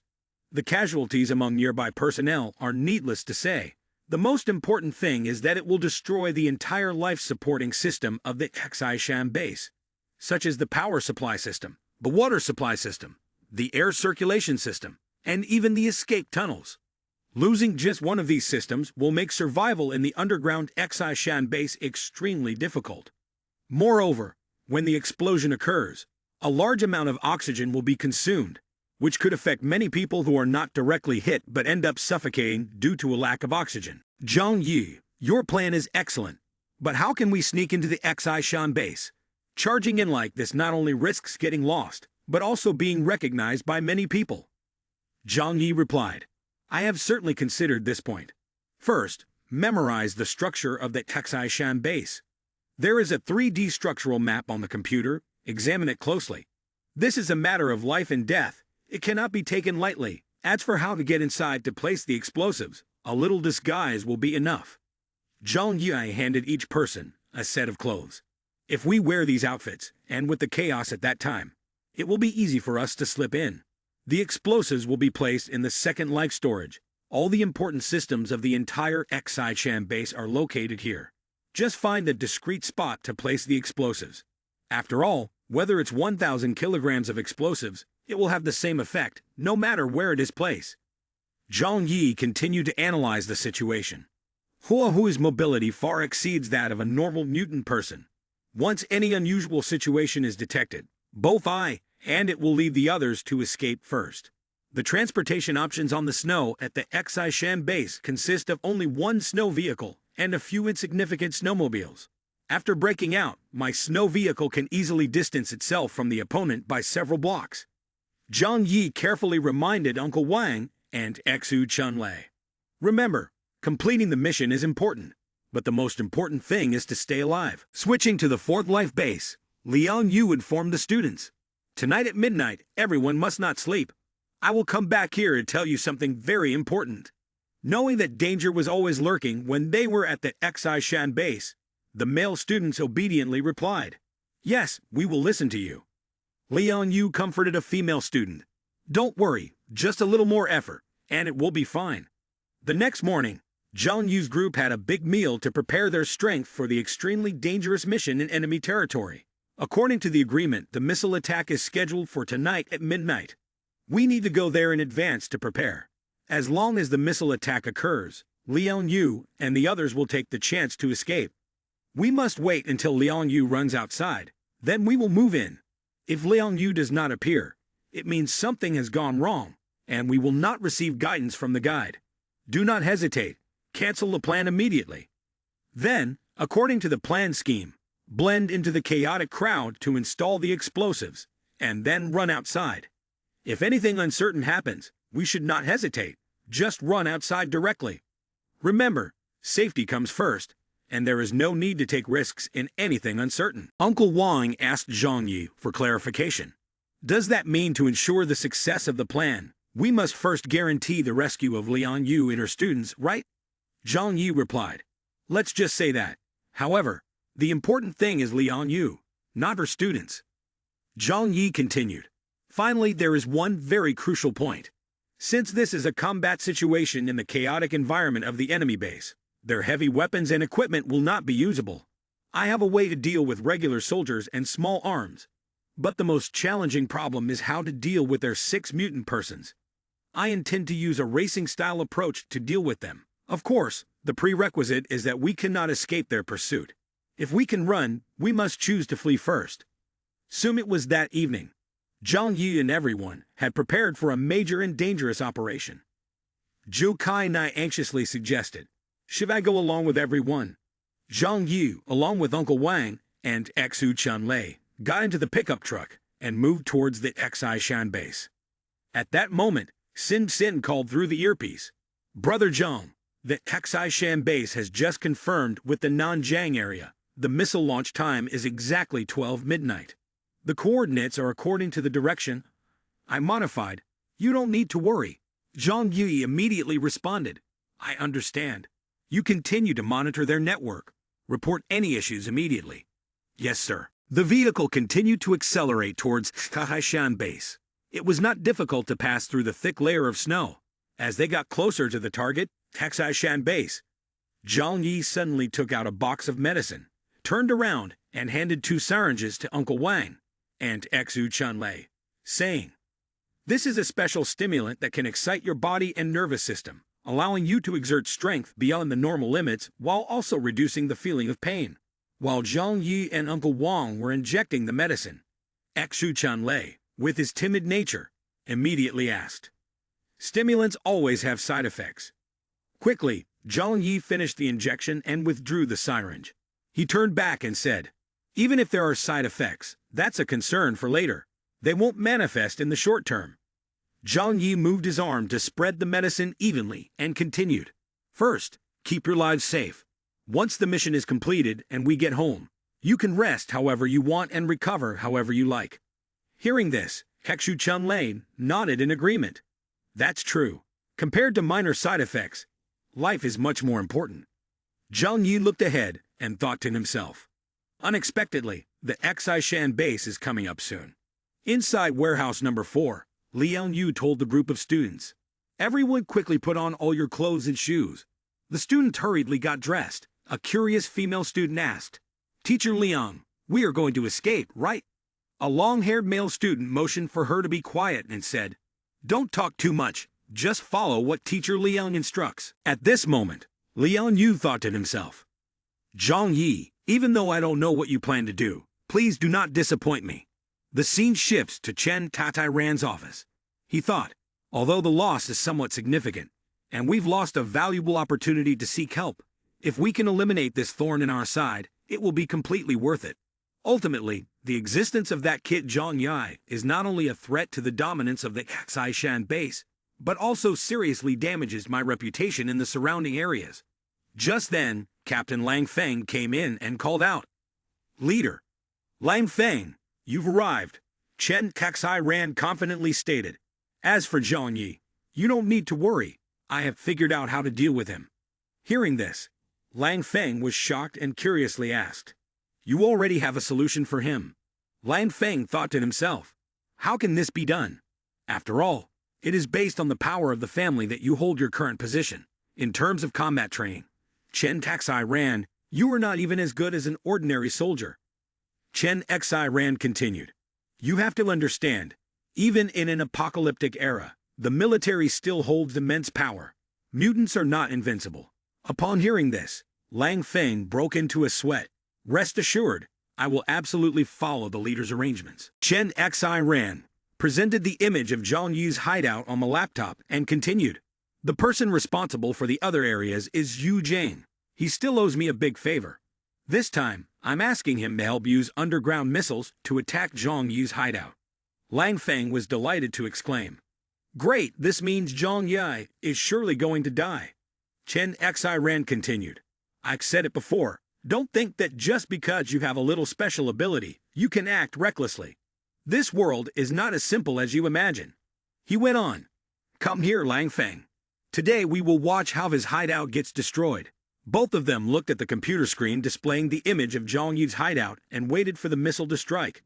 Looking at the structure of Zhang Yi's hideout and the missile plan, Lang Feng sighed. To deal with just one Zhang Yi and have to use such heavy weaponry is truly a bit of a waste. Chen Tatairan also sighed and said, "It's just a pity that the control of such weapons lies in the hands of a few major military regions. Considering the previous circumstances, we could still talk about it. My rank and Zhu's really aren't that different. Now he has become a king in the autonomous region." Lang Feng curiously asked, "If we could ask Commander Zhu for help, we could wipe out the whole city of Tianhai in an instant, right?" Chen Tatairan turned to smile lightly and said to Lang Feng, "Lang Feng, you are still too young, completely unaware." Chen Tatairan thought to herself, "After this time, if I want Zhu Zhang to act again, I have to pay a much higher price. He has monopolized one side and acts on his own. What reason does he have to support me anymore?" Scene shifts to the Yulu apartment complex. Nearing midnight, Xin Chen is still continuously monitoring the computer system.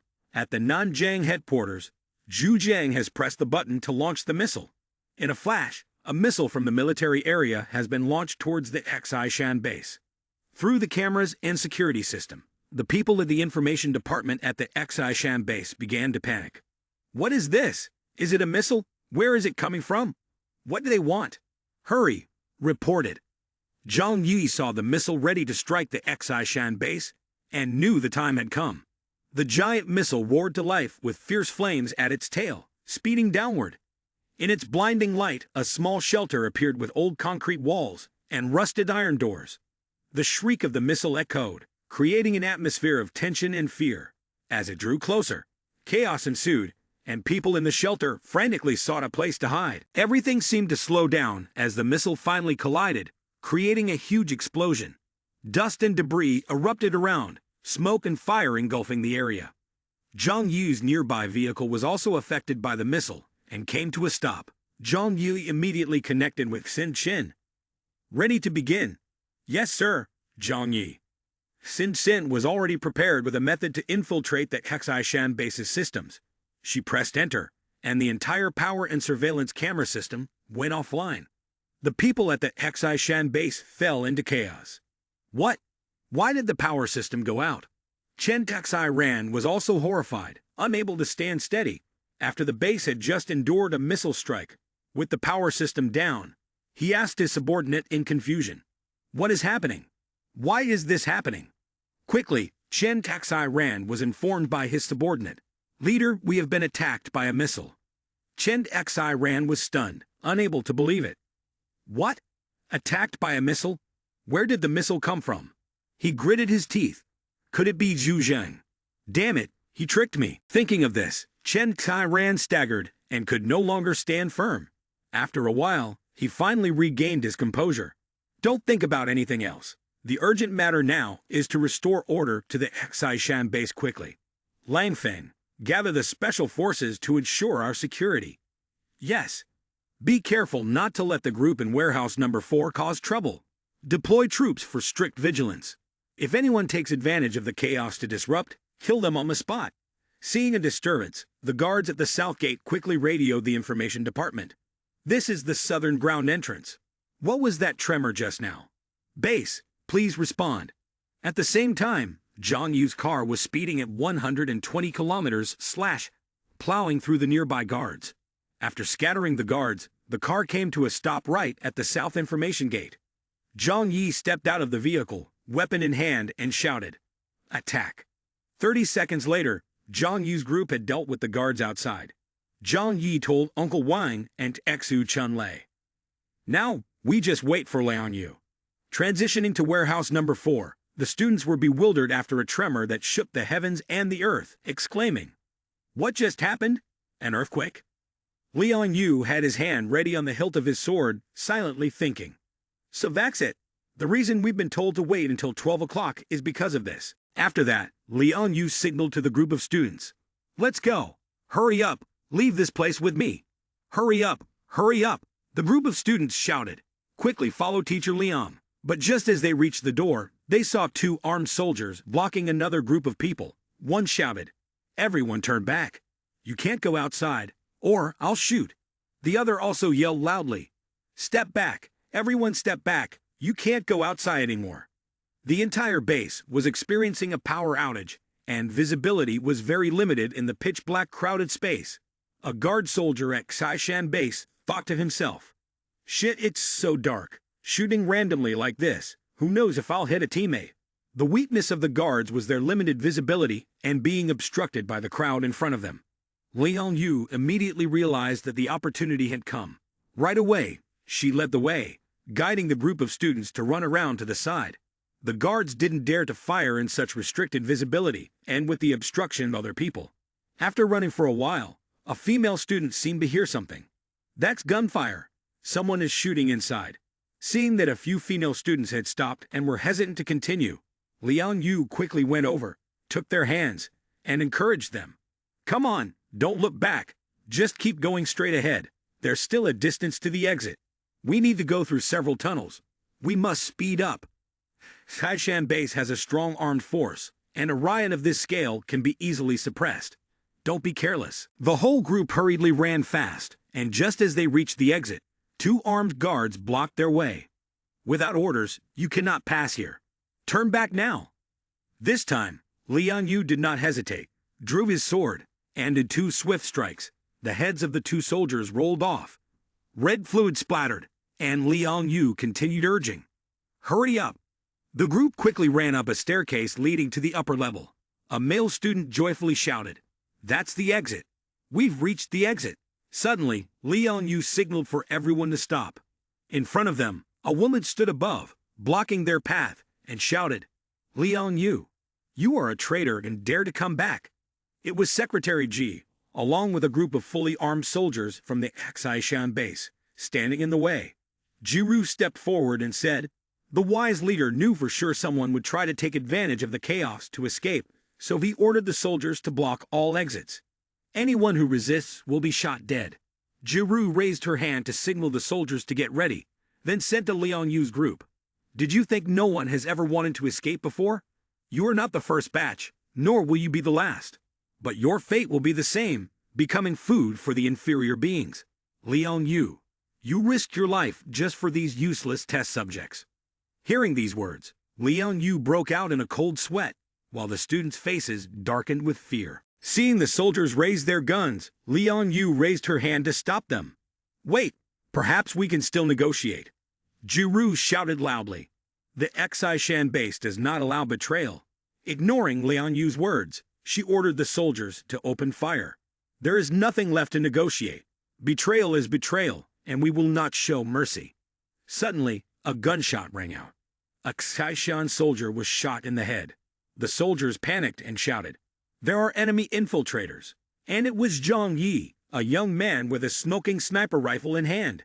Jiru pointed and ordered, "Quick! Kill them! Eliminate them all! Leave no one behind!" In that moment of suffocating tension, Liang Yu turned to the students behind her. "Don't move!" A male student anxiously asked. "What about you, Teacher Liang?" Just then, gunfire from Zhang Yi's team erupted. Liang Yu realized, "Reinforcements have arrived. I need to go help them." Liang Yu drew her sword and quickly ran up the stairs. Taking advantage of the opportunity, the soldiers were distracted by Zhang Yi's team. Liang Yu prepared to attack from behind. Chun Lei used her superpower to create a layer of snow and ice to obscure the view of the Xishan soldiers. Zhang Yi and Uncle Wang continuously fired their weapons, while Liang Yu attacked fiercely from behind with her sword. The Xishan soldiers were caught in a sandwich effect, unable to fight back or turn and flee. Quickly, they fell one by one. The shell casings from Zhang Yi and Uncle Wang dropped down in large numbers as well. After a while, the Xishan soldiers were taken care of. Liang Yu sighed with relief. "Thank you for your support." Zhang Yi replied calmly, "It's nothing. It's what you deserve." Looking at the bodies of the Xishan soldiers, Zhang Yi thought to herself, "If it weren't for Liang Yu acting as a spy at the Xishan base, I wouldn't have had the chance to launch an assault on the Xishan base. Helping is the right thing to do. Quickly lead the remaining students outside. Delaying any longer will be very dangerous." The students, in a panic, were overjoyed to see Liang Yu. She comforted them. "It's all right now. We are free." She turned to criticize Jiru. "Jiru, it's you who led my students one by one down to hell, right?" She was so frightened that she was about to lose her mind, wanting to run away. "I'm just a secretary. Everything was ordered by the leader." But she hadn't crawled far before Yi Xiao Tan blocked her path. Terrified, she screamed, "No, it's not my fault. You can't kill innocent people." Yi Xiao Tan then took out a knife. "Killing innocent people? Do you have the right to say that?" With a swift slash across Jiru's neck, red fluid splattered everywhere. After that, Yi Xiao Tan tossed her body aside. Liang Yu walked over to Zhang Yi and said, "Thank you for coming to our aid on time." Zhang Yi pointed behind him and replied, "The guards at the entrances have been completely taken care of. Now your students can go first." Immediately, Zhang Yi opened the space storage, took out some food and supplies, and said, "There is high-energy food here, as well as fuel for heating. You should tell them to take these items and escape to the dormitory located 5 kilometers to the southeast. Please lead the way for us. We have other tasks to attend to." Seeing Liang Yu and Zhang Yi's group preparing to leave, the students looked worried. "Aren't you all coming with us?" Zhang Yi calmly replied, "Feel free to leave. The people from the Xishan base are too busy to chase after you now. However, if we simply escape, I'm sure that after they settle things here, they will definitely pursue us." Hearing this, the students were extremely terrified, especially since she had already killed many of their people. Liang Yu thought to herself, she is right. Since deciding to confront the Kexai-shan base, I have no way back. Liang Yu curiously asked Zhang Yi, what are you planning to do? Very simple, Zhang Yi replied. Take this opportunity to end everything and blow up the Kexai-shan base completely. That way, both you and I will no longer have any burdens. Liang Yu was extremely shocked and pressed. Destroy the entire Kexai-shan base? Seeing Zhang Yi silent, Liang Yu felt stunned. There are still thousands of people in the base. If we destroy this place, aren't we pushing them to their deaths? But if we don't eradicate the roots, we will be the ones who die, Zhang Yi said. After a moment of hesitation, Liang Yu clenched her fists with determination. All right, I will help you. Liang Yu turned back to instruct the students. Yi Qiu-tian, you leave the others outside. I will quickly follow. Yi Qiu-tian worriedly told Liang Yu, you must come back safe. Immediately, Yi Qiu-tian led the group of students to escape outside. Zhang Yi urged, let's go. There's not much time left. Zhang Yi took out his phone, showed a picture to Liang Yu, and said, take us to this location. Okay, follow me. Quickly, the group donned their gear and helmets and rushed to the second-like supply warehouse. Upon entering, Zhang Yi immediately commanded, start now.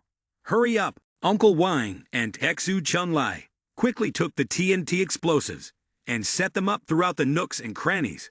Liang Yu looked at the architecture inside the Kexai-shan base and murmured, the structure here is incredibly solid. Ordinary explosives are useless. The young man Zhang Yi calmly replied, I know, and these explosives are not ordinary explosives. Zhang Yi then opened a space storage and took out a large amount of TNT. This is the explosives I obtained when the Kexai-shan people prepared to blow up my hideout. Liang Yu was very surprised to see so much explosives and exclaimed, you still have this? Zhang Yi turned his head and responded, of course, I have never wasted a single grain of rice. Let them taste their own explosives right now. After finishing setting up enough TNT, Zhang Yi raised his hand to signal and called everyone. Hurry, let's go. Leave this place now. On the way, Zhang Yi added a bit more explosives. Everyone quickly moved together with Zhang Yi. Liang Yu curiously asked Zhang Yi, why not eliminate Chen Kexai-ran first, catch the king before catching the general? Liang Yu was already ready with his hand on the hilt of his sword and continued, if Chen Kexai-ran dies, the Kexai-shan base will cease to function. The young man Zhang Yi suddenly stopped and replied, killing a Chen Kexai-ran will just bring more Chen Kexai-ran to take his place. Have you ever thought that the problem is not the person, but the regime of the Kexai-shan base? Hearing Zhang Yi say that, Liang Yu broke out in a cold sweat and thought, what he said really makes sense. Zhang Yi turned around and continued, a place that harbors such wickedness should be destroyed. Otherwise, it will continue to nurture evil. Suddenly, a few guards spotted Zhang Yu's group and shouted, stop, where do you think you're going? One person quickly noticed the cat and thought, there are no warriors at the Kexai-shan base who keep pets. This group is clearly suspicious. We can't let them pass. The young man Zhang Yi quickly took off his helmet, increasing his speed fourfold. He swiftly drew his pistol and pulled the trigger. Bang! One person was immediately headshotted, red fluid splattering everywhere. The two others panicked. What? They're not one of us. We have an intruder. The two then raised their AKs and opened fire continuously. The young man Zhang Yi remained extraordinarily calm as he opened the spatial storage to absorb all the bullets inside. Liang Yu, witnessing Zhang Yi fighting them alone, thought to himself, when he was an enemy, I found his abilities exceptionally difficult to deal with. Now that he has become an ally, instead of worrying, that threat has turned into reassurance. Captain Lang Feng saw the spatial storage and immediately recognized it was Zhang Yi. Having faced the consequences of being overconfident against Zhang Yi before, he ordered the soldiers, do not shoot, disperse immediately. Zhang Yi smirked. It's too late now. With all his strength, Zhang Yi opened the spatial storage, and the bullets that had been absorbed earlier were fired back out. The soldiers of the Kexai-shan base were struck and killed on the spot. One lucky survivor hiding behind the corpse of a comrade thought, how could he have infiltrated here? Has the base's defense been completely paralyzed? Zhang Yi ordered a retreat. While running, Zhang Yi released numerous grenades from the spatial storage. The explosions shook the space, and everything was engulfed in flames. Zhang Yi and his teammates, with all their strength and determination, all increased their speed and rushed out of the danger zone, as if their lives depended on every step they took. In their haste, Zhang Yi continually observed the environment around him, his eyes quickly scanning every corner and shadowy spot, while deeply contemplating the situation. Zhang Yi realized that their current position was indeed far from ideal for staying long, a place trapped between two battlefronts, unable to perfectly protect both the front and the back. Zhang Yi worried that his ability to use the storage space, an important tool in the fight, would be significantly diminished if they did not find an escape route soon, making resistance nearly impossible from all sides. Suddenly, while racing against time, a flashing light unexpectedly illuminated the dark space, seemingly signaling that the power system was about to be restored. This sudden appearance startled Zhang Yi, but he quickly recognized the importance of moving quickly. Zhang Yi urged everyone, "Move faster. We need to get out of here immediately."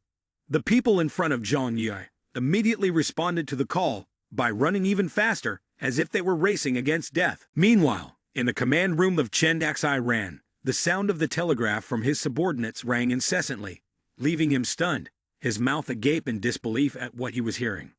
"Leader, the intruder is Zhang Yi, and even the traitor Liang Yu has joined him."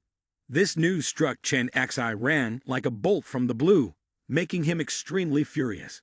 Immediately, he issued a decisive order. "I must capture them at all costs. Alive, you must see the person. Dead, you must see the body." As he hastily put on his coat, Chen Daxai Ran could not hide his anger towards Zhang Yi. "Zhang Yi, this time you have trapped yourself. Without your protective armor, I want to see what tricks you have left to confront me." Captain Lang Feng was also filled with resentment and anger. Gritting his teeth, he led a powerful army forward, determined to seek out and eliminate Zhang Yi. "Zhang Yi, this time I will see where you can escape to. I will settle all resentment with you once and for all. New hatred, old hatred.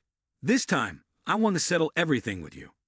Meanwhile, in the long hallway they were moving through, a soldier discovered yellow bombs planted everywhere by Zhang Yi's group and quickly reported the situation. Lang Feng immediately ordered, "Call the bomb disposal expert here.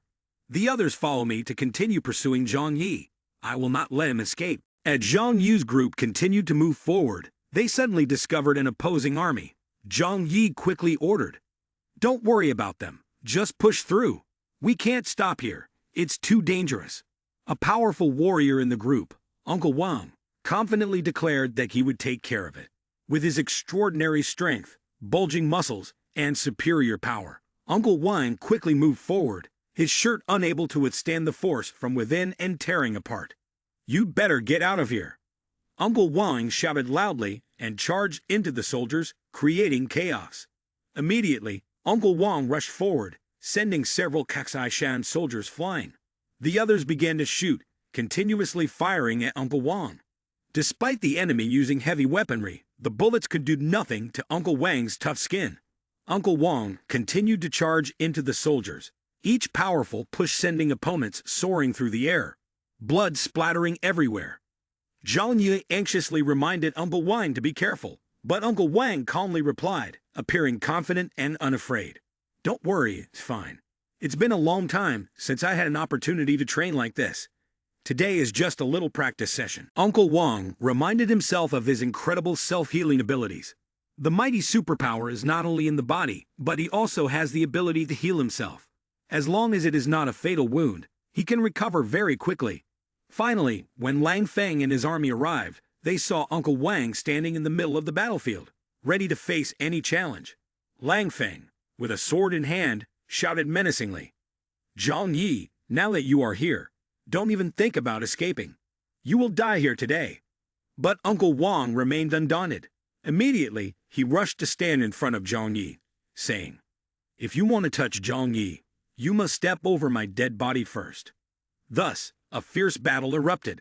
Lang Feng's mutant people charged forward with weapons, shouting, "Die!"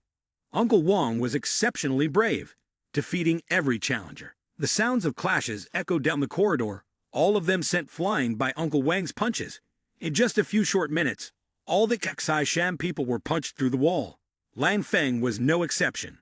Zhang Yi stepped closer, looking down at the defeated Lang Feng and said, "You are just an artificial mutant person. How can you compare to natural mutant people like us? Keep dreaming." Wang, with curious eyes and a mind full of question marks, listened to Zhang Yi's explanations about the superior strength of naturally occurring mutant people compared to artificially created ones. A spark of contemplation ignited in Wang's heart, prompting him to question himself. "Is that all there is?" Wang exclaimed, his eyes reflecting curiosity and disbelief, seemingly challenging every rule and limit that had been established. He couldn't hide the deep yearning to fight within him. Wang dreamed of a direct confrontation, a real battle with a mutant person, where swords and guns were merely decorative accessories. He spoke with enthusiasm and determination. "I really want to meet a true mutant person and have a real fight with real swords and guns." For Wang, it was not just a battle for honor or strength, but also a way to test himself, to see how far he could push his own limits. In contrast to Wang's excitement, Zhang Yi held an entirely different perspective. The young man replied calmly, showing no signs of wavering. "If fighting is unnecessary, it's best not to do it. I just hope I never have to fight anyone in my entire life." As the group was about to leave the area, suddenly a loud voice rang out, powerful and challenging, startling everyone. "Running away, huh? It's not that simple." The voice carried determination and resolve, allowing no room for evasion, like an unavoidable declaration of war. At that moment, a figure appeared, carrying a special object on their back. Everyone's gaze turned toward this person, realizing that it was Fang Zuan, the fire mutant they had seen in the documents. His appearance not only heightened the tense atmosphere, but also made everyone recognize the seriousness of the situation. Zhang Yi, quick and confident, opened his spatial gate, a move to prepare for the impending battle. Flames surrounded Fang Zuan. He displayed contempt for Zhang Yi's group and exuded extreme confidence through his actions and gaze. He spread his arms and sighed, as if challenging everyone before his power. Through observation and judgment, Zhang Yi realized that Fang Zuan was not in a hurry to attack. Zhang Yi thought to himself, "It seems he wants to buy some time." Zhang Yi assessed the situation of himself and his teammates at that moment, as the temperature around them was rising rapidly. Everyone was sweating profusely. Fang Zuan's flames were probably reaching thousands of degrees Celsius. If he recalled the spatial gate, everyone would die here. If he did not stop, the members of the Xi Shan special forces behind them would immediately pursue. He could not be stopped here. In the face of the tense situation, Zhang Yi decided to signal Xu Chunlei. Xu Chunlei immediately utilized his superpower, launching sharp iron ice crystals to attack Fang Zuan. With his agility, Fang Zuan easily dodged them, mocking, "You think these petty tricks can deal with me? Too knave." Immediately, Fang Zuan took a large jar from behind him and poured the liquid onto the floor of the Xi Shan base. He thought to himself, "This is the fuel I specially concocted. When ignited, it will have a destructive power 10 times that of gasoline." The liquid slowly spread across the floor. Fang Zuan gleefully exclaimed, "All of you, just try tasting the flavor of fire." Then, Fang Zuan snapped his fingers, and flames erupted fiercely. Watching the blazing inferno quickly moving towards Zhang Yi, Fang Zuan smirked with delight at his own control and declared, "I'll see how long you can hold out. The squad leader is on his way. You're definitely dead." The flames rushed towards Zhang Yi like a furious lion, wanting to devour everything. At that moment, the pressure and urgency for Zhang Yi became increasingly intense. The fire was now not just a physical threat, but also a signal that their time was running out. At the moment of imminent danger, Xu Chunlei used his superpower to control icy blocks hurtling toward the flames. This move aimed to obstruct and contain the fire that Fang Zuan was fiercely charging at. The confrontation between fire and ice was not just a battle between two powerful forces, but also a symbol of the conflict between two wills and determinations. In an instant, a powerful blast of icy wind turned the flames back, causing a severe burn on Fang Zuan's face. It was an unexpected outcome that made him reflect. On the other side, there was also a mutant controlling ice and snow. Taking advantage of the opportunity while Fang Zuan was separated by the sea of fire and ice, Zhang Yi commanded his group to leave quickly. "Let's go, hurry up." The whole group ran off swiftly. As everyone was running, suddenly a brave punch shot through at an astonishing speed. Uncle Wang was taken by surprise. It was too sudden, too fast, and too dangerous. Immediately, Uncle Wang braced himself and used both hands to block the punch. The force of the punch was so strong that Uncle Wang slid backward. Young Zhang Yi stood to the side, clenching his teeth in curiosity. He wondered who this terrifyingly strong mutant was. The newly appeared person shouted defiantly, "You wanted to find someone to fight, right? Come fight me, ha ha ha." Zhang Yi quickly recognized that the owner of that powerful punch was Lang Feng. So he hadn't died after all. Lang Feng continued to shout loudly as a declaration, "I'm here to give you what you want. Fight me." When Zhang Yi saw Uncle Wang being pushed back by Lang Feng's powerful punch, a trace of worry was evident in his eyes. The young man could not hide his anxiety when he asked, "Uncle Wang, how are you?" The youth's voice contained deep concern and helplessness in the face of his companion's perilous situation. Zhang Yi quickly summoned his space inventory, using it as a shield, a solid fortress to protect himself from the upcoming fierce attacks. He continuously unleashed the skills he had previously obtained from the space inventory. After casting his skills, Zhang Yi did not forget to check on Uncle Wang's condition, worry evident in his voice as he asked, "Are you okay?" Despite the pain and exhaustion, Uncle Wang tried to maintain his composure. His face was drenched in sweat, one hand clutching his broken arm, looking very frightening with bones protruding out and blood gushing. Even in that condition, Uncle Wang confidently replied to Zhang Yi in a slow tone, "Nothing, I'm not dead yet." Upon seeing the skills being unleashed, Lang Feng also guessed that these skills were being derived from the space capability. Lang Feng noticed the skills that Zhang Yi was using consecutively and began to speculate about their origin. He wondered, is this a skill originating from spatial capability? Realizing he was no longer a match for Zhang Yi after many defeats, Lang Feng decided to be cautious, reminding himself not to be reckless any longer. Being reckless and moving closer might fall into his trap. It's better to wait here and observe the situation for a while before making a decision. After all, they are just fish on the chopping block. How can they swim away? When Su Chunlai saw Uncle Wang injured, he hurried over to ask, "Uncle Wang, are you okay?" In response, Uncle Wang gritted his teeth in pain and said, "Luckily, I'm fine. It just feels like I've been hit by a train."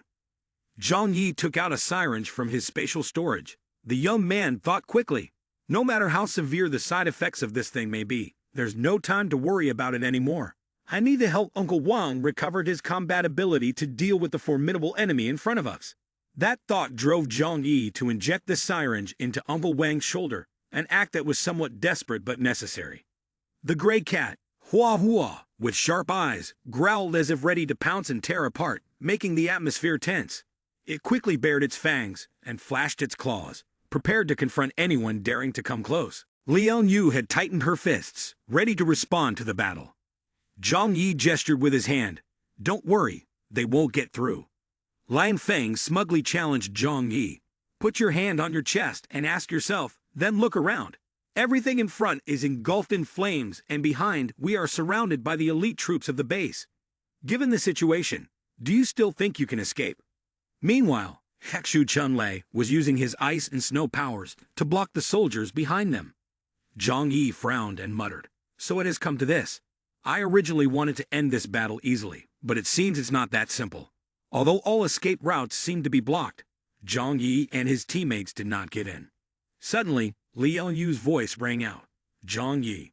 From Liang Yu's eyes emanated a mysterious power. After a moment, Zhang Yi realized it was the power of hypnosis.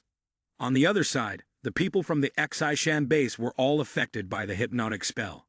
The woman screamed in agony, clutching her eyes. Then, she collapsed. "No, my eyes."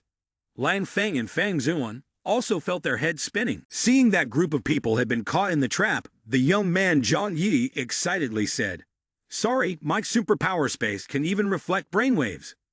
Zhang Yi then called Hua Hua. It immediately grew larger, and the young man sat on the back of the cat, Hua Hua, taking Liang Yu's hand to pull her along. Uncle Wang hugged himself, while Chun Lei grabbed the tail of Hua Hua, Like a gust of wind, Hua Huo quickly flew past the people from the Xishan base, while they stood frozen in a trance. As they passed by, the young man Zhang Yi opened the space and launched many grenades. At that moment, Lang Feng had escaped from the state of hypnosis. He shouted loudly, "Stop!" Before Lang Feng could finish his sentence, the grenades exploded one after another. Bang! Bang! Bang! The space was plunged into a sea of fire, and the people from the Xishan base were blown away. The large cat Hua Hua quickly avoided the massive explosion. Behind them, Xu Chunlei worried that the bombs might be disarmed and asked Zhang Yi, "Brother Zhang, those large ones haven't been disarmed, right?" Zhang Yi replied calmly, "No, we left many small bombs as smoke bombs. Plus, in the dim light, they won't be able to quickly find the explosives hidden in the corner. Once we get outside, I'll detonate them. A terrifying explosion will collapse the entire Xishan base, completely erasing it from Tianhai City." Bang! The large wall was smashed to pieces by Lang Feng. They chose to take a shortcut to move faster. At this moment, Xiaoming Ji, the superpower beastman, also appeared. He immediately used his capability to transform his body into a giant monster, grabbed Fang Zuan and Yi Ronghua, and ran quickly after Lang Feng to chase Zhang Yu's group. Their speed was extremely fast, and they quickly caught up. Xu Chunlei, with his slightly timid nature, looked back after a short distance and observed, "Brother Zhang, they're catching up to us. Hurry up! Should we throw bombs down or not?" Zhang Yi replied, "I'm not that kind of villain. If they want to chase us, then let them chase." The young man Zhang Yi responded unexpectedly, leaving Uncle Wang and Xu Chunlei extremely confused. Both secretly thought that his words held no persuasion whatsoever. Uncle Wang thought to himself, until now, Zhang Yi has always worked to achieve his goals without fearing any means. Not casually using his spatial superpowers shows he must have his own thoughts. As Miao Huahuo got close to the door, he rushed quickly outside. After that, Zhang Yi did not continue to run, but told Hua Hua to turn around and wait for Lang Feng and his group. When Lang Feng caught up with Zhang Yi, he whispered to himself, "The distance on the ground is actually nothing to worry about. Zhang Yi could still escape. Your spatial capability can only block one direction. As long as we attack from different angles, you will naturally be unable to defend and dodge anymore. Sooner or later, you will give up and die." At that moment, the young man Zhang Yi was no longer riding the large cat but got down and moved a bit closer to Lang Feng to provoke him. Xu Chunlei anxiously pulled on the young man's shirt and asked, "Brother Zhang, what should we do?" Lang Feng continued to think, "Even if you take out a vehicle and drive away quickly, my people will immediately shoot out your tires." After considering all of Zhang Yi's escape routes, which were all constrained, he raised his voice and shouted, "Now let's see where you can escape to. There is no place for you to hide here." The young man sighed and calmly replied, "Every time there is hatred, there must be revenge. When will this kind of thing end?" While speaking, the young man was rummaging through the pocket of his jacket. Zhang Yi took out a remote control and raised it high, making Lang Feng wonder. "What is that?" Lang Feng immediately shouted, "What is that thing in your hand?" Before he finished speaking, Zhang Yi pressed the remote control to detonate the bomb. Bang! Bang! Bang! Loud explosions sounded in succession. The domino effect was activated, and the ground trembled. Lang Feng turned back in shock. What the hell is happening? Bang! The sound of the bomb exploding in the middle of the base was getting closer and closer outside. The explosions and vibrations echoed throughout the space. The thick white snow covering the ground began to fly everywhere under the pressure of the explosions, creating a chaotic scene amidst the deadly cold. Xu Chunlei clenched his fist in joy. It worked. From now on, the Xishan base can be completely erased from Tianhai City. The terrifying sounds of the bombs shook the earth and sky. Lang Feng's group was hurled away by the shockwave of the explosion, and dust covered the area. Lang Feng angrily yelled, "Zhang Yi, what have you done?" The young man calmly replied, "Do you remember when you attacked my shelter before? Did you leave behind a large amount of explosives? I added a little more. It's all back to you. The truth proves that your explosives are actually very good." Hearing Zhang Yi's words, Lang Feng was stunned. Zhang Yi did not forget to ridicule Lang Feng. If it weren't for Captain Lang's gift, relying solely on myself to find chemicals and produce such effective explosives would really not be easy. At this moment, Lang Feng still couldn't believe the reality unfolding. He turned around to look and pondered. So our base has been destroyed? Moreover, explosives were used that we had transported ourselves beforehand. Although he desperately wanted to check the current condition of the base, seeing the sea of fire raging behind him, Lang Feng could only grit his teeth. I can't go over there. Going down now would be looking for death.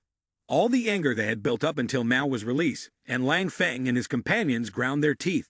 All right, I will kill you first, and then come back to save the people in the base later. Zhang Yi then raised his hand to signal.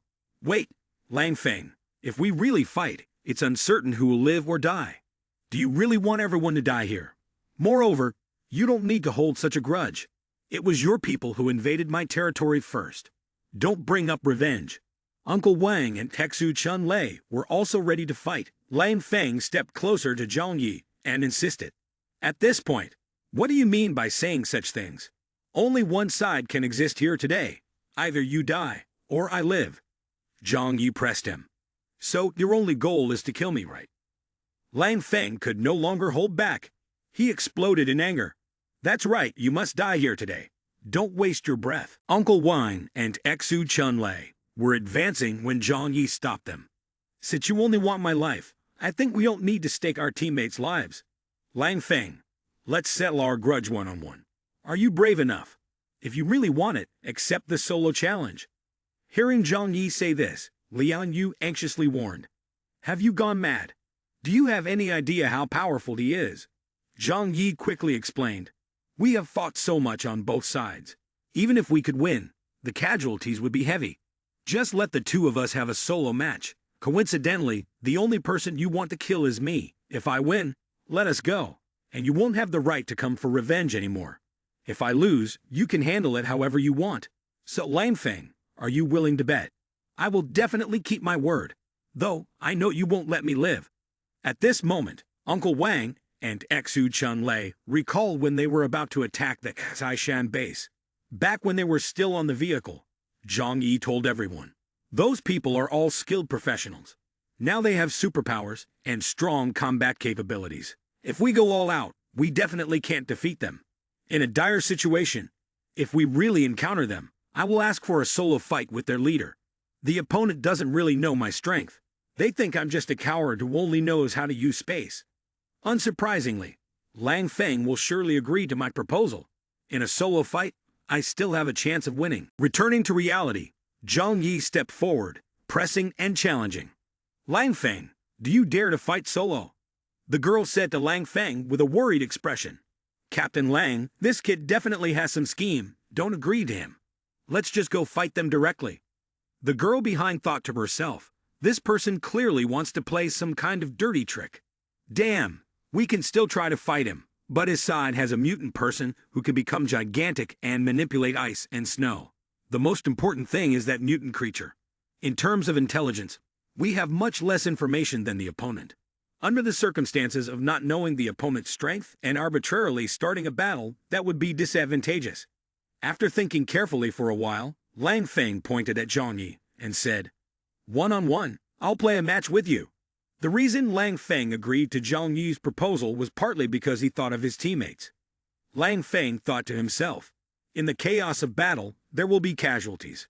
I can't let my brothers sacrifice anymore. I have to risk it for them this time. Zhang Yi pointed to the other side. Choose the location at the valley over there. The others will wait outside. One is to supervise the battle, and the other is to ensure neither side interferes. The girl beside kept reminding Lang Feng, Captain Lang, be careful not to get tricked. Lang Feng walked away, looking quite tense, reassuring the girl not to worry. Transitioning into the canyon, Lang Feng's teammates observed the battle from above. She murmured, in the face of absolute power, all devilish plots are meaningless. If the enemy is unprepared, isn't this just suffering to death? In a way, Zhang Yi's teammates all looked tense. Texu Chun Lei clasped his hands and thought to himself, Brother Zhang must be confident to go. He definitely will be fine. While both sides were watching the battle, the girl from Lang Feng's team spoke with a tone of deep hatred. That's right anyway, The leaders of both sides are already in a duel. I don't mind letting you in on a little secret. Do you know there are some mutant persons with the capability to absorb the power of others? It seems you didn't know. Well, I'll give you some free intelligence. Only a few strong mutant persons with this capability can devour the superpower of the weak to become even stronger. She confidently recounted Lang Feng's power enhancement process. During our captain's conquests outside, he personally killed 3 mutant persons from the opposing force and simultaneously seized their powers. Therefore, his superpower is stronger than anyone else's. That guy named Zhang Yi is definitely going to die. He really chose the wrong opponent. Upon hearing this, Hekshu Chunlei and Uncle Wang broke out in a cold sweat. However, Hekshu Chunlei still has great faith in her leader. It's all right, Brother Zhang won't lose. The girl in red asked Chunlei, "On what basis are you saying that?" "Because our leader is extremely afraid of death. He absolutely will not risk his life. And what kind of reason is this? You watch closely. Soon, our Captain Lang will definitely bring his head out." Speaking of the 2 main characters of this match, Zhang Yi sighed at Lang Feng. "Can we stop fighting? You need to know that I'm not a fighter. My superpower is supportive." Lang Feng's eyes were filled with determination. "We must take Zhang Yi's life. No way. You have to die here today." Zhang Yi adjusted his collar and replied, "I don't want to reach this point. It's all you're doing. In fact, in the past, I had a dream, which was on the day of the apocalypse." Seeing Zhang Yi standing there talking nonsense, Lang Feng angrily shouted, "Stop, don't talk nonsense anymore. Okay. Delaying time is pointless. It won't change your outcome." Zhang Yi sighed and continued, "All right, then I hope you keep your promise. If I die, spare my friends. They are all innocent." Lang Feng sneered, "I can assure you that I won't harm them." Zhang Yi shifted to talking about his cat. "And my cat? Don't eat it. Just let it go. Maybe my friends will take care of it." Lang Feng, furious, gritted his teeth. "You've been rambling for half a day. Are you an old lady, talking so much? If you want to fight, then let's fight." After saying that, Lang Feng clenched his fists and charged at Zhang Yi. Zhang Yi also began to accelerate 4 times faster, rushing towards his opponent. When he was quite close, Zhang Yi used his spatial superpower, raising his hand to open the space warehouse to retrieve something. Lang Feng naively thought, "Do you really think this trick will work on me? I already know your attacking methods. As long as I'm faster than this superpower, change direction, I can fiercely land a blow right to your heart." But he had no idea that Zhang Yi took out a huge container truck from the spatial storage. Lang Feng jumped in surprise. What? His superpower can also teleport objects. Zhang Yi confidently told Lang Feng, "This is just the beginning." Immediately afterward, various types of trucks, dump trucks, cars, and many other things appeared simultaneously. Zhang Yi thought to himself, "These are all toys I've collected in my spare time. I was waiting for the right opportunity to take them out.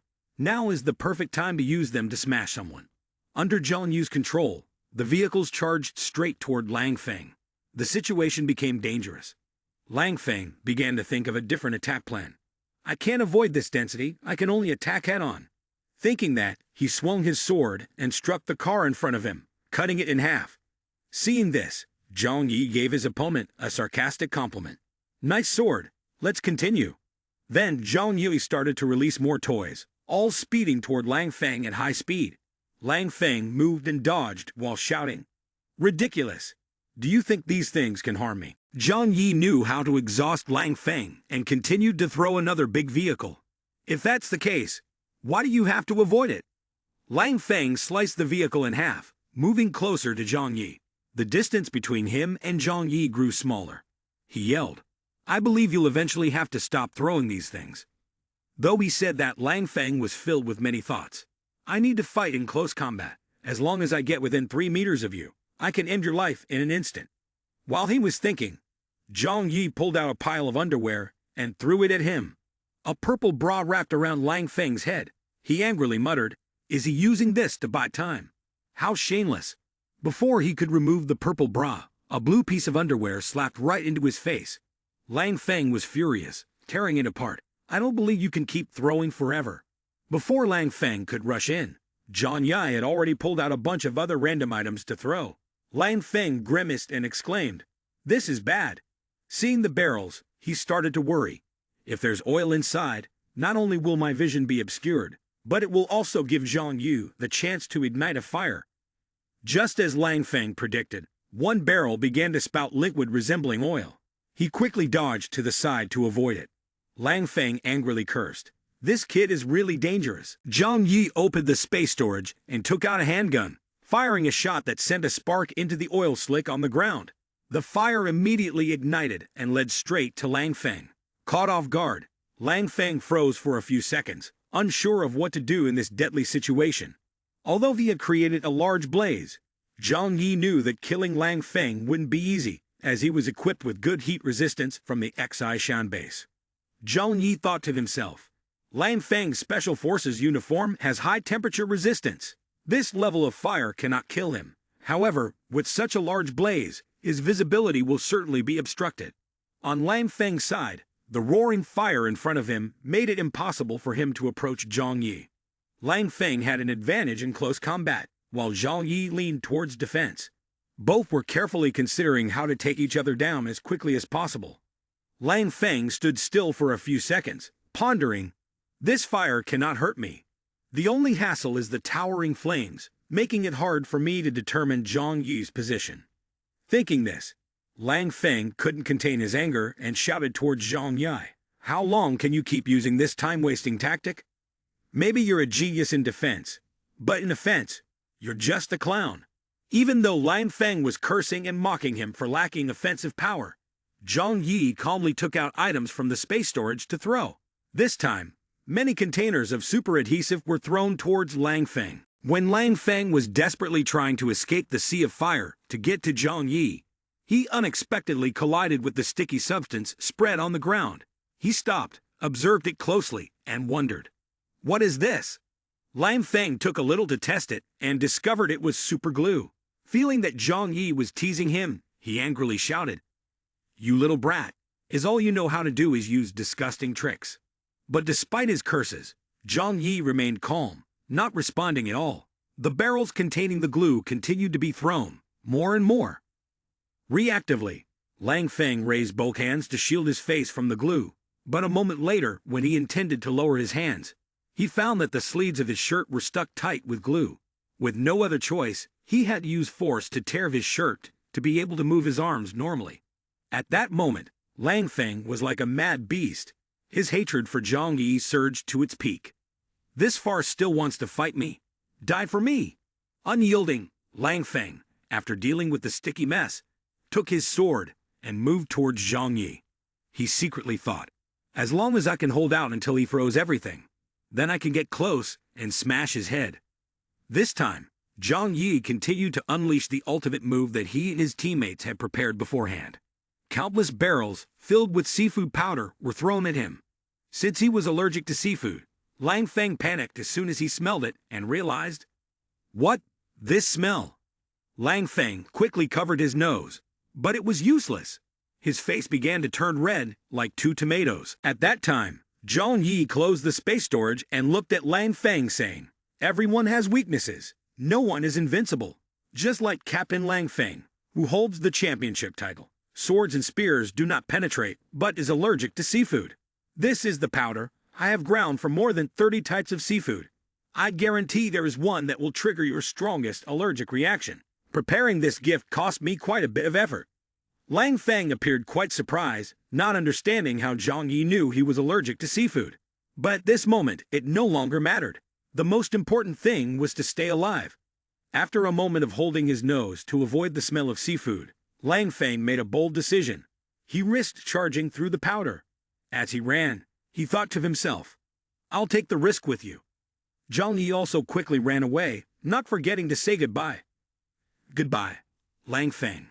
Lang Feng accelerated while shouting loudly, stop right there. In the tense atmosphere, Lang Feng rushed wildly towards Zhang Yi. But Zhang Yi, as skillful as ever, did not want a direct confrontation. While fleeing, he opened his space storage and released the remaining items. The various large and small items, including cars, weapons, swords, hammers, and sickles. Even barrels filled with fuel and glue continuously struck Lang Feng. He nearly took all of them head-on in his path, because he no longer cared to dodge. With his powerful strength, Lang Feng had now become a laughingstock for Zhang Yi. He was incredibly furious as he was constantly hit by items from Zhang Yi's space storage. The pain made him clutch his head and collapse to the ground in helplessness and humiliation. After lying still for a long time, Lang Feng seemed to be exhausted after the series of dazzling and unexpected attacks from Zhang Yi. Seeing Lang Feng motionless, Zhang Yi stopped, stared at him for a moment, then continued running, creating a sufficiently safe distance. Then, it was as if Zhang Yi was on a trip, making a campfire, lighting a small fire, and sitting down to roast sausages. The young man enjoyed the sausages, while cautiously glancing towards Lang Feng. Suddenly, after lying still for a while, Lang Feng woke up, gathering all his remaining strength, charged towards Zhang Yi, and shouted, "If you have mettle, don't run. Stand still and let's settle this one-on-one." His face was now completely deformed due to an allergic reaction, looking even more fearful. Zhang Yi was not foolish enough to stop. The young man continued to run to buy time, waiting for Lang Feng's seafood allergy to worsen. Lang Feng ground his teeth as he pursued, secretly thinking, "I have antihistamines on me, but even if they alleviate the symptoms, I can't last long. I never expected this guy to be so cunning. I played dead, and he didn't stab me even once." After a while of chasing Zhang Yi, due to the severe allergy and exhaustion, Lang Feng coughed violently and then spat out a mouthful of blood. He slammed his hand down on the snow in anger, saying, "Damn, clearly just an ant, yet too cowardly to confront me directly. In the end, I lost to such a despicable trick." Zhang Yi continued to take out the stove from his space storage and resumed roasting sausages. Captain Lang has fallen asleep again. Half an hour later, yawning repeatedly due to a stretched stomach. Worried about eating, he looked towards Lang Feng, still seeing him lying still and motionless. Is he really dead, or just pretending to be dead? Carefully, Zhang Yi took out the gun and fired continuously at Lang Feng's head. Blood splattered everywhere. He checked thoroughly and muttered to himself, "Is he really dead? Have I really killed the captain of the special forces at the Xishan base, the invincible one in his lifetime?" Zhang Yi used his superpower to open a space vault, releasing a large vehicle over Lang Feng to pin him down tightly. With this, even if he pretends to be dead, he can't move. It seems he truly is dead. Even if he were acting, he wouldn't go to this extent. Zhang Yi took out a long sword, murmuring as he walked, "If that's the case, I will chop off your dry coconut." With a swift slash, the head rolled away. At that moment, Zhang Yi finally breathed a sigh of relief, confirming that Lang Feng was indeed dead. After ensuring Lang Feng was gone for good, he approached, looking at the body pinned under the container truck. Zhang Yi reached out towards Lang Feng's head, and unexpectedly, a stream of light transferred from Lang Feng's body into him. This was Lang Feng's superpower, being absorbed by Zhang Yi. After a while of completely devouring Lang Feng's superpower, Zhang Yi excitedly stood up. Awesome. Truly magnificent. But suddenly, an unexpected event occurred. Zhang Yi was alarmed to find something unusual about his face. What's wrong with my right eye? It feels like something is about to sprout, but it's not clear. He looked ahead, and his right eye suddenly emitted a stream of mysterious light. The space in front was distorted and twisted. Zhang Yi curiously wondered, what kind of ability is this? Isn't this divine power? Distorting space and breaking objects. Having gained a new ability, he was extremely excited. With this ability, I have compensated for my shortcomings in attacking. In the future, fighting mutant persons will be much easier. I won't be afraid anymore. However, Zhang Yi realized, the consumption of this divine power is too great. Using it just once makes my body feel like it's been drained by half. I can probably only use it 3 times in a row at most. The young man then tested the range and effectiveness of his new superpower. In terms of attack range, it was about 300 meters, not suitable for long-distance ambush. But within that range, its effectiveness was even better than heavy firearms. Now, who will be his next prey? Not too far away, Yi Ronghua saw the battlefield cluttered with the cars Zhang Yi had released. Yi Ronghua wondered, why hasn't it ended yet? Captain Lang should have killed Zhang Yi very quickly. Fang Zuan remained confident that Lang Feng would win and added, maybe the captain intends to slowly torment him. Don't worry, We have to trust the captain's strength. Ye Ronghua felt that something was off. The captain is not someone careless like that. At the same moment, Akshu Chunlei and Uncle Wang exchanged glances, understanding silently. It's been going on for so long, something must be wrong. There's a good show to watch. Just then, Zhang Yu's voice echoed from the earpiece. He cautioned everyone to keep quiet. Don't be surprised, and don't show anything unusual. Wait for my signal, then launch the attack. Hearing Zhang Yu's voice through the earpiece, Uncle Wang and Xu Chunlei thought to themselves, "That's Zhang Yu's voice, he's still alive." Su Chunlei concluded, "Brother Zhang has won, Lang Feng must be dead."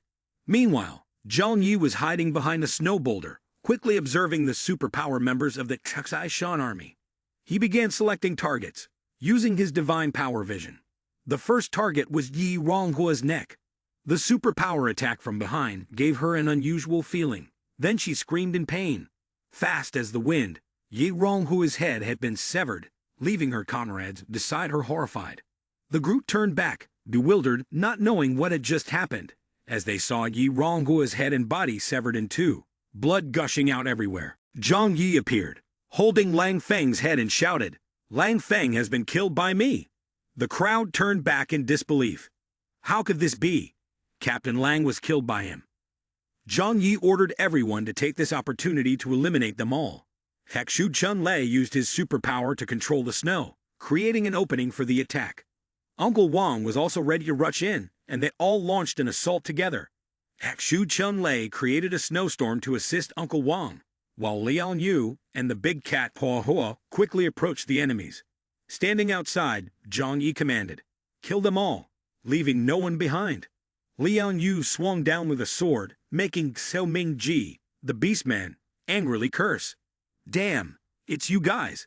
But before he could say anything more, Liang Yu helped him log out of the Earth server. Looking back, his entire gang had also logged out as well. Zhang Yi then wanted to absorb Xu Mingji's superpower, but suddenly was taken aback. Why is it not effective? Perhaps it was because these mutant people were too weak, lacking the strength of Lang Feng, so absorbing their superpower didn't yield much benefit. Zhang Yi then called Uncle Wang and Xu Chunlei. "Everyone come here and try it out." Both of them put their hands on Qiu Mingji, but it had no effect. Xu Chunlei said, "It can't be, Zhang. I don't feel anything at all." Uncle Wang added, "Me neither. Earlier, they had mentioned that not everyone had the ability to absorb. Perhaps among us, only Zhang Yu had this ability." Zhang Yi was startled. "It seems that regarding mutant people and superpowers, I still have a lot to learn. In the future, I need to study more materials from the Kaksai Shan base." At the same time, Hua Hua was near Chakshu Mingji's body, using its front paws to play with him. But it had no effect. Unable to absorb the superpower, the large cat decided to swallow Xu Mingji whole. It opened its mouth wide and gulped him down. Seeing this, Zhang Yi asked, "Hua Hua, can you absorb his power?" Hua Hua nodded.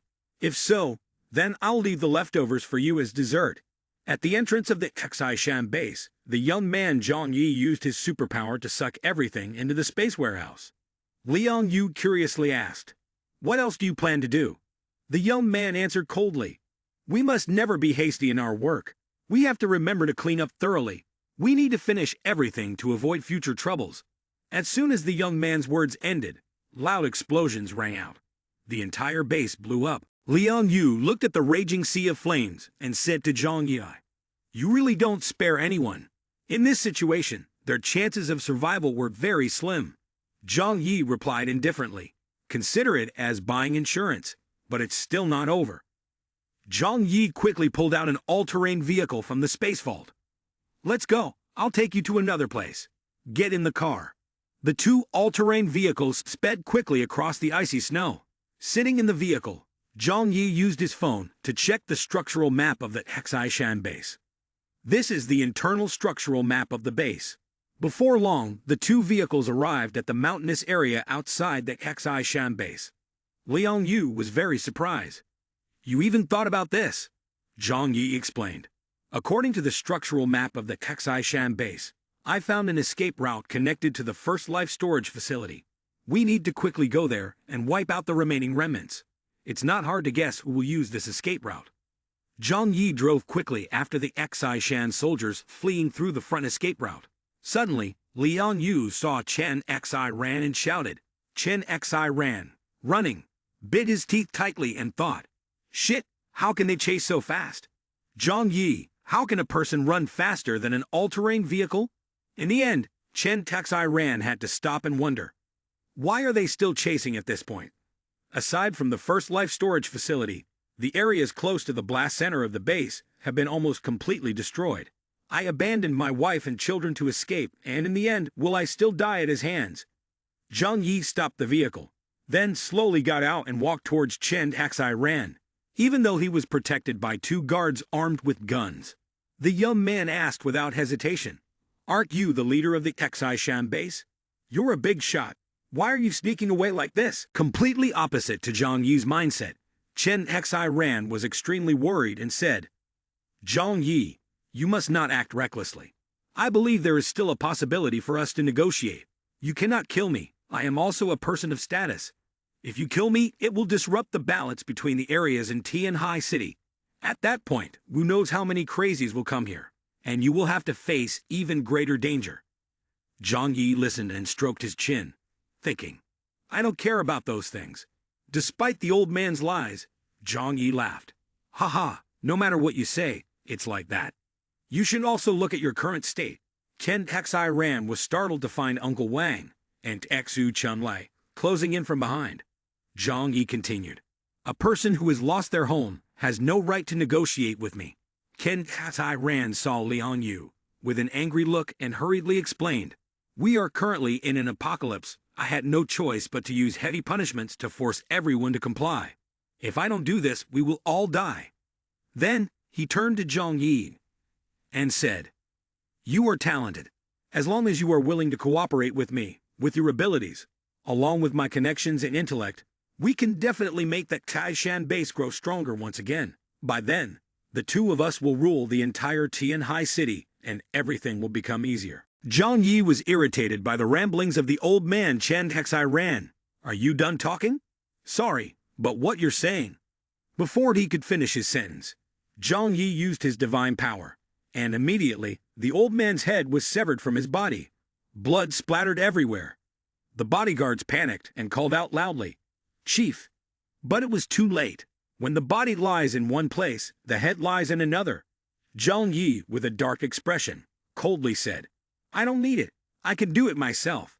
Seeing their leader's head chopped off, 2 soldiers from the Xishan base rushed forward desperately.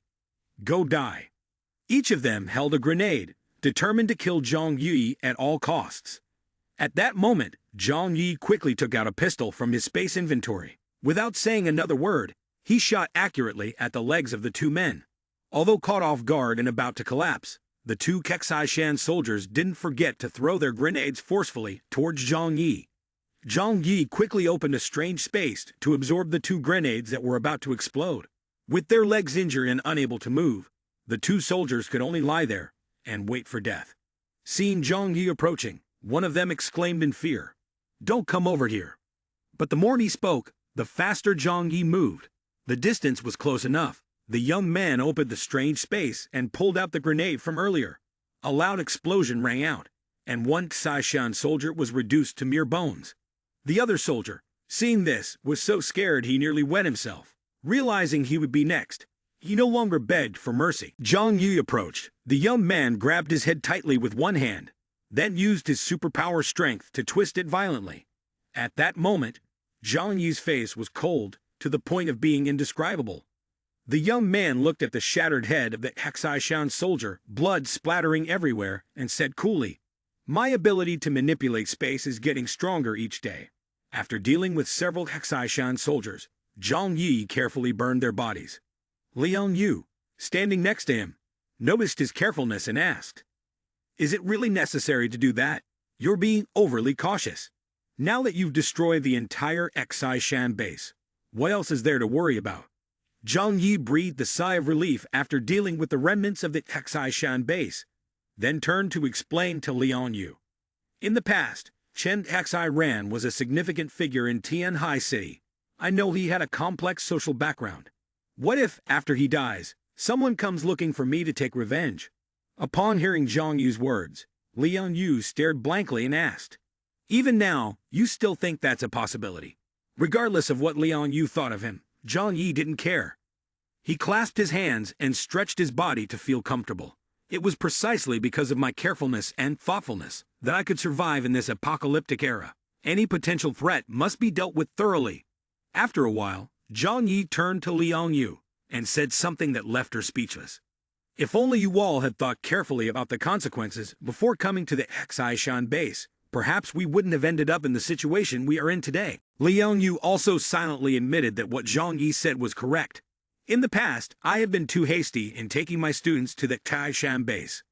That's right. If I had been able to think more carefully before, perhaps there wouldn't have been so many innocent students sacrificed. While Liang Yu was still deep in thought about Zhang Yu's words, the young man urged, "Uncle Wang, Chen Lei, we should get ready to go back." Seeing Zhang Yi preparing to leave, Liang Yu was startled and ran over to say, "Let's go pick up my students first." Unexpectedly, this time Zhang Yi agreed to return with Liang Yu to help those students. The two vehicles sped along the road, heading back to where the group of students was hiding. As soon as they saw someone approaching, the students were overjoyed, and one person ran over shouting, "Teacher Liang." After bringing Liang Yu to the place, Zhang Yi still did not forget what he had promised her before. "We will head back first. By the way, based on what I promised you, I will provide accommodation and some food for you. From now on, you should go to Hudong village, as there are many vacant rooms available there now." Seeing Zhang Yu's cold attitude, Liang Yu was a bit surprised. "Can't you come back to pick us up?" Zhang Yi responded frankly, "I have fulfilled the promise between us by saving you. To show my gratitude, I have agreed to provide accommodation and some food for your students. If you want more than that, then let's exchange benefits on equal terms." Liang Yu shyly stammered, "I have thought we were friends." Zhang Yi raised a finger and told Liang Yu, "Because we are friends, I can be straightforward like this. Only in this way can we avoid hurting our feelings." Liang Yu realized that she had probably overthought things. After all, the relationship between Zhang Yi and me is merely a mutually beneficial cooperation. With that thought, she sighed. "All right, we will go there on our own." With that said, Liang Yu hurriedly left. Before she left, Zhang Yi did not forget to gently say to Liang Yu, "All right, see you another time in Shudong village." The young man watched Liang Yu's figure and silently thought, "I don't care about your students. But as a mutant person, God bestows superior martial arts.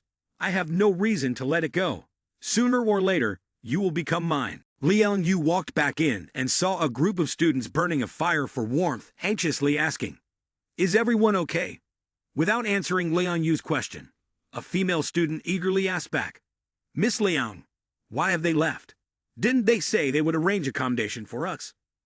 Liang Yu gently stepped forward and took her hand to reassure her. "Don't worry, I have discussed this with Zhang Yi. I will take you to Soujia town, where the living conditions are better. Moreover, Soujia town has many residents, and is close to the Lujiang River, so we can fish for food later." However, a female student was not satisfied with Liang Yu's answer and asked, "As far as I know, Yang Xinchen and Lu Qiran have already moved into Zhang Yu's villa. Why didn't you discuss with Zhang Yi so we could also move in there?"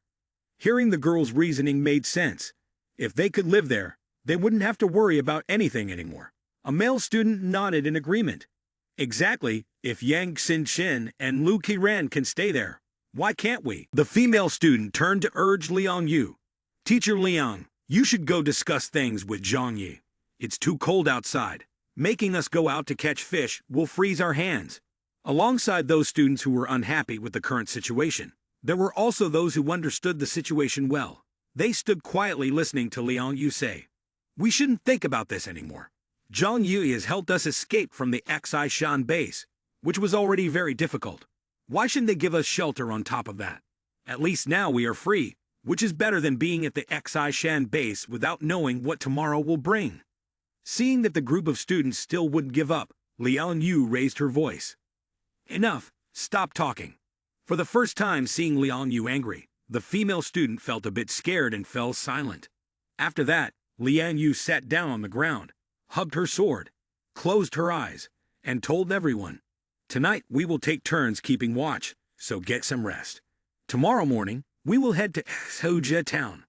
The group of students saw Liang Yu's determination and fell silent, saying nothing more. The scene shifts to the next day. Zhang Yi was driving while talking to Uncle Wang. "How about you and Aunt Zhou just move here permanently? The villa area and the estate are both luxurious. You can choose later. The living environment here is much better than in Yulu. Furthermore, it will be easier for everyone to support each other if we are close by." Uncle Wang listened to Zhang Yi, his eyes revealing a sense of emotion. "Well, I think it's a good idea. After this major battle, I also feel the strength of unity.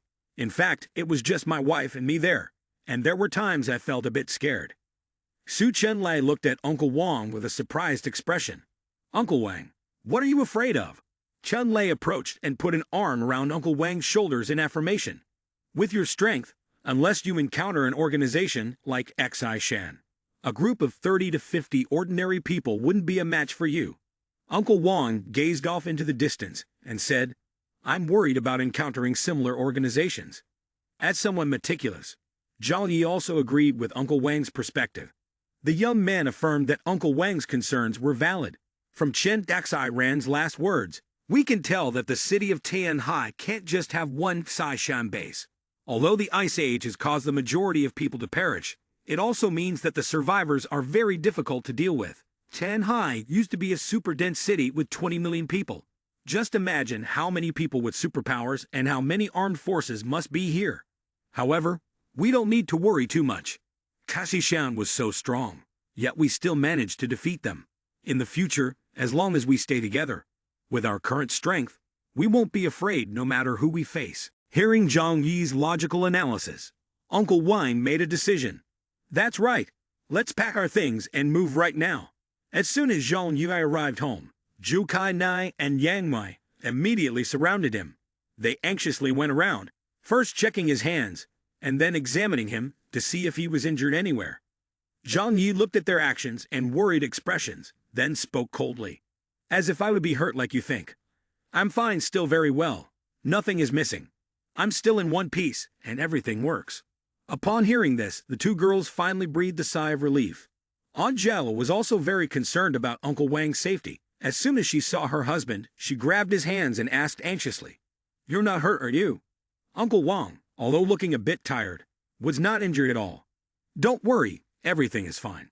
While everyone was chatting cheerfully, Lu Keiran quietly watched Zhang Yi from a corner of the house. Zhang Yi seemed to understand the thoughts in the girl's mind, so he walked over to Lu Keiran. Zhang Yi gave Lu Keiran a heartfelt hug and said, "Thank you all. This victory couldn't have happened without your help." Lu Keiran immediately changed her expression. She smiled with a hint of shyness when Zhang Yi hugged her. She also wrapped her arms tightly around the young man and politely replied, "I only helped a little. You and everyone else are the ones who created the strongest force to win." Zhang Yi stared at the rosy cheeks of Lu Keiran, then mischievously pinched her cheek lightly. He knew how to win a woman's heart, saying things to make Lu Keiran feel how important she was to him. "Don't feel inferior and underestimate yourself. You are very important to me." Hearing Zhang Yi's words, Lu Keiran's face turned completely red, her hands tightly clenching in embarrassment. "I am important to him? Did he really say I am very important to him?" At that moment, Yang Xin also arrived. She stared at the intimate gestures Zhang Yi directed towards Lu Keiran, understanding the situation. Zhang Yi quickly approached, bent down, and hugged Xin. Following that were compliments whispered into Xin's ear. "In my opinion, the one playing the most crucial role this time is our little girl Xin." Zhang Yi gently sat down next to Yang Xin and took her small hand. The young man smiled and showered the girl with praise about her expertise. "If it weren't for your strong hacking skills, we can say Super Pro VIP, our plan would not be able to proceed. There would be no way to infiltrate the Xishan base with such a tight system and security forces." After the battle ended and hearing Zhang Yi announce the return to the shelter, everyone was pleased. Yang Mai cheerfully said, "Of course, going back is good. After all, the conditions at the shelter are wonderful and much more spacious." Uncle Wang looked at Zhang Yi with curiosity and asked, "What are your plans?" Aunt Zhou chimed in, Is my previous villa still there? When I bought it, I had to pay $200 million. Zhang Yi looked at Anzhou and replied, "It has been completely destroyed, but there are still many other villas intact. When the time comes, we can move to another one." Hearing Zhang Yi, Aunt Zhao looked sad and sighed, her eyes clearly showing regret. That was the accumulation of my entire life. After resting for a while and talking with everyone, Zhang Yi began to stand up, opened the strange space, and collected everything inside. The young man also advised everyone to only take essential items, keep the house in its current state, and leave some personal belongings behind. Zhu Kai-nai and Yang Mi immediately started to gather their personal luggage. Zhang Yi continued, "And just in case one day there is an unavoidable situation over there, we can use this place as a shelter to escape. This is still a high-security refuge, and it has been my heartfelt effort since the world entered this stage, so I cherish it very much." After everyone had gone outside, the young man carefully locked the door. Zhang Yi thought to himself, "Besides me, no one can enter this place. I'm not kind enough to leave this place for others to use." Suddenly, Zhang Yi noticed that someone was lurking behind him. He turned around to see the silhouette of a man. It was none other than Li Jian. Li Jian quickly stepped closer to Zhang Yi. The young man Zhang Yi was very surprised. How could he make it up here? So the young man coldly pressed him. "What are you doing here? Did Uncle Wang allow you to come up?" Li Jian replied to Zhang Yi, "Last night we heard a loud explosion from the west. Everyone was awakened, so no one could sleep. Then this morning we saw you all returning, so I ran over to see what was going on." Zhang Yi took a moment to ask him, "How have you been feeling lately? Have you noticed anything unusual?" Li Jian immediately answered, "No, not at all. I don't dare to use that ability much now. Professor Ji once warned that if I use it too much, I might soon end up as fertilizer." After exchanging a few words, Zhang Yi hurriedly said goodbye to him and left. "Then just live through the day like that. You need to take better care of your health. Take care." After a while of moving, the group finally arrived at the old villa. As soon as they entered the house, Zhang Yi said to Zhang Li and Uncle Wang, "There are about 10 other villas around that haven't been destroyed. Whenever you two finish resting, recover your health, and feel relaxed, you could choose as you wish." Uncle Wang and Chun Lai looked at each other with excited expressions, then nodded. "Okay." After settling everything, Zhang Yi finally entered his private room. The big cat Hua Hua always wrapped itself around his legs. Zhang Yi lay back on his familiar bed to enjoy life after many days of hard work eliminating the Kaksai Sham group. The young man closed his eyes tightly and thought to himself, "The effect of the stimulant is about to wear off. After that, my body will fall into a weak state. After being on guard for a month, I can finally sleep soundly." After a while of idle thinking, Zhang Yi quickly fell into a deep sleep. Hua Hua too, perhaps feeling quite tired, lay beside Zhang Yi and slept. Meanwhile, Lian Yu's group unexpectedly arrived at Shudong village. The villagers curiously gathered at the village entrance, peeking in with a mix of curiosity and a bit of fear. They silently wondered, why have the people from the Xi Shan base come here again? Hundreds of worries flashed through the minds of the Xudong villagers. A series of questions and concerns piled up in their minds. Did the Xi Shan group come here to exploit, to capture people, or to rob all the food resources here? As Lian Yu stepped inside, he saw a heartbreaking scene he had become familiar with recently. Everyone in the house looked worn out from hunger after a long period. None of them had any vitality. Each was finding a place to lean on, to try to endure the adversity. A thought suddenly crossed Lian Yu's mind. The housing issue has been resolved, but food and water remain a challenge. This is a significant obstacle. Facing this difficulty is indeed an unpredictable challenge. Lian glanced around and immediately caught the inquisitive gazes of the villagers hiding behind the fence. They were guarding against the fear that her appearance might bring significant trouble. However, her mind was now solely focused on solving the tricky materials problem. Many thoughts crossed her mind. These students could not quickly master the skills of fishing under the thick ice out there. She also could not attack or infringe upon the villagers.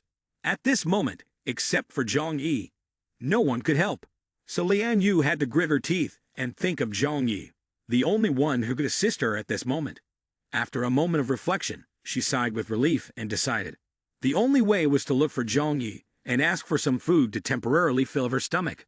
The scene shifted to Zhang Yu's villa. After returning, the young man spent most of his time resting to regain energy. In the room, Zhou Kai Nai was gently massaging him. While Zhang Yu was closing his eyes to enjoy the refreshing sensation, Kai Ni gently asked him, "Zhang Yi, now that we are safe, do you want to consider having a child?" Hearing this topic, Zhang Yi yawned and frankly replied, "Why would we think about that? Once we have a child, we will have to put in a lot of effort for them every day." Upon hearing Zhang Yi's words, Zhou Kai Ni's eyes became filled with sorrow. Seeing her looking sad, Zhang Yi gently stroked her cheek to comfort her. "Let's enjoy our current life. Don't think too far ahead." Seeing that Zhang Yi was unwilling, Zhou Kai Ni also fell silent, continuing to massage him without saying anything more. But deep down, Zhang Yi knew he did not want a child at all, not to mention the impact it would have on their current lives. Bringing another life into the apocalypse would only add another burden. In an era where humanity was gradually dying, having another child would be like leading it to its death. After a moment, Zhou Kai Ni brought up the topic of children again with a deep desire. "But I really want to have a baby that is the essence of our love. Is that not possible?" In Zhou Kai Ni's heart, it was not so much a genuine longing for the child they could create together, but rather another calculation.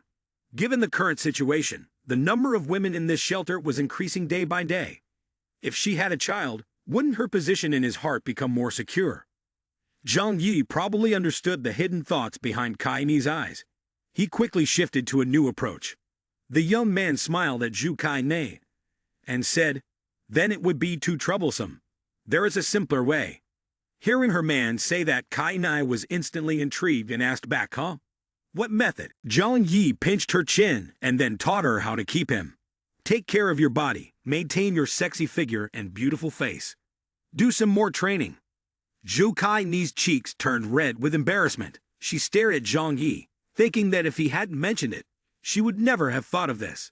Kai Ni, feeling shy, pointed at Zhang Yi and complained playfully, "You only know how to tease me." Then she leaned close to Zhang Yi and whispered, "This kind of thing can't be done by just me alone. I'm taking advantage of your current weakness to be a little proud." The young man was not one to be underestimated. Though weak, his verbal skills were still quite sharp. He whispered back to Kai Ni, "Once my health recovers, I will definitely let you know about the beast within me." The two continued talking without any special actions. "All right, then I will wait and see." "Okay, just wait." At that moment, outside the door, Uncle Wang had arrived. He was about to knock again when he heard the couple's sweet exchanges, and he paused for a moment. Uncle Wang coughed lightly to let Zhang Yi know he was there. "Zhang Yi, Lian Yu has arrived. She said she wants to see you." Zhang Yi called out from inside the room, "Please invite her in. I also have something I want to discuss with her." Seeing Zhang Yi just leave the room, Yang Mei immediately ran over to support him, her expression worried.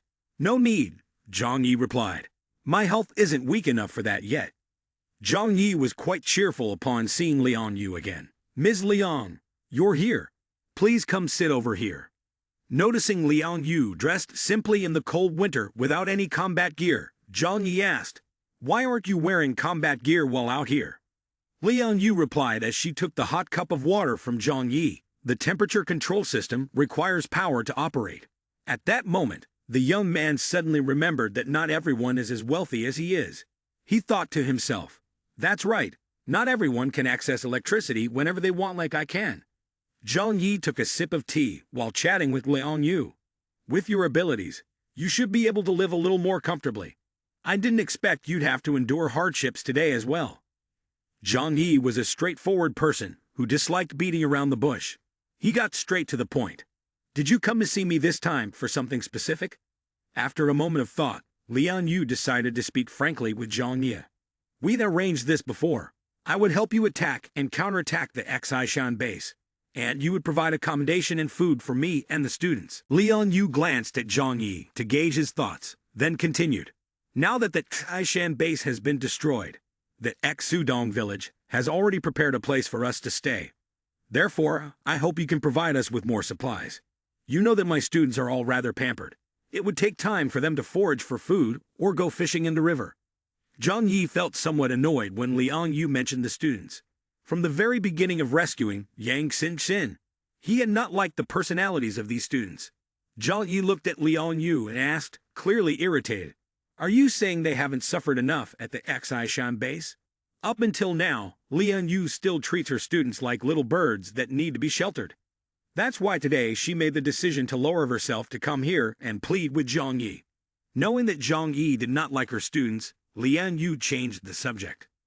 "Let's not talk about that for now.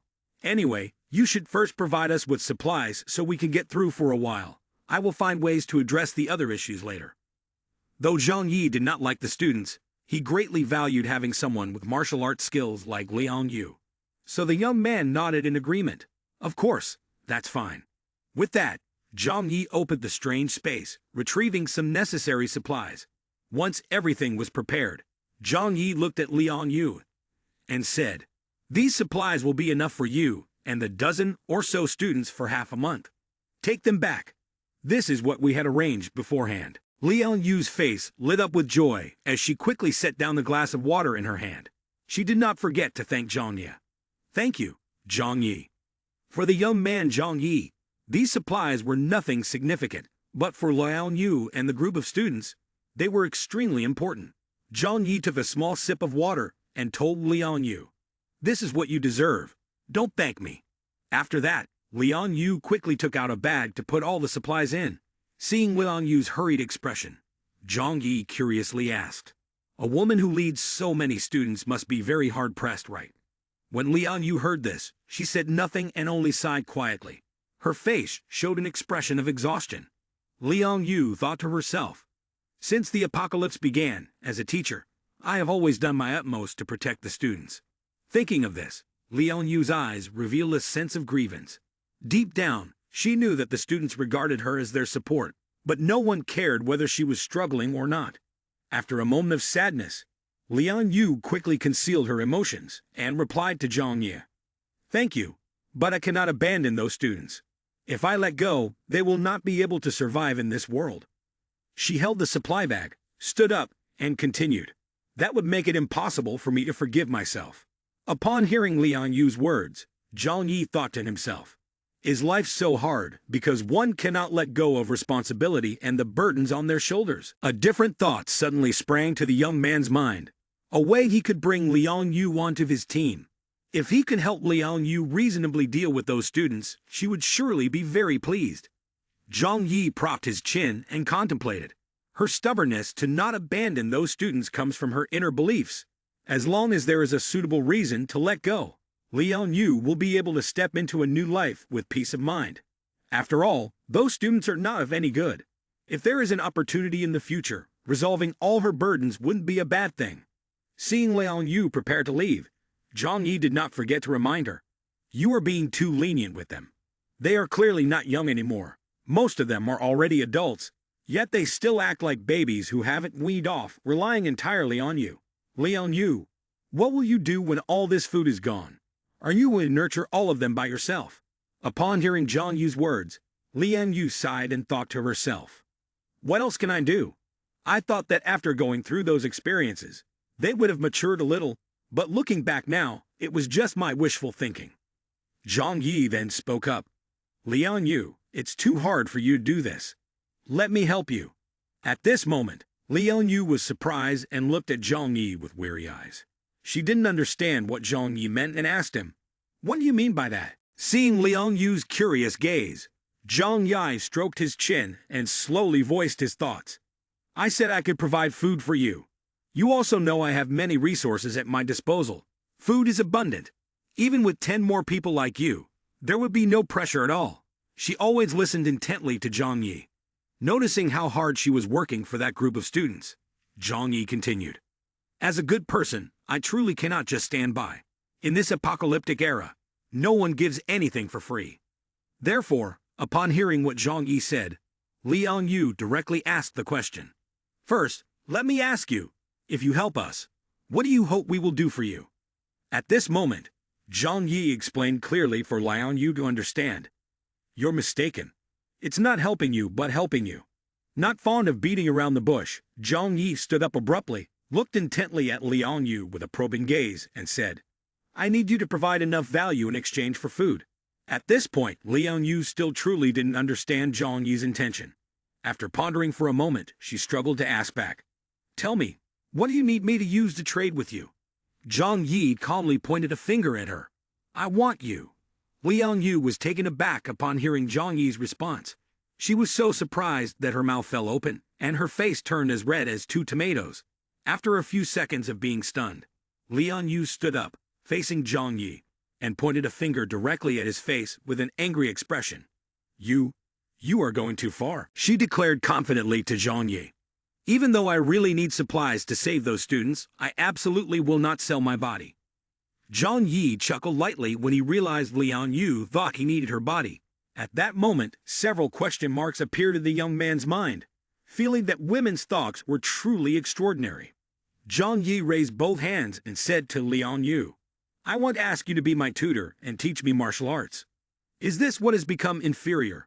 Liang Yu exclaimed in surprise when she heard Zhang Yi's explanation. Zhang Yi responded with a no and continued. So you thought I wanted you to do that? Ha ha ha, her imagination is quite vivid. At this moment, Liang Yu's face turned gray, unsure of where to hide from embarrassment. Zhang Yi stared at her, without blinking, then clicked his tongue and said, Huh, what are you thinking? You're a teacher, how can your mind be so dark? Liang Yu blushed with embarrassment, stuttering, and unable to speak. Ha ha ha. After regaining her composure, she apologized. Zhang Yi, I'm sorry. I misunderstood what you meant. Young Zhang Yi now had another excuse to pretend to be angry. Do you think I'm that kind of person? Liang Yu, you underestimate me. Seizing the opportunity, Zhang Yi pressed on. The young man turned away and said nonchalantly, It's up to you whether you want to be my tutor or not. I'm not forcing you. You can go, Liang Yu. Seeing Zhang Yi turn away, with a clear expression of regret, she called after him. No, I'm willing. As long as you want to learn martial arts, I have no objections. Outside the door, Sin Sin had arrived some time ago. After overhearing the conversation between the two, Sin Sin thought to herself, Zhang Yi, do you have any intentions regarding Teacher Liang? Liang Yu clenched her hands tightly with a very determined look in her eyes. She murmured, Teaching Zhang Yi martial arts in exchange for food is an opportunity that must not be missed. Young Zhang Yi also glanced at Liang Yu and told himself, This female teacher is strong in combat and so naive and straightforward. I have my eyes set on her. Seeing that Liang Yu had agreed, Zhang Yi turned to say, Then here's the deal. You come to the shelter every day to teach me martial arts for over 2 hours. That's the exchange condition. I can provide food for 10 people. Hearing that there were only 10 portions, Liang Yu exclaimed, 10 people. She clasped her hands together with a very sincere expression and pleaded, Could you give us a few more portions? We have a total of 16 people, and 10 might not be enough. Zhang Yi sighed and replied, Teacher Liang, I hope you can understand my difficulties. This is not a one-time provision. It's 10 people getting 10 portions of food every day. Furthermore, you wouldn't want your students to become lazy, relying solely on my support to get by, would you? At this point, realizing Zhang Yi made a valid point, Liang Yu had no choice but to accept. All right then, 10 people will do. After finishing the arrangement with Zhang Yi, Liang Yu carried the supplies bag back to Shudong village. As for Zhang Yi, after completing a transaction, he felt exhausted. The young man collapsed onto the sofa, letting out a deep sigh. After a while, Lu Qiran and Yang Xin came to find Zhang Yi. Upon seeing the two of them, Zhang Yi exclaimed, You guys are a bit late. Teacher Liang just left. Xin casually replied, No, I came because she left. Zhang Yi, surprised, continued, Don't you want to talk to your teacher for a bit? Xin looked at Zhang Yi with a probing gaze. If we were here, it would affect your negotiation with her. Just as Zhang Yi took a sip of water, Xin asked him, Do you have any feelings for Teacher Liang? Xin's question caused Zhang Yi to choke, nearly spitting out the water. He hastily put down the cup, wiped his mouth, and looked at Xin. Why are you suddenly asking a question like that? Hearing Yang Xin ask Zhang Yi about having feelings for Liang Yu, Lu Qiran covered her mouth and giggled, saying, Ha ha, you are too amorous. Lu Qiran cast a cold look at Zhang Yi, causing him to feel a bit shy and turn his face away. She continued to tease Zhang Yi. You already have two older sisters, but still want to pursue our teacher Liang. However, Yang Xin seemed to understand Zhang Yi's thoughts very well. She crossed her arms and said, if we look at the development process of human civilization, this is indeed the most effective and direct method to establish alliances. Hearing Xin speak her mind, Zhang Yi bowed his head in silence. Yang Xin continued her analysis. Liang Yu's strength is formidable, and from a woman's perspective, she is very attractive to the opposite sex, coupled with her bravery and humble personality. Yang Xin hesitated for a moment before continuing. Actually, it's not surprising you pursue her. Caught off guard by Xin's remark, Zhang Yi had to admit it. The young man no longer avoided the scrutinizing gaze of the two girls. This time he looked straight at them and confessed. You are very smart. I won't beat around the bush anymore. I want to have an ally like Liang Yu. Liang Yu's fighting capacity is very strong, which would be beneficial for me. Therefore, I plan to recruit her to become a member of our group. Although he had admitted to wanting to form an alliance with Liang Yu, when it came to feelings, Zhang Yi straightforwardly stated, as for romantic feelings, there is nothing at all. While Zhang Yi spoke, Xin and Lu Qiran stared at him intently. Perhaps they found it hard to believe that the answer was no. However, since the host Zhang Yi had asserted it, Xin felt she had to believe it. She looked at him and responded, yes, I understand. However, from another perspective, if Zhang Yi can recruit Liang Yu, it would benefit everyone. Because in this current apocalyptic era, having another talent like Liang Yu would mean increased safety. Understanding this, Xin immediately encouraged Zhang Yi. If that's the case, you should try your best, and Xin will support you. Zhang Yi was inevitably surprised when he heard this and exclaimed, you will support me? Having been by Liang Yu's side for quite some time, Xin confidently replied, I know exactly what kind of person teacher Liang is better than you do. Xin understands how to persuade her to become one of us. However, Zhang Yi thought differently. He was confident in his current situation, as he had a safe refuge, abundant supplies, and good living conditions, believing he could win her over without doing anything complicated. Yet Xin sighed when she remembered those students. The challenge was how to help her escape from those burdensome troubles. Noticing Xin's thoughtful expression, Zhang Yi said, don't think about harming them for now. I don't want to strain my relationship with Liang Yu too much. With her stubbornness, if she finds out I killed her students, she won't hesitate to fight me to the death. Xin nodded and stroked her chin affirmatively. There will be opportunities. We just need to wait a little longer. Zhang Yi leaned back on the sofa, letting out a sigh of relief. If you have any plans, just go ahead, as long as you don't let Liang Yu find out. Yes, I understand. As she was preparing to return to her room, Xin suddenly remembered something. Ah, right, brother, I have been researching information at the Xishan base these past few days. There's something I want to tell you. Zhang Yi looked at Xin with an eager expression. Oh, what is it? Go ahead. The Xishan base was built by the government previously, and their equipment is complete. The amount of information they hold is enormous, which has led me to discover a lot of interesting news. Zhang Yi became curious. What kind of news? Xin knew the young man was anxious to know, but she didn't reveal it immediately. She turned back to Zhang Yi and said, the amount of information is too large. I haven't finished processing it yet. I'm just giving you a heads up to prepare you mentally. However, based on the information gathered so far, it can be confirmed that the entire city of Tanhai is similar to the Xishan base. There are definitely other powerful armed organizations. Brother Zhang Yi, given how loudly we've been operating before, do you think it would attract other forces? Hearing Xin's question, Zhang Yi rested his chin on his hand and pondered for a moment, then replied, I know this too. Not thinking any further, the young man threw himself onto the sofa and analyzed. A vast city like Tianhai cannot possibly have only the Xishan base as a powerful armed force. Xin also affirmed. But there are still disagreements between the forces. A question began to form in her mind. What if there are many other powerful forces like the Xishan base? In fact, Zhang Yi had thought about this for a long time, but thinking too much wouldn't solve anything right away, so he decided to leave it to fate. Now, the young man could only hope that he wouldn't be unlucky enough to confront other forces. However, Zhang Yi also affirmed, "We do not provoke anyone, nor are we afraid of anyone. If we do encounter other forces, with our current strength, we shouldn't be afraid." In the young man's mind at that moment, the capable warriors appeared, including himself, of course. Zhang Yi reminded himself, "If we include Liang Yu, our supernatural force consists of 5 people. Any force that wants to confront us must consider carefully." Sin Sin looked at Zhang Yi with a confident smile.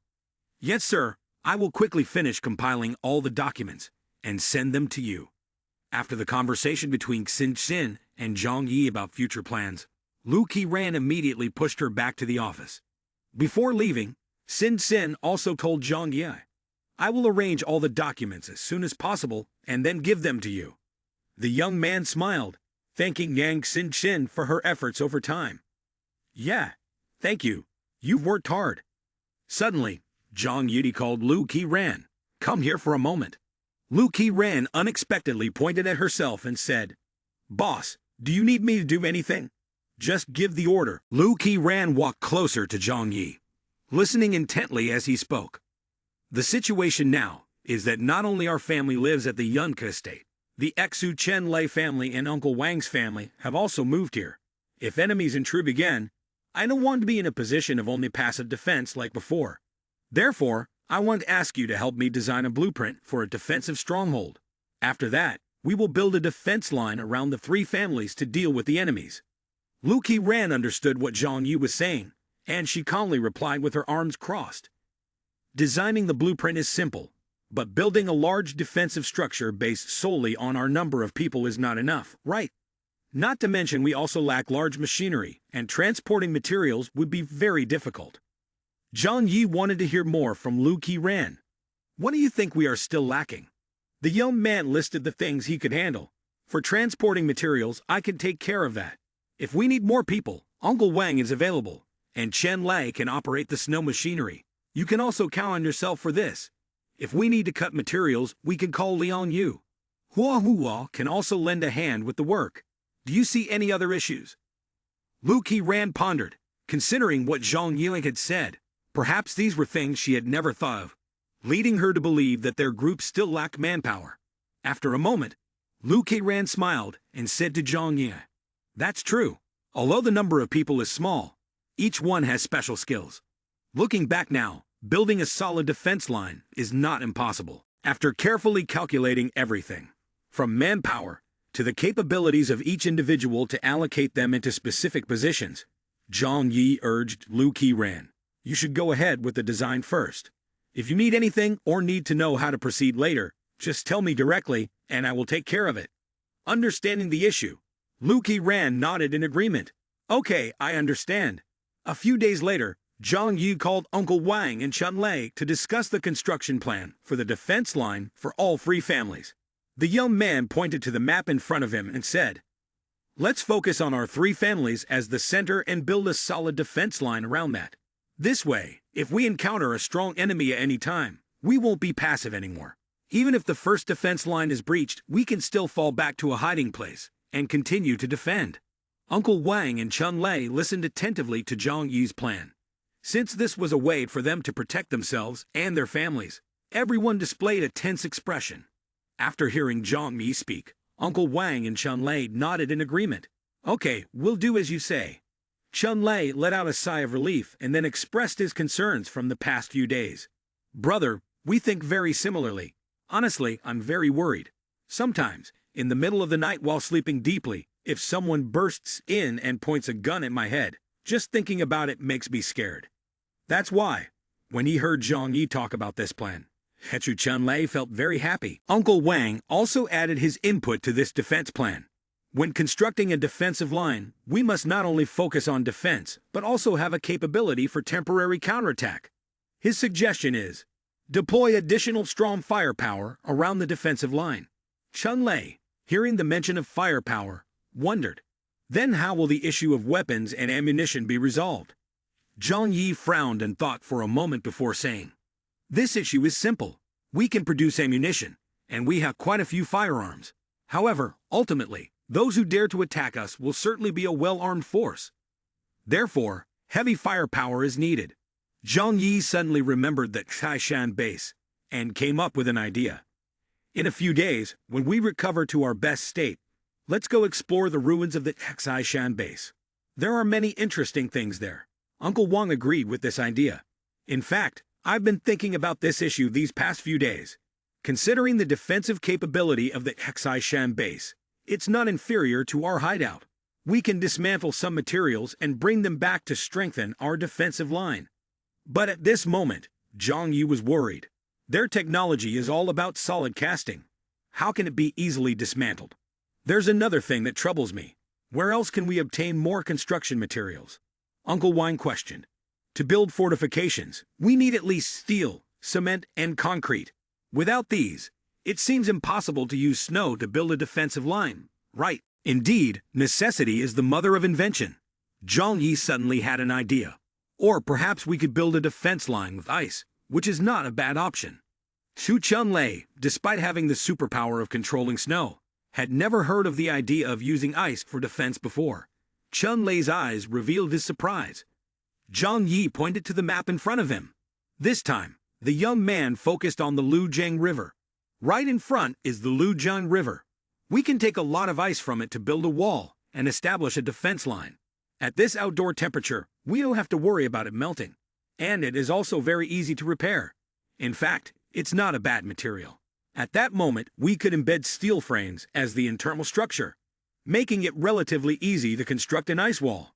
In the living room of the villa, Zhang Yi called Uncle Wang's family and Chunlei to discuss the plan and to relieve stress after the hard days of destroying the Taishan base. The men sat and discussed strategies while the women gathered to play cards. Zhu Kai-nai brought out some glasses of water and said, "Now that the Taishan base has been destroyed, you guys are even more cautious than before." Sticking to his cautious nature, Zhang Yi frowned and replied, "Caution is necessary for steering a ship for 1,000 years. We cannot hope for others to handle things, but we can implement the best safety measures for ourselves." Chunlei looked at Zhang Yi with a curious expression and asked, "Brother Zhang, will there be any armed forces approaching here in the future? Tianhai City cannot have any power stronger than the Taishan base, right?" Zhang Yi shook his head upon hearing Chunlei's naive question. "Chunlei, you have forgotten to consider one situation." Seeing Chunlei's innocent and confused expression, Zhang Yi began to explain in more detail for him to understand the seriousness of the situation. The Taishan base has indeed been destroyed by us. That is the truth. Others may not know about this incident.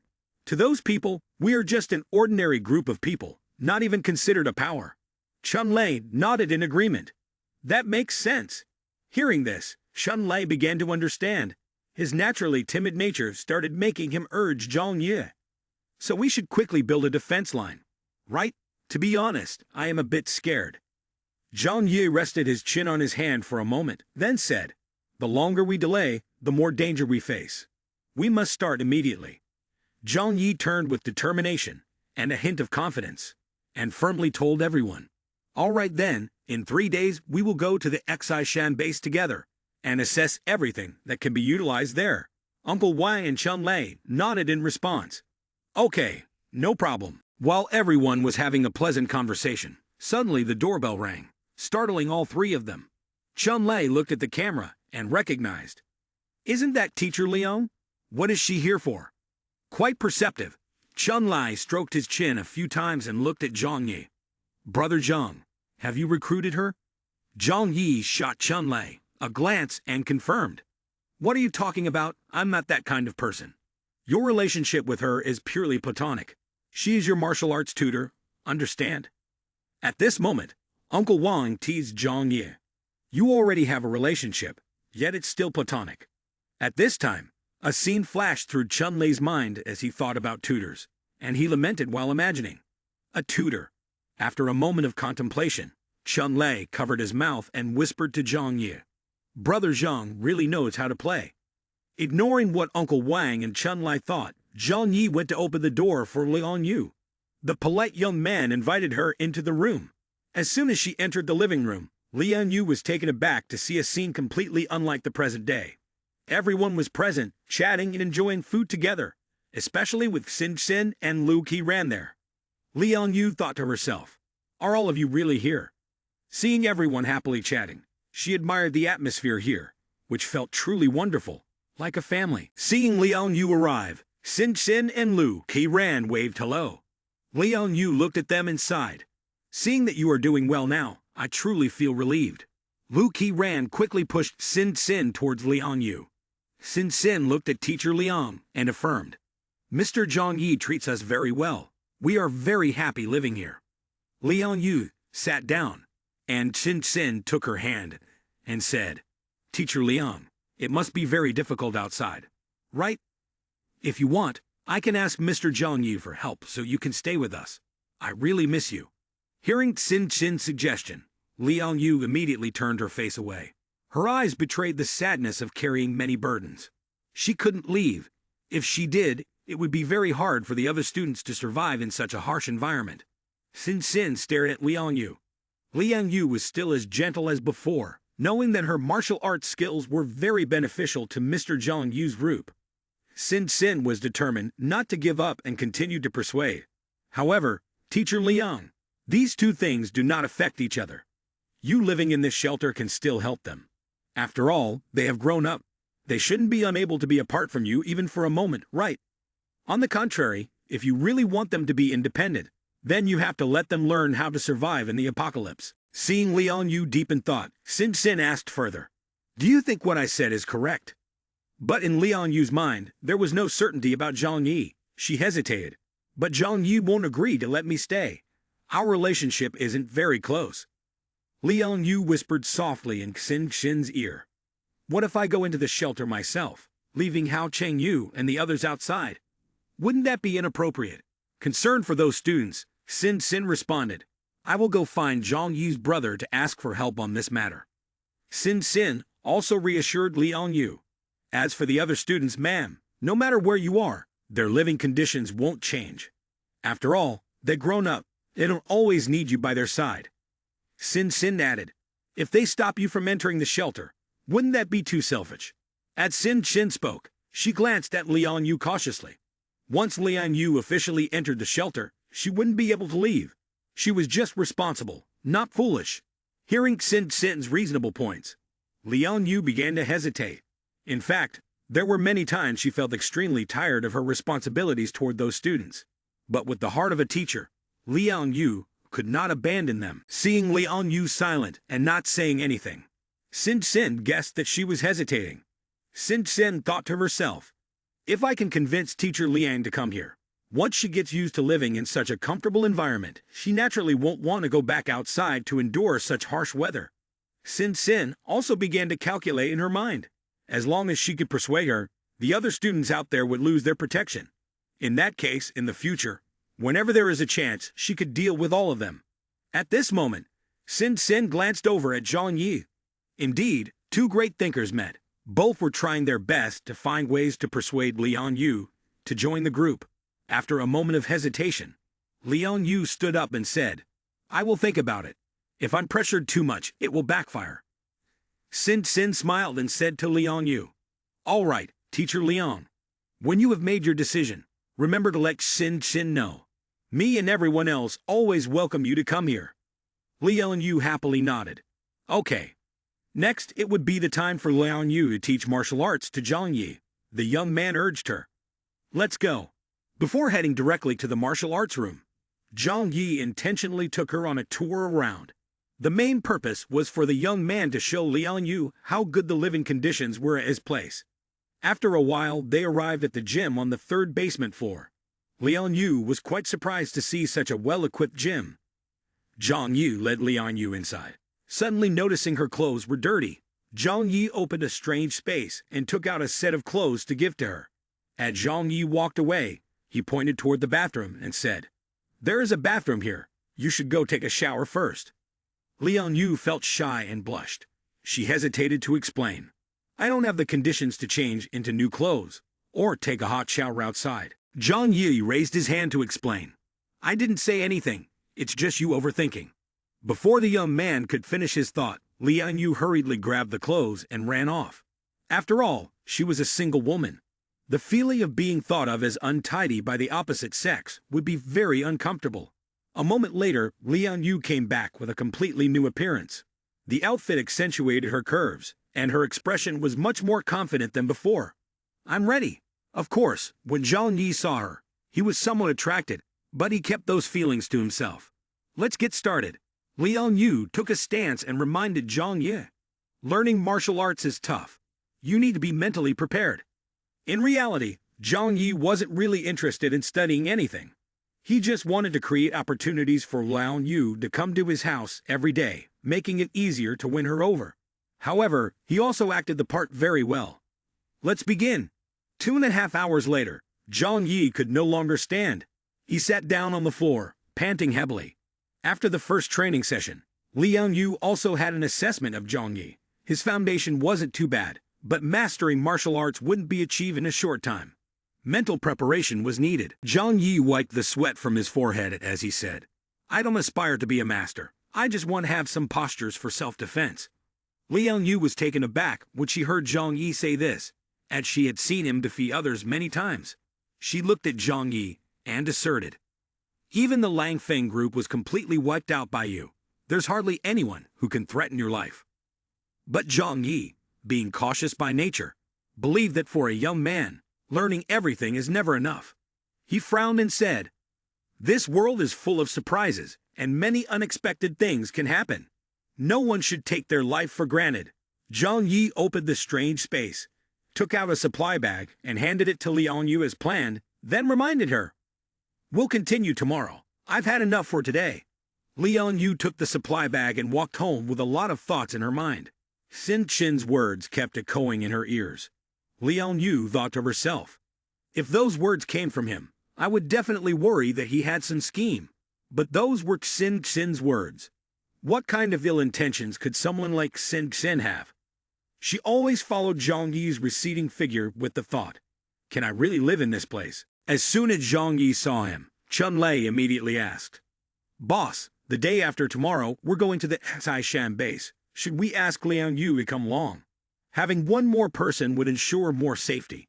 Chun Lei's face clearly showed his tension when mentioning the trip to the Xishan base. He pressed his two fingers together, his voice hesitant. "To be honest, although we've concluded that there are no living people at the western base, no one has gone there to check. Given the situation, we can't be too sure."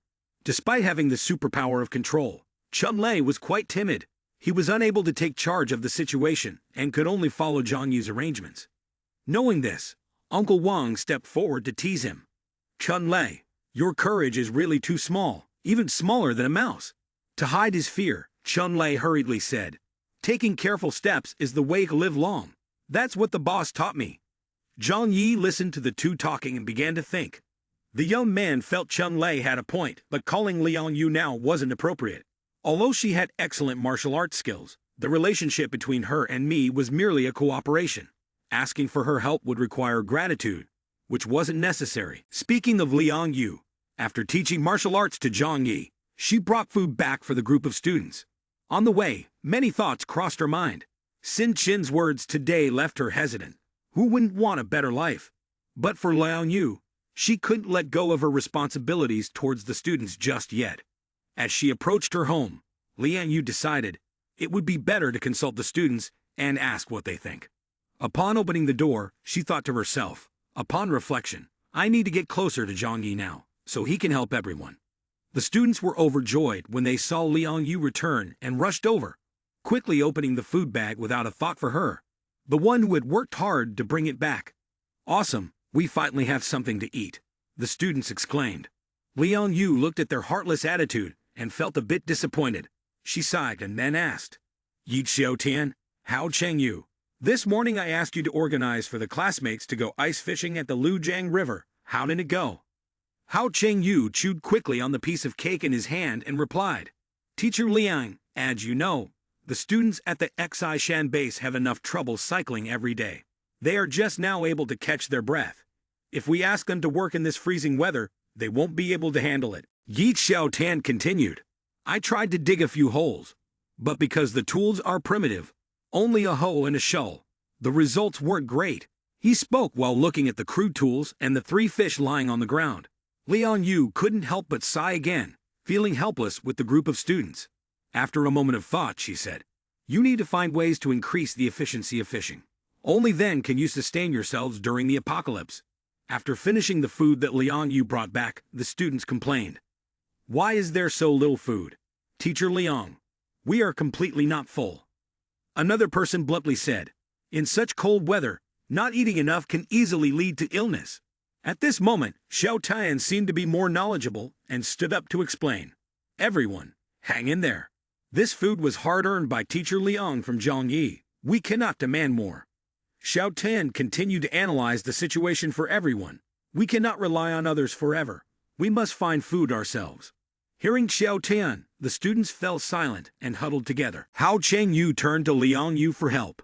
"Teacher Liang, since you often come to teach martial arts to Zhongyi, could we ask him to let us stay in his shelter? We can eat less if needed, and we can help him with work." Another person chimed in. "Right, Yang Xin and Lu Qiran can do it, so why can't we?"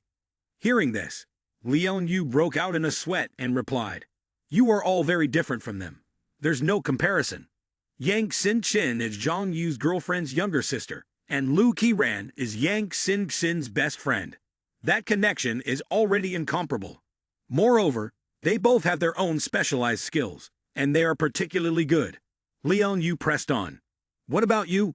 In those 2 aspects, can you compare to Lu Qiran and Yang Xin?" Knowing he didn't have the abilities of Yang Xin and Lu Qiran, a male student approached her and begged, "Please try one more time for us. Let us into the shelter. You are our teacher. You must have a way." Liang Yu was sweating profusely, feeling it was difficult to explain to the students that she would be moving to Zhongyi's shelter. She thought to herself, "In the current situation, I can't leave all of you behind to go to the shelter." I can't say that out loud. 3 days later, Zhang Yi was putting on the special outfit that Lu Qiran had created while asking her, "By the way, do we have a way to repair the outer wall?" Lu Qiran stroked her chin in thought and replied, "When this wall was built, the concrete was poured directly. It will be quite difficult to repair it now. But if we take the time, it can still be done." She hesitated to continue. However, the necessary materials are more complex. Zhang Yi, wearing cold-resistant gloves, said, "Please list the necessary materials, and then we will look for them at building supply companies in the city." Lu Qiran immediately raised her hand in a cheerful manner. "Yes, sir." Today, Zhang Yi, along with Chun Lei and Uncle Wang, returned to the Xishan base. As the vehicle sped down the road, Chun Lei noticed something. "Boss, I feel like there's something unusual about Hua Hua," Chun Lei said to Zhang Yi. Zhang Yi gently petted Hua Hua and asked, "Oh, how is it unusual?" However, it was just Chun Lei's feeling. He wasn't sure himself, just a vague sense that some magical change had occurred. Zhang Yi continued to stroke Hua Hua's chin, making it purring happily for a few moments. Seemingly understanding Chun Lei's intention, Zhang Yi said, "That's only natural." He thought to himself, although I don't understand the principle yet, among the mutated creatures, some have the ability to assimilate. For example, me, Lan Feng, and Hua Hua can all absorb the power of others. Last time, Hua Hua absorbed quite a lot, so now its abilities are much stronger. But the specific extent can only be known after we fight. While Zhang Yi was deep in thought, Yang Xin called to check on him. "Brother, have you arrived at the Xishan base yet?" Zhang Yi replied, "Not yet, I've probably only gone halfway." While Zhang Yi and everyone else were out working, Xin at home also began to learn more about other forces. With her information technology skills, this was not too difficult. Upon making a new discovery, Xin called Zhang Yi. "I just found something and need to report it to you." Zhang Yi anxiously urged. "Go ahead, I'm listening." Xin said seriously, "I have news about the major armed forces in Tianhai City." Hearing this, Zhang Yi became even more anxious. "Continue," Xin explained. "According to news from the Xishan base, there are a total of 4 large military shelters throughout Tianhai City, located in the Xishan, Kainfu, Yangshang, and Zhaoyu areas. These places were built many years ago and have been continuously maintained. Their purpose is to respond to sudden warfare and natural disasters. According to news from Taishan, the other three bases also have huge shelters, large armories, and substantial supplies. Hearing this, Zhang Yi suddenly recalled the information he had previously collected. He already knew about these things, as there had been rumors online and some photos had been leaked. As Zhang Yi drove, he asked Xin Qin, "So besides the Xishan base, there are three other large armed forces in Tianhai, right?" Zhang Yi frowned, analyzing while driving. Yangsheng, Zhaoyu, Qingfu. These areas are quite far from our protective base. However, we cannot guarantee that they do not intend to expand their power into the Xishan area and the Lujiang River. Xin Xin added, "No, aside from those three places, there is also another special force. In the Tianfeng and Changlan areas, a large population has concentrated, becoming a force that cannot be ignored. However, the records about them are not very detailed." Hearing this, Zhang Yi was not surprised, as he had previously learned a lot about the city of Tianhai.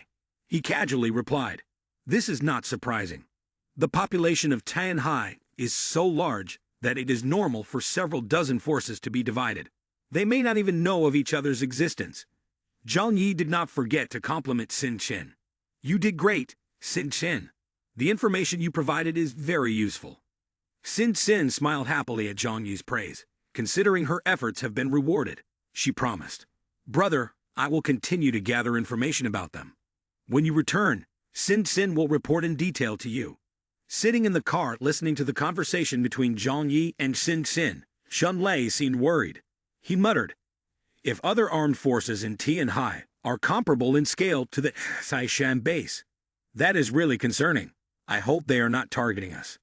Knowing Chun Lei's timid nature, Zhang Yi reassured him, "That's just what we predict." The vehicle continued to speed down the road, heading towards the Xishan base. Zhang Yi kept analyzing to help Chun Lei understand better.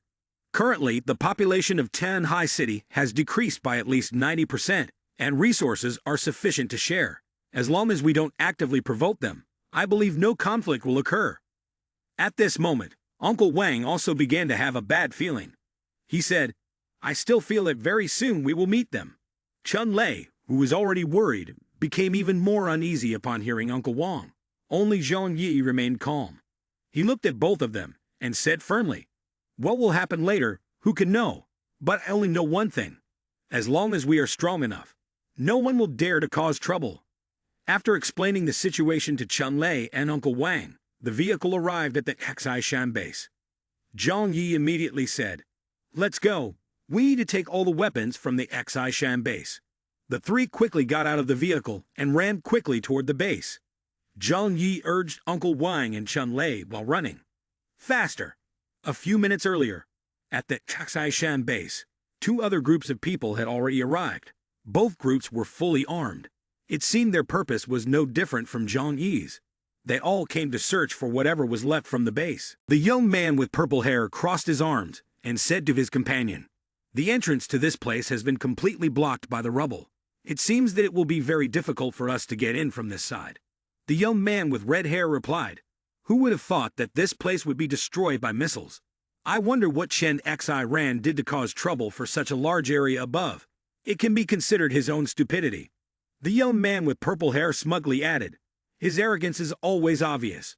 This kind of consequence is something he brought upon himself." However, the young man with red hair felt disappointed at not being able to enter. He raised his hand and sighed. "It ultimately feels like a wasted trip." The young man with purple hair glanced at the rubble blocking the entrance and thought to himself, "Clearing this mess will take too much effort. The command center is far from here, and it's temporarily impossible to summon people." He looked at the Xishan base and contemplated. Even in its destroyed state, the Xishan base is still a valuable target.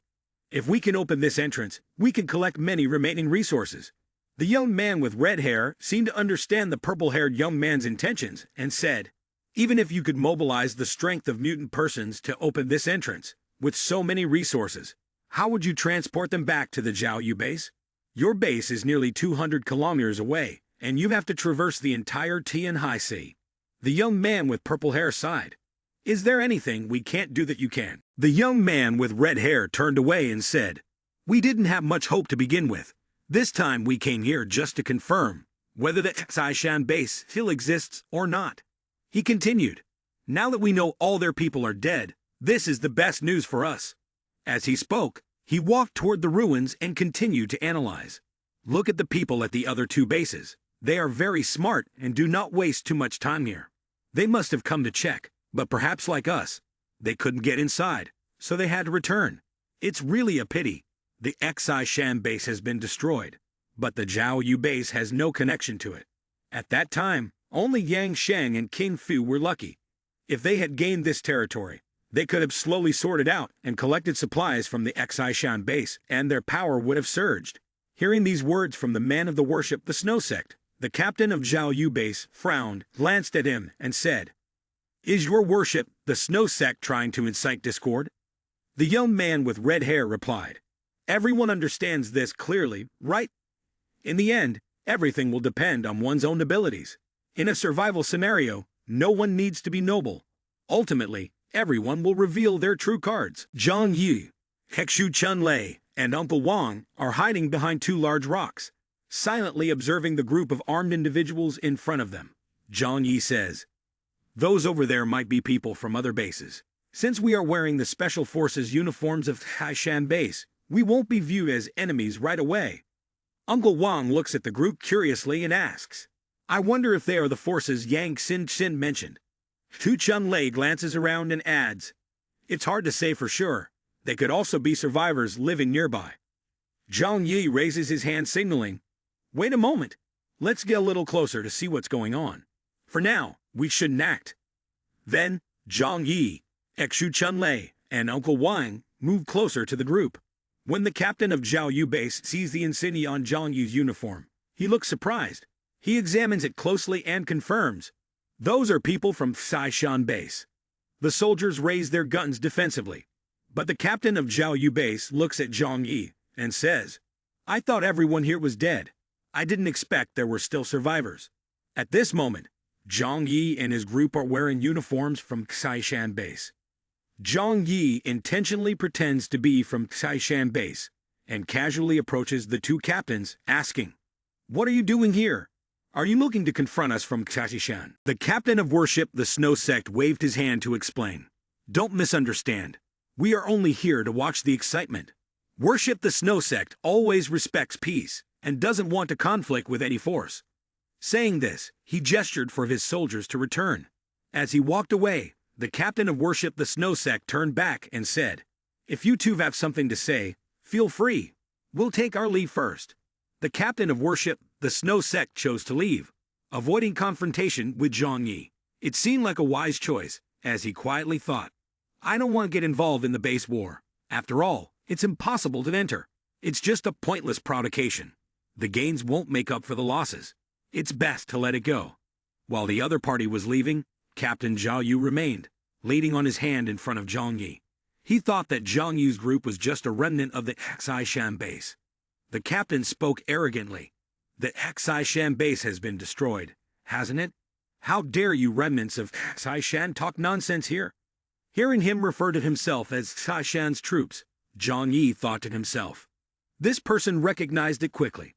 Zhang Yi replied casually, "Now that the Xishan base has been destroyed, there's no need for insult here.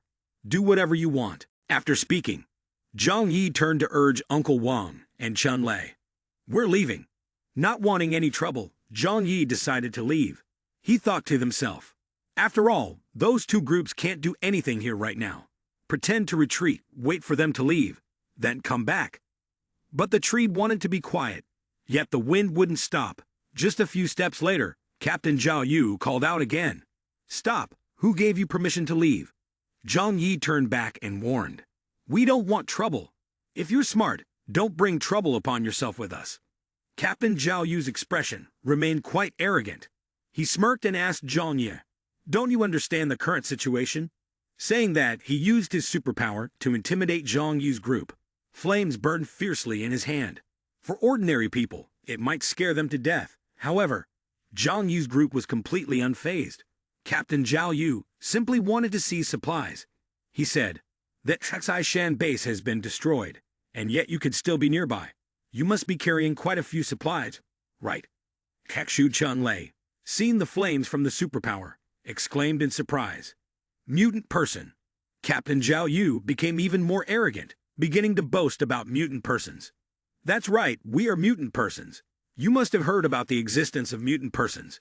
Killing useless people like you is as easy for me as squashing an ant. After intimidating for a while, he retracted his superpower and arrogantly shouted, "Stop talking nonsense. Hand over the materials, and you better get out of here." Zhang Yi clicked his tongue a few times and then bowed his head, saying, "I initially didn't want any trouble, but you brought this upon yourselves. Don't blame me." With no other choice, Zhang Yi decided to show them the power of the divine eye. As soon as he finished speaking, the power of the eye took effect. The unfortunate captain lost his head, blood splattering in horror for the two soldiers behind him. His head fell onto the snowy ground. His eyes could not close but widened in disbelief as he did not know why he was dead. The two soldiers had not yet recovered from the shocking scene of their captain's terrifying demise. His body was still lying there. His head was still rolling around. Suddenly, the big cat, Hua Hua, with its fiery red eyes, looked at the two soldiers from the Zhao Yu base and sprang at them in a flash. It opened its wide mouth with sharp teeth and bit both soldiers in an instant. There was no sound other than the terrifying hiss. Hua Hua held both unfortunate souls until their limbs no longer resisted. At this point, they had also logged out of the Earth server. Surprisingly, Hua Hua found their flesh too tasteless and lacking any superpower, so it spat them back out. Seeing the big cat, Hua Hua easily dispose of the two soldiers from the Zhao Yu base, Zhang Yi commented, "It seems there is only one mutant person among this group." Zhang Yi immediately absorbed the superpower of the unfortunate captain from the Zhao Yu base. While controlling the absorbed superpower, the young man mumbled, "Pitifully weak, at best just a newly awakened mutant person, yet dares to arrogantly disregard life." Chu Chun-Lai sighed, believing that these people were very combative and were seeking their own demise. That's right, this young and arrogant group believes that having superpower makes them invincible. They deserve to die. They have never experienced real competition. The youth, inexperienced in life, while using spatial superpower to collect Zhang Yu's belongings, murmured, "It seems that the Zhao Yu base has never experienced a major battle, allowing a low-level mutant person to think of themselves as very strong." After using spatial superpower to gather all the equipment from the Zhao Yu base team, Zhang Yi said, "Let's go. Quickly enter the Xi Shan base and clean out the items inside. Don't stay here too long." After dealing with the debris, Zhang Yi's group began to venture deeper into the Xi Shan base to prepare for a long battle against the remaining forces. Zhang Yi utilized the usable resources of the Xi Shan base. After taking a round, the young man had collected some important items. Seeing several vehicles, Zhang Yi opened the spatial superpower to retrieve them. Being a cat sensitive to everything, Hua Hua was deemed important by Zhang Yi on this trip. Hua Hua led the way, with Zhang Yi, Uncle Wang, and Chun-Lai preparing to equip lights to move into the bunker. Seeing the silence around, Zhang Yi reassured himself. Surely there won't be any danger. As soon as they stepped inside, the first scene that caught everyone's eyes was the bodies lying scattered everywhere. Zhang Yu's group began to shine their lights around, observing carefully. Xishan was a large base with a complex structure, so being cautious at this moment was entirely reasonable. Chun-Lei, who was naturally timid, felt a chill when he saw this scene. "Boss, why do I feel that direction is a bit gloomy, always exuding a cold aura? Is there something unclean present?" Zhang Yi confidently said to Chun-Lei, "I'm not afraid of the living. If there really is something unclean, do you think it could do anything to me?" Hearing this, Chun-Lei could only remain silent, huddling behind Zhang Yi, and began to move. Zhang Yi urged Uncle Wang and Chun-Lei, "Let's go. Don't waste time here anymore. Hurry over there to find the storage and the armory." As the group just stepped over, the door to the basement compartment closed tightly. After a while of searching, Zhang Yi finally found the armory. As soon as the door was cracked open, Zhang Yi was taken aback. Uncle Wang and Chun-Lei also curiously peeked inside, and they could not believe their eyes, exclaiming, "Oh my God!" After swinging the door wide open and stepping inside, the three of them were even more astonished to see a modern armory filled with various types: tanks, helicopters, missiles, and many other things. Uncle Wang excitedly ran over to take a look, feeling it was still not enough. He reached out to test a type of weapon for the experience. In an apocalypse, having a catch of modern weapons like this was truly unmatched. It would support Zhang Yi's team greatly in the upcoming days. After careful observation, Uncle Wang confirmed. The weapons equipped here can easily outfit a gigantic army.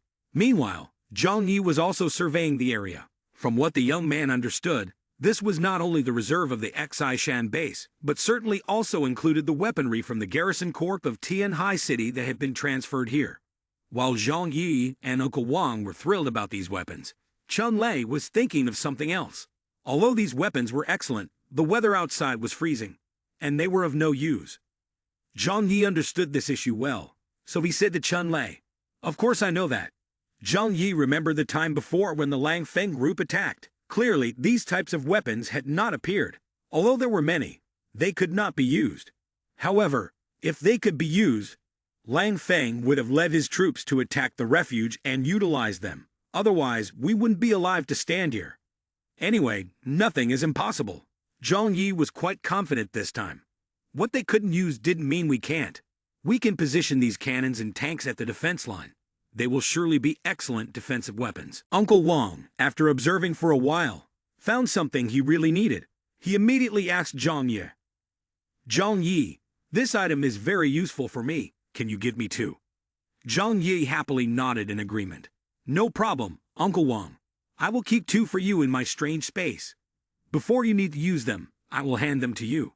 The young man also casually said to Uncle Wang, "Take a look at more items. If you see anything you like, feel free to choose everything." The young man added, "It's prepared separately for future battles, so it will be convenient for you to use." After Uncle Wang finished selecting, Zhang Yi began to open the strange space to retrieve all weapons. Then all three of them started to move to other places to search. "Let's go, we continue to see if there's any other good item." After collecting that modern weaponry, Zhang Yi's group continued to venture deeper in to see if there was anything else usable.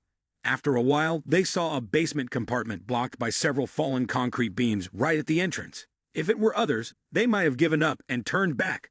But Uncle Wang took care of everything. Uncle Wang, without any hesitation, stepped over and removed the concrete beams, tossing them aside to clear the entrance. At this point, Zhang Yi and Chun Lei could only stand and watch, unable to provide any assistance. In just a moment, the clutter was cleared aside by Uncle Wang, creating an entrance to the basement. Taking advantage of the time, Zhang Yi quickly stepped inside.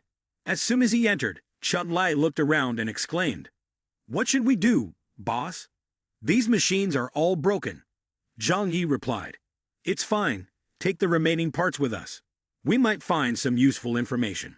Zhang Yi spotted a computer on the table and walked over to take a look. After thinking carefully, the young man said to Chun Lei, "Especially the computer, it might contain some important information that Xin Xin hasn't discovered yet." Continuing to search around, Chun Lei suddenly yelled. He had bumped into something that startled him. Upon hearing Chun Lei yell, Zhang Yi asked, "What happened?" Chun Lei pointed at some bags lying on the ground and said, "There's something dirty in there. I'm too scared to go near it." Chun Lei then picked up a small object and threw it hard at the bags. Immediately, a swarm of cockroaches crawled out. Zhang Yi recalled hearing Liang Yu mention that this might be the protein lab that Liang Yu had referred to. Zhang Yi patted Chun Lei on the shoulder and explained, "They make food from cockroaches and earthworms. There has been scientific research on this for many years. Although it sounds disgusting, the protein content in this is very high." Zhang Yi smiled teasingly at Chun Lei. "Chun Lei, your courage is too small, just like a woman's." Chun Lei shyly replied, "I'm not afraid of cockroaches. I was just a bit surprised."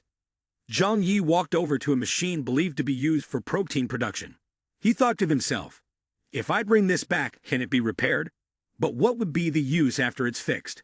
Anyway, it won't hurt to take it. Who knows, it might be useful in the future." After a moment of contemplation, Zhang Yi decided to put the machine into the strange space. Once everything was sorted, he urged everyone, "Let's go, let's check out another place." Chun Lei talked about the cockroaches while walking. "These little creatures are really scary. They can survive in such a harsh environment. If they mutate, they'll be hard to kill. Hua Hua led the way ahead for everyone. The three of them gradually ventured deeper into the underground levels of the Xi Shan base. While moving suddenly, Hua Hua stopped, bristled, and howled. It seemed like it had detected something. Zhang Yi, Uncle Wang, and Chun Lai saw Hua Hua's expression and also stopped to look around. Zhang Yi felt something unusual since the moment they entered. The young man thought to himself, "It feels like something is lurking in the shadows. It seems something strange has really happened here." Zhang Yi urged everyone again. "Hurry up, search this place thoroughly and leave. I have a very bad feeling about this place." Seeing a warehouse ahead, the three of them went to take a look. Without a key, they could only find another way to open the door. Uncle Wang stepped forward and said, "Let me give it a try." Uncle Wang threw a punch at the warehouse door with all his might, but the door remained unyielding and unscathed. Uncle Wang felt puzzled. "Why can't this door be broken?" Zhang Yi explained. "It's a warehouse. It's not easy to break in." After a while, Zhang Yi took out a high-temperature spray gun from his strange space. As soon as Uncle Wang saw it, he recognized it and exclaimed, "This is a high-temperature spray gun, right?" Zhang Yi smiled confidently. "I have a lot of this in my space." Zhang Yi held the high-temperature spray gun and looked at Uncle Wang, saying, "Uncle Wang, I'm counting on you." When Chun Lai saw Zhang Yi give the high-temperature spray gun to Uncle Wang, he curiously said, "Boss, I thought you were going to do it yourself." Zhang Yi replied honestly, "I've never done this before. My experience isn't enough, so Uncle Wang will do better. Besides, Uncle Wang used to work as a security guard, so he knows how to use many tools. He is very skilled at this job. I feel very reassured giving it to him." Just as Zhang Yi said, Uncle Wang clenched his fists, looking very confident. "I know how to use this. I used to do welding before." Uncle Wang quickly grabbed the heat gun and walked to the warehouse door. Immediately, loud crashing noises erupted as the heat gun collided with the warehouse door. Uncle Wang used the high-temperature gun to cut a rectangular opening in the door. Once he finished cutting, he kicked the door hard, and an entrance was instantly opened. The first sight that greeted everyone was a warehouse filled with various supplies. The three of them quickly turned on their flashlights and entered to take a look. Uncle Wang exclaimed in surprise, "Look over there. There are so many good items." But at that moment, Zhang Yi was focused on something else, something behind the fluttering white curtain. Zhang Yi curiously thought to himself, "What is that?" After carefully observing for a moment, Zhang Yi decided to step forward and pull aside the white curtain. As the curtain was lifted, it revealed a large batch of supplies in front of Zhang Yi. Construction materials. Zhang Yi understood. "I see now. This is the material to repair the Xishan base."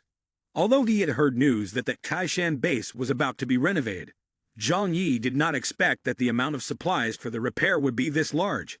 Looking at the enormous stockpile before him, Zhang Yi couldn't help but exclaim, "Isn't this much?"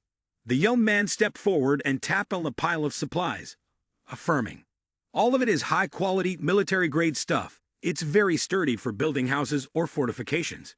Now we have materials to build a defensive line." Without a moment's hesitation, Zhang Yi quickly opened the strange space to store everything away, to clear it all out.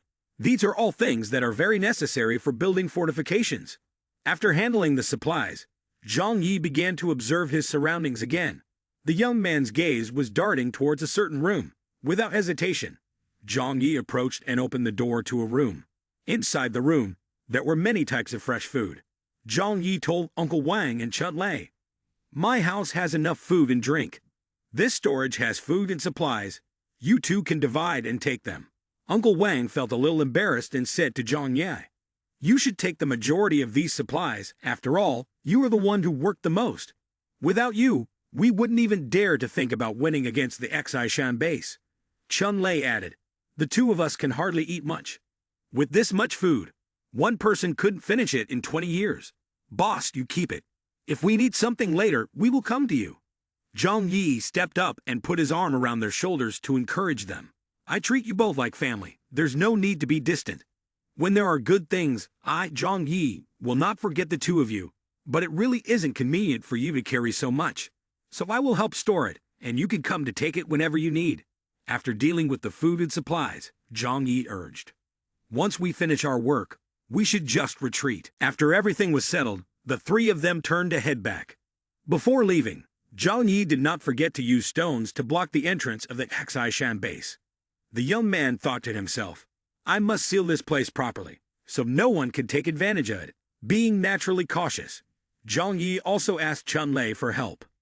"Chun Lei, can you use a bit of your strength to help me block this area?" Chun Lei then used his superpower to control the snow, filling the entrance of the Hexai base. The Hexai base was an incredibly powerful force, so the area was quite large. Chun Lei had to put in a lot of effort to fully block the entrance. After a while, Chun Lei finally completed the task.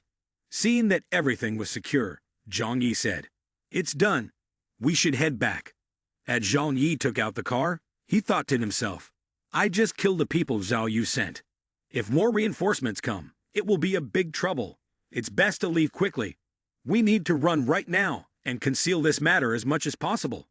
At this moment, the car sped swiftly across the snow, bringing all three back to the villa area. At the shelter, Lian Yu, as usual, came to teach martial arts to Zhang Yi. But today the young man was out for business, so Zhu Kai said, "Zhang Yi and the others went out to work. They probably won't be back until late." Zhou Kai hinted to Liang Yu, "How about canceling today's class?" "Okay." Liang Yu, looking a bit tense, exclaimed, "About this, whether Zhang Yi practices martial arts or not is fine. But for me, this is a necessary job." At this moment, Liang Yu lowered his head and thought to himself, "It's okay if Zhang Yi doesn't practice martial arts for a day. But if I miss a day's supply, those students will go hungry for a day." Zhou Kai suddenly remembered something. "That's right, I completely forgot about this. Miss Liang, you definitely haven't eaten yet, have you? Why don't you eat with us?" As soon as Liang Yu heard Zhu Kai mention eating, her mind was filled with the thought of delicious dishes. It had been a long time since she had tasted those foods. Although she wanted to, Liang Yu shook her head and declined. "No, thank you. I will come back tomorrow." Zhou Kai said to Liang Yu, "Oh, I really feel bad. I made you come here for nothing today." Liang Yu waved her hand, acting as if it was fine. "It's okay. He had his own matters to attend to. I understand. Besides, tutors are always supposed to adapt to students' schedules. How could there be a tutor that sets the time?" After saying that, Liang Yu immediately ran straight to the door. "You all eat. I'm heading back now." Zhou Kai couldn't help but laugh at Liang Yu's expression. Liang Yu is truly a lovely person. At that moment, Yang Xin also arrived. She said to Zhu Kai, "This is probably the stubbornness of people who know martial arts." Zhu Kai replied, "If she makes a request, then you could actually pack a meal for her to take home." Xin furrowed her brows at the innocent expression of Zhu Kai. "If you only bring back one portion of food, it will definitely be a hassle." Zhou Kai still didn't understand the issue and blinked in confusion. "Oh, why not? Isn't it better than going back empty-handed?" Having lived with them for a while, Xin understood very well and began to explain. "Those classmates are not kind or noble people. If Ms. Liang only brings back one portion of food, based on her character, she won't eat it alone. What about the others? How can a group of over 10 people share one portion of food? The situation where everyone politely gives way to each other will not happen. Because of a piece of food, they will compete with each other, curse, and even escalate to fighting. Now Ms. Liang is already stressed out taking care of them, so she won't add more troubles for herself." Zhou Kai felt puzzled. Even if Zhang Yi left, he should know that Liang Yu will come, right? "Do you think he did this on purpose?" Yang Xin nodded. "This, for sure, is part of Zhang Yi's plan." Zhou Kai continued to ask Xin, "Are you saying that Zhang Yi deliberately did this to stir up conflict among those students, increase pressure, and make her see the reality quickly?" At this moment, Xin seemed to understand Zhang Yi's intentions very well. She confidently said to Zhu Kai, "Of course, Zhang Yi must have thought of this, taking advantage of being busy, pretending to forget the agreement with Liang Yu. In fact, it was an opportunity to create trouble for those people and disturb her inner peace." As she said this, Xin eyes lit up, and she exclaimed, "Zhang Yi is amazing. Zhou Kai and I also began to realize. That's right. It really is Zhang Yu's working style. He is too meticulous. Even the smallest actions have profound meanings. While the two girls were praising Zhang Yi for being incredibly careful, on the way home, Zhang Yi suddenly remembered. Ah, I forgot to tell Liang Yu that she doesn't need to come find me today. After returning from Zhang Yu's villa, Liang Yu met the villagers of Hudong.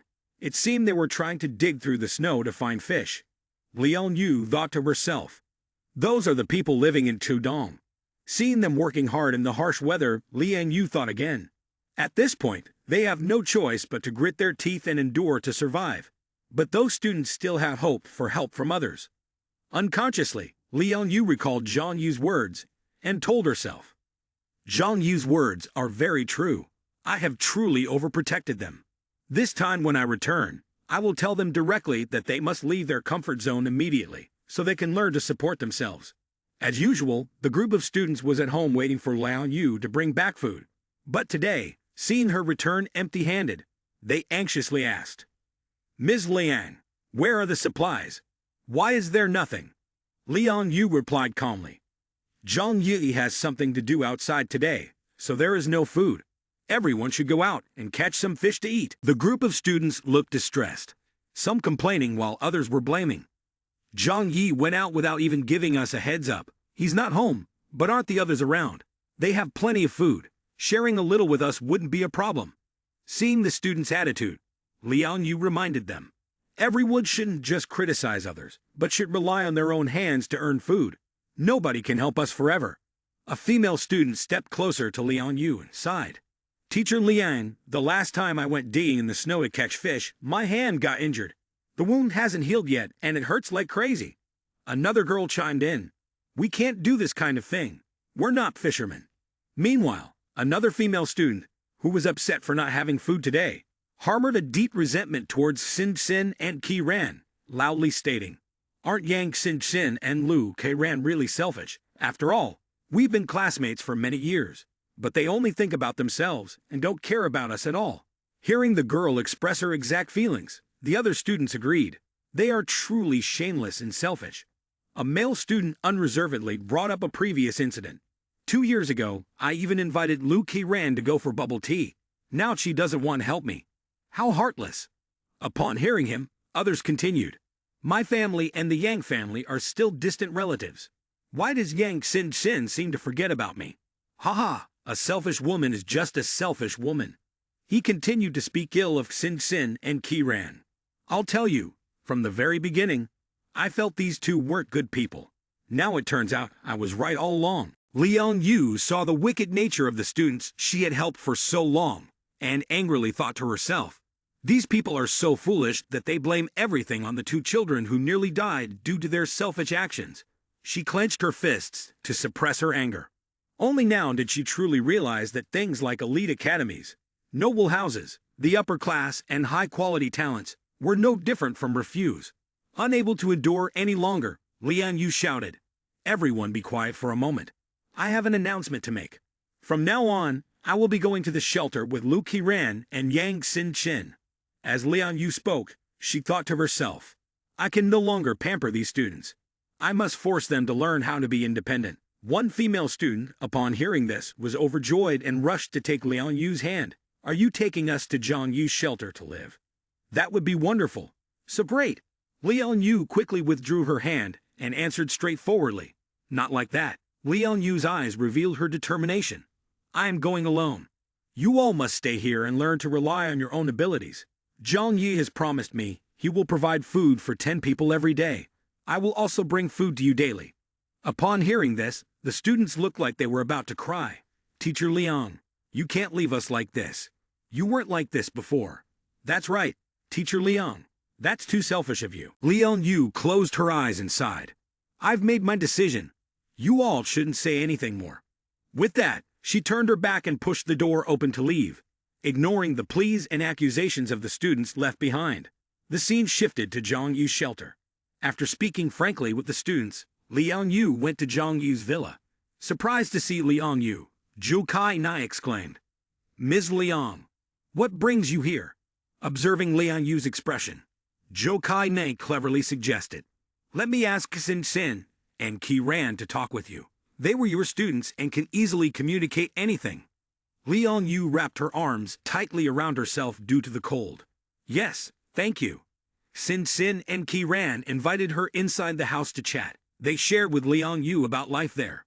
Lu Ki Ran couldn't hide her pride while speaking of Zhang Yi. Our life here has been wonderful lately.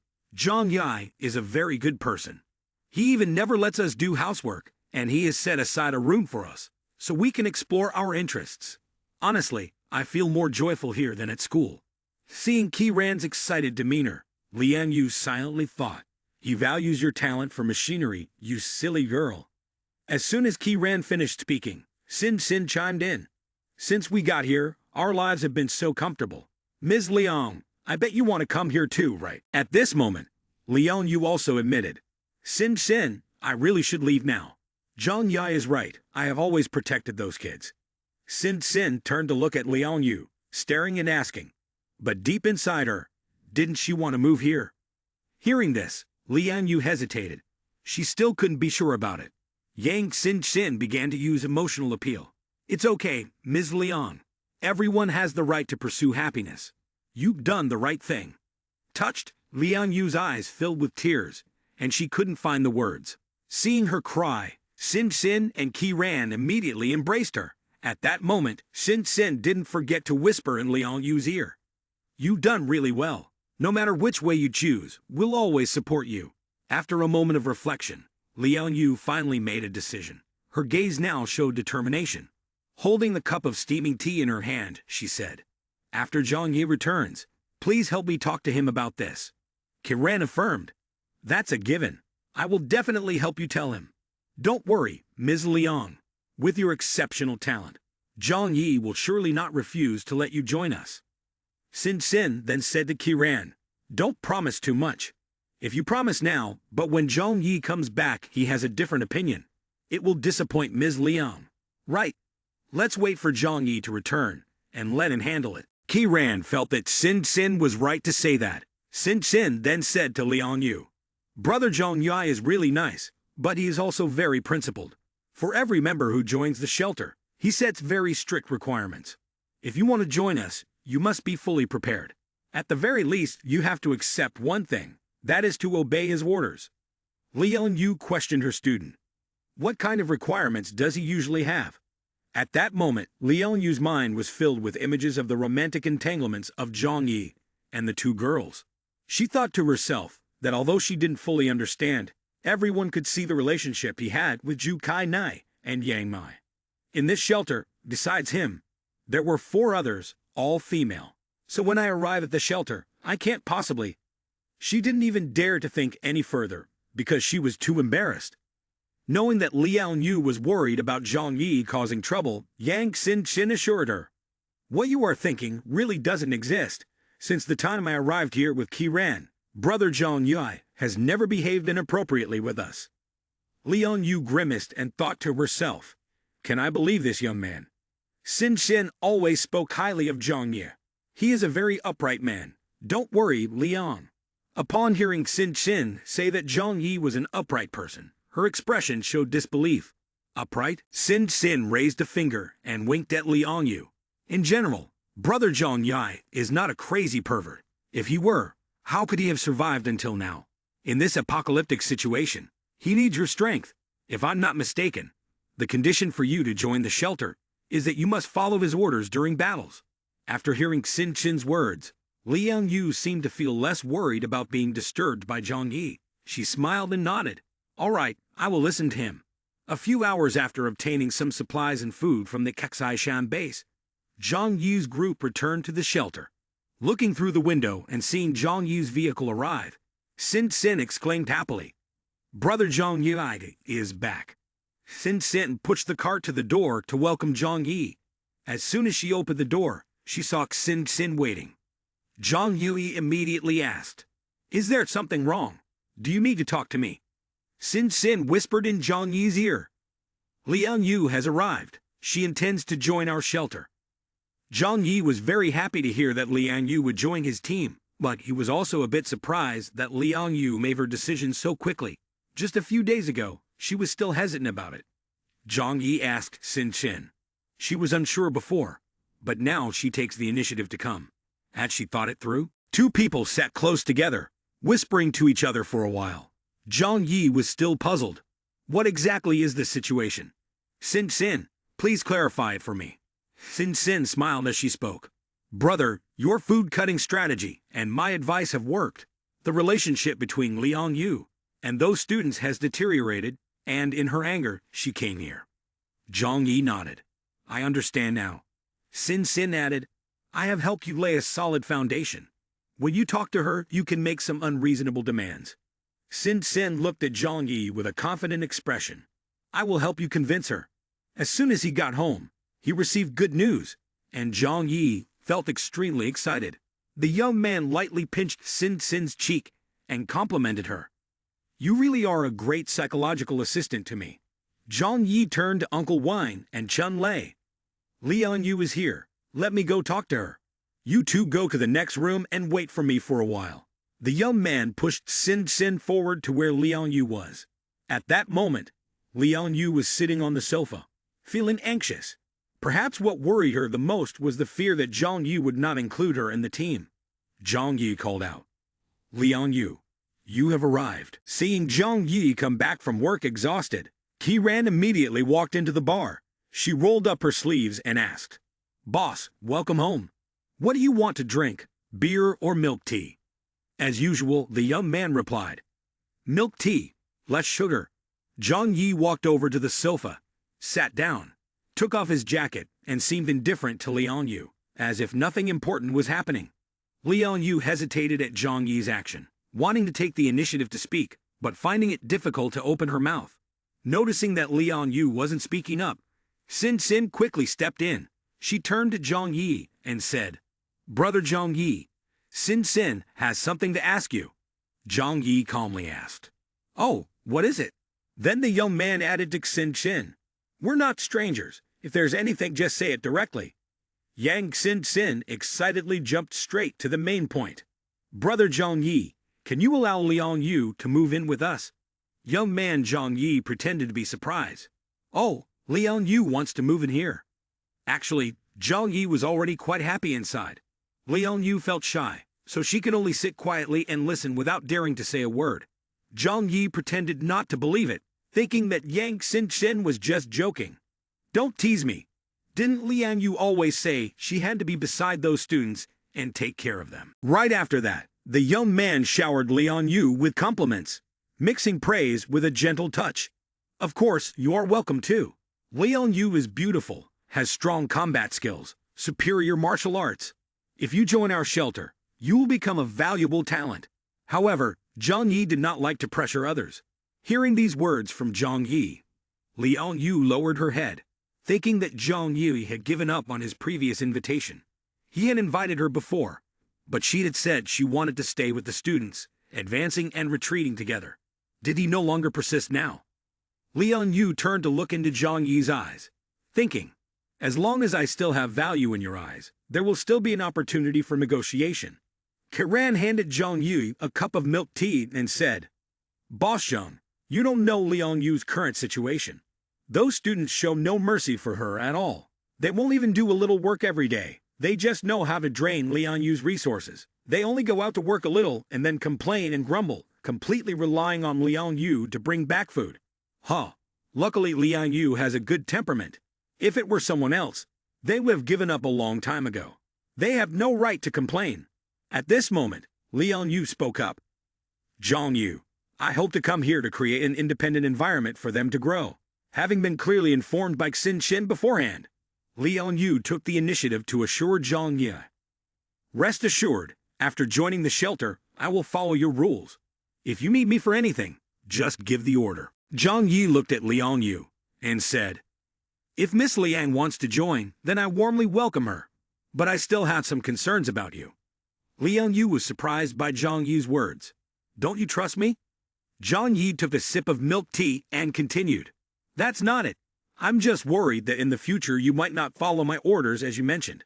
Liang Yu clenched her hands in her lap, and after a moment of thought, she replied, If that's an unreasonable request, I definitely won't agree. After all, I also have my own principles. Zhang Yi bluntly said. Liang Yu is kind-hearted and straightforward. That's her advantage, but also her disadvantage. If I keep you around, I need your fighting strength. If one day to protect the safety of our people, you need to kill those you believe are innocent. Can you do it? At that moment, Liang Yu looked at Zhang Yi with determination in her eyes. Without hesitation, she replied, if it's to protect myself and those around me, I can do that. But if it's just to satisfy personal desires, then I'm sorry. I cannot accept. Liang Yu's answer somewhat surprised Zhang Yi. The young man stared blankly at Liang Yu, thinking, what the hell? What are you thinking? After a while, Liang Yu continued. Moreover, from my observation, although you seem cold and emotionless, you are still a person who prefers peace. I believe you can understand these things. As long as no one provokes first, you won't harm innocent people. Sin Sin looked at Liang Yu and raised a finger in agreement. Well said. Zhang Yi pressed again, asking. So it means that as long as it is to protect us, you can kill anyone, right? Liang Yu bowed her head and replied, I won't do anything to my own people. Zhang Yi smiled and analyzed. Of course. After all, I'm not a devil. How could I do anything to those close to me? Although he appeared cheerful on the outside, deep down, Zhang Yi harbored a sinister thought. If it really comes to that, I will do it myself. The young man picked up his cup, taking another sip of bubble tea. He began thinking about the current situation. First, let's pull Liang Yu over to our side. As for those useless students in Xojia town, in such a dangerous world, it's perfectly normal for the useless to die in accidents. After all, they used to mistreat Sin Sin and Qi Ran. Doing so would also win their support. After careful consideration, Zhang Yi set down his cup and said, All right then, let's cooperate happily. Welcome to the big family of Zhang Yi. Zhang Yi and Liang Yu shook hands to start a pleasant collaboration. Zhang Yi did not forget his promise. As agreed, I will still provide food for the students in Xojia town. But you cannot let anyone into the shelter. Seeing her brother Zhang Yi had recruited Liang Yu into the group, Yang Sin Sin clapped joyfully. Liang Yu also sighed with relief when Zhang Yi agreed to let her into the shelter. She sat down on the sofa, thinking to herself, this is the best outcome. Zhang Yi continues to take care of them. My conscience can accept that. Sin Sin looked at Liang Yu's expression and thought to herself, how naive.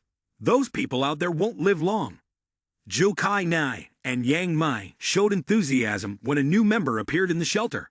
After Zhang Yi finished talking with Liang Yu, the two women came over to sit next to her. Liang Yu stared blankly at Zhang Yi's two women without knowing what to say.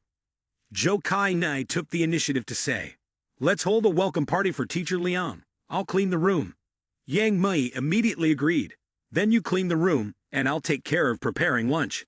Teacher Liang, is there anything you'd like to eat? Liang Yu shyly replied, I'm not picky. You can make anything. Yang Mai happily nodded. Great, that works perfectly. Liang Yu followed the backs of the two women with her eyes, thinking to herself, what's going on? Is it just my imagination? She always felt that these girls had a bit of something for her. Although Zhu Kai Nai and Yang Mai had a cheerful conversation with Liang Yu earlier, their expressions changed completely when they stepped out the door. The two girls sighed with concern. Another person had joined us. The situation in Tian Hai City is very complicated right now. Zhang Yu informed Liang Yu. Great, we're about to have a meeting, and you should join us. Liang Yu curiously asked, what kind of meeting is it? Zhang Yi sat down on the sofa and explained, the battle meeting. Hearing this, Liang Yu asked in surprise, are we really going to have to fight again? The Xishan base has been completely destroyed. Are there really any other forces around here?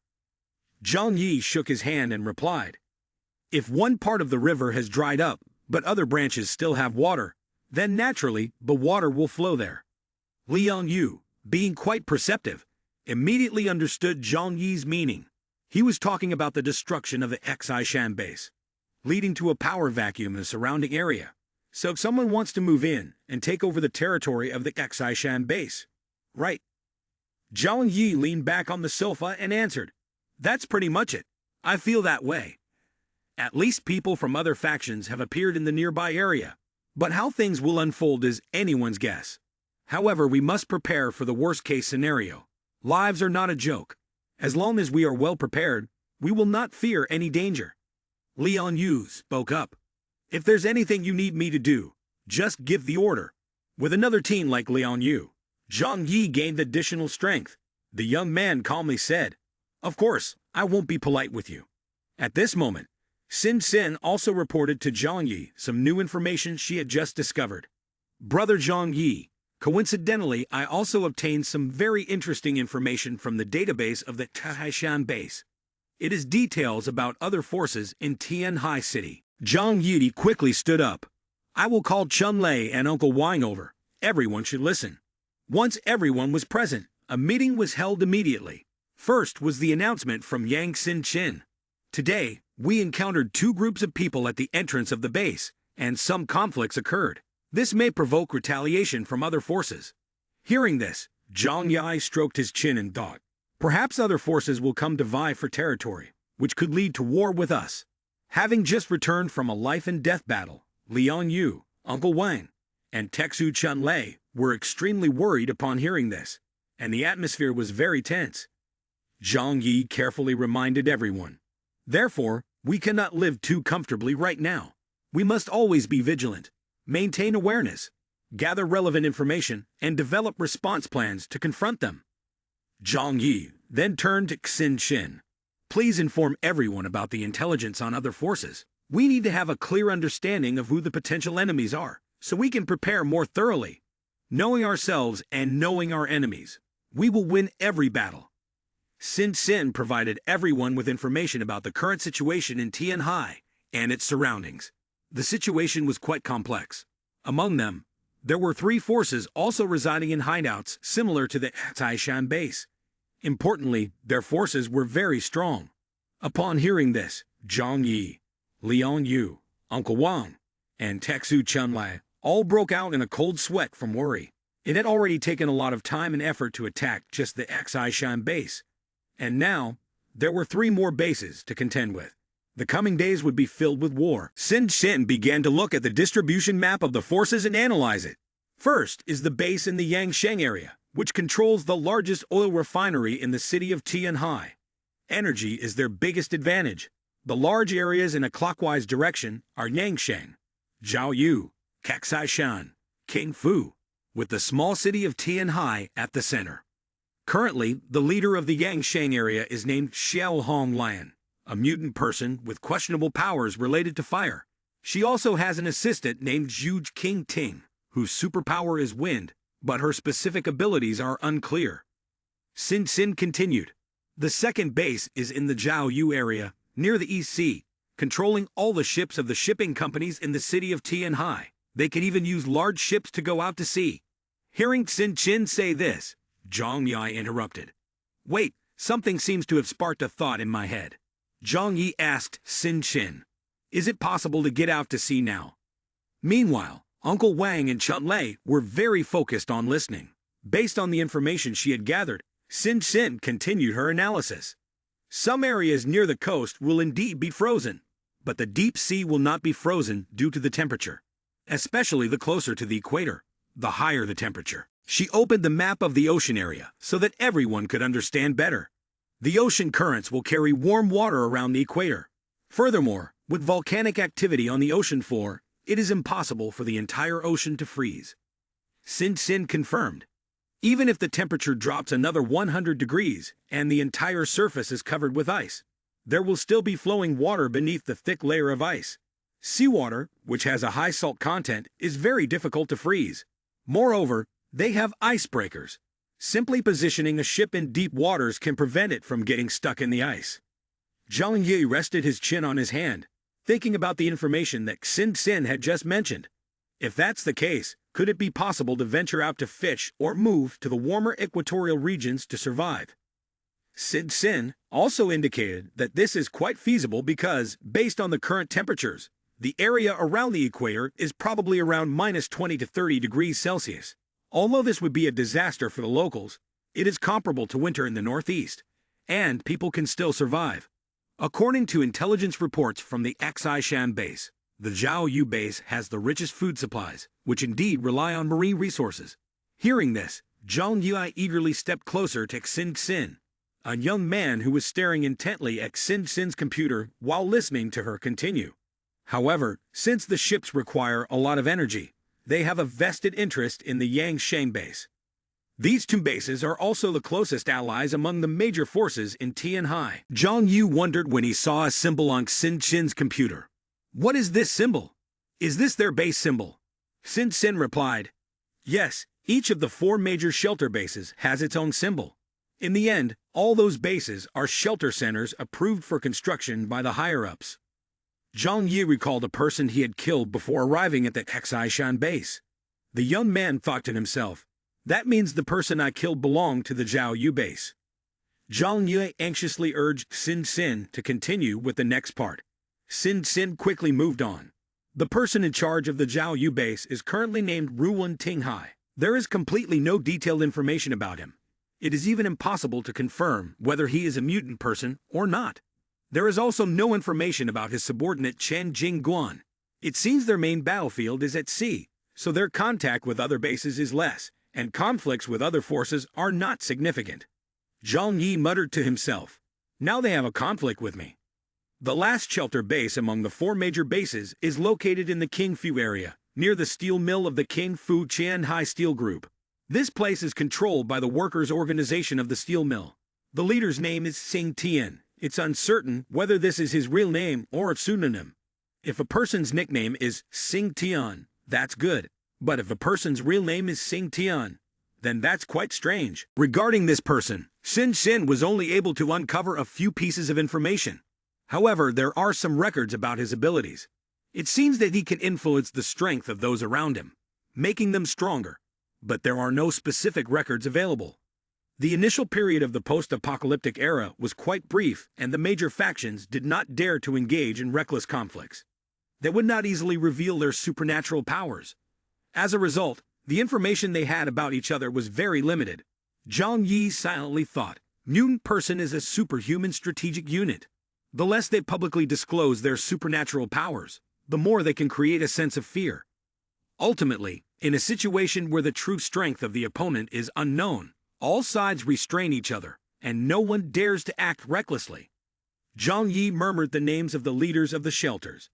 Xishan base, Chen Xi Ran is dead. Qingfu base, Xing Tian. No information on superpower or specific strength. Yangshan base, Xiao Hong Lian, with the superpower of fire manipulation. Zhao Yu base, Ruwen Tinghai, with extremely rare information. Not yet determined whether he is a mutant person or not.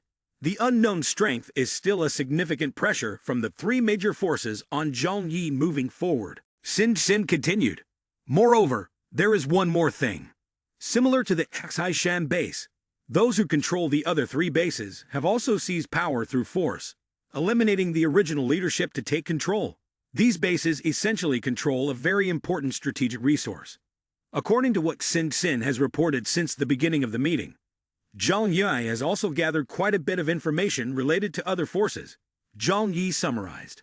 The Xishan base controls the military. The Yangshan base controls energy. The Zhao Yu base controls maritime transport, and the Qingfu base controls the steel plant. However, they do not have an army, only armed forces.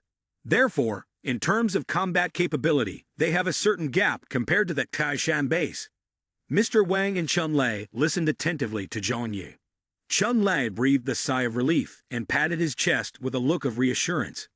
Boss, after hearing you, I feel somewhat relieved.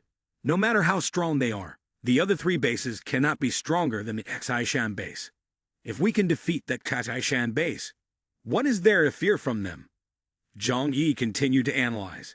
Although they may have some armed forces, compared to professionally trained soldiers, their quality will certainly be inferior. Not only did Chun Lai feel relieved, but the young man Zhang Yi also felt much less pressure. Zhang Yi raised his hand high and said, the biggest mystery right now is the mutant persons. Due to the lack of information, we probably won't know how many mutant persons there are, and how strong they are before direct combat. Although careful calculations and preparations have been made, Zhang Yi still wants to live in peace. If we can avoid conflict, we should stay as far away as possible. Zhang Yi lay back on the sofa and asserted, of course, If we really have to fight, then we are not afraid of them. Lian Yu had also been listening intently all this time, but she hadn't heard Sin Chin mention the four forces. She curiously asked Sin Chin, "Weren't you supposed to mention that there are a total of 4 major forces? Is there another force besides these 3 bases?" Chun Lei also asked Sin Chin, "Is the last force the strongest?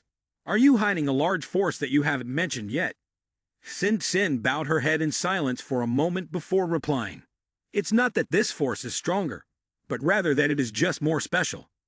At this moment, an image appeared on the screen of a person with a hood covering their head, according to the customs of a certain religion.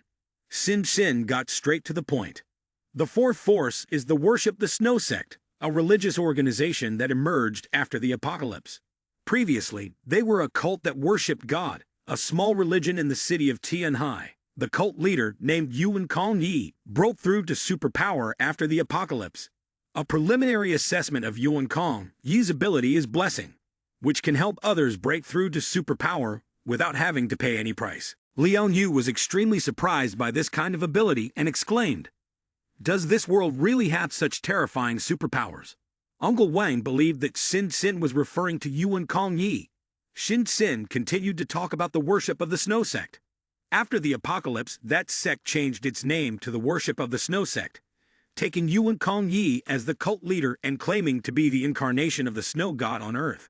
Yuan Kong Yi himself declared that this snowfall was the snow god purging the human world, and only the believers of the Worship of the Snow sect could escape its reach. The power of the Worship of the Snow sect is concentrated in 2 areas, Tianfeng and Changlan, with a considerable number of mutant persons, though the exact number is unclear. When the Xishan base still existed, they have been considered a particularly troublesome opponent. If earlier when discussing the 3 forces, Zhang Yi felt somewhat relieved, now the young man sat up straight upon hearing the mention of the Worship of the Snow sect. According to what Zhang Yi knew, Tianfeng and Changlan were the most populated areas of Tianhai City. Missionary work there would help the Worship of the Snow sect to rapidly expand. Zhang Yi found it reasonable. After all, in the apocalypse, religions developed the fastest. Everyone wanted to seek spiritual support. Zhang Yi asked everyone, "The current situation is like this. Does anyone have anything to say?"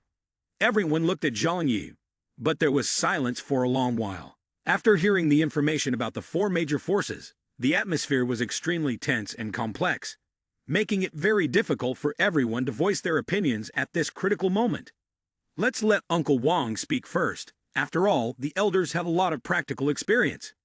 Zhang Yi turned to Uncle Wang, the oldest person there, and said, "You go first, Uncle." When asked by Zhang Yi, Uncle Wang thought carefully and replied, "I think that regardless of how many strong forces there are in Tianhai City, it is not wrong for us to be prepared to deal with the enemy. We must not be negligent or complacent. Only then can we survive in this apocalyptic era." Uncle Wang clenched his fists affirmatively. The urgent task now is to build a defensive line. If the defensive line is strong enough, we will not fear them and will not be passive when faced with a surprise attack. Uncle Wang told Zhang Ye, "We have many weapons from the Xishan base. If we don't use them, it would be a waste. We must know how to deploy them at critical moments for them to be effective." Zhang Yi nodded in agreement that the pace of building the defensive line should be accelerated, as no one knows when those forces will conflict with us. After all, Zhang Yi had previously killed people from the Zhao Yu base, and there are also mutant persons. If the opponent discovers the truth, conflict is unavoidable. Chun Lei, sitting beside him, expressed his concern. "In my opinion, this situation is not good at all." Chun Lei is always pessimistic, and his words often have a negative tone. We've already encountered 2 groups of forces outside the Xishan base. They will definitely want to compete for this territory when they find out that the Xishan base has been destroyed. At that time, the surrounding area may become a battlefield. If we are affected, it will become a huge problem.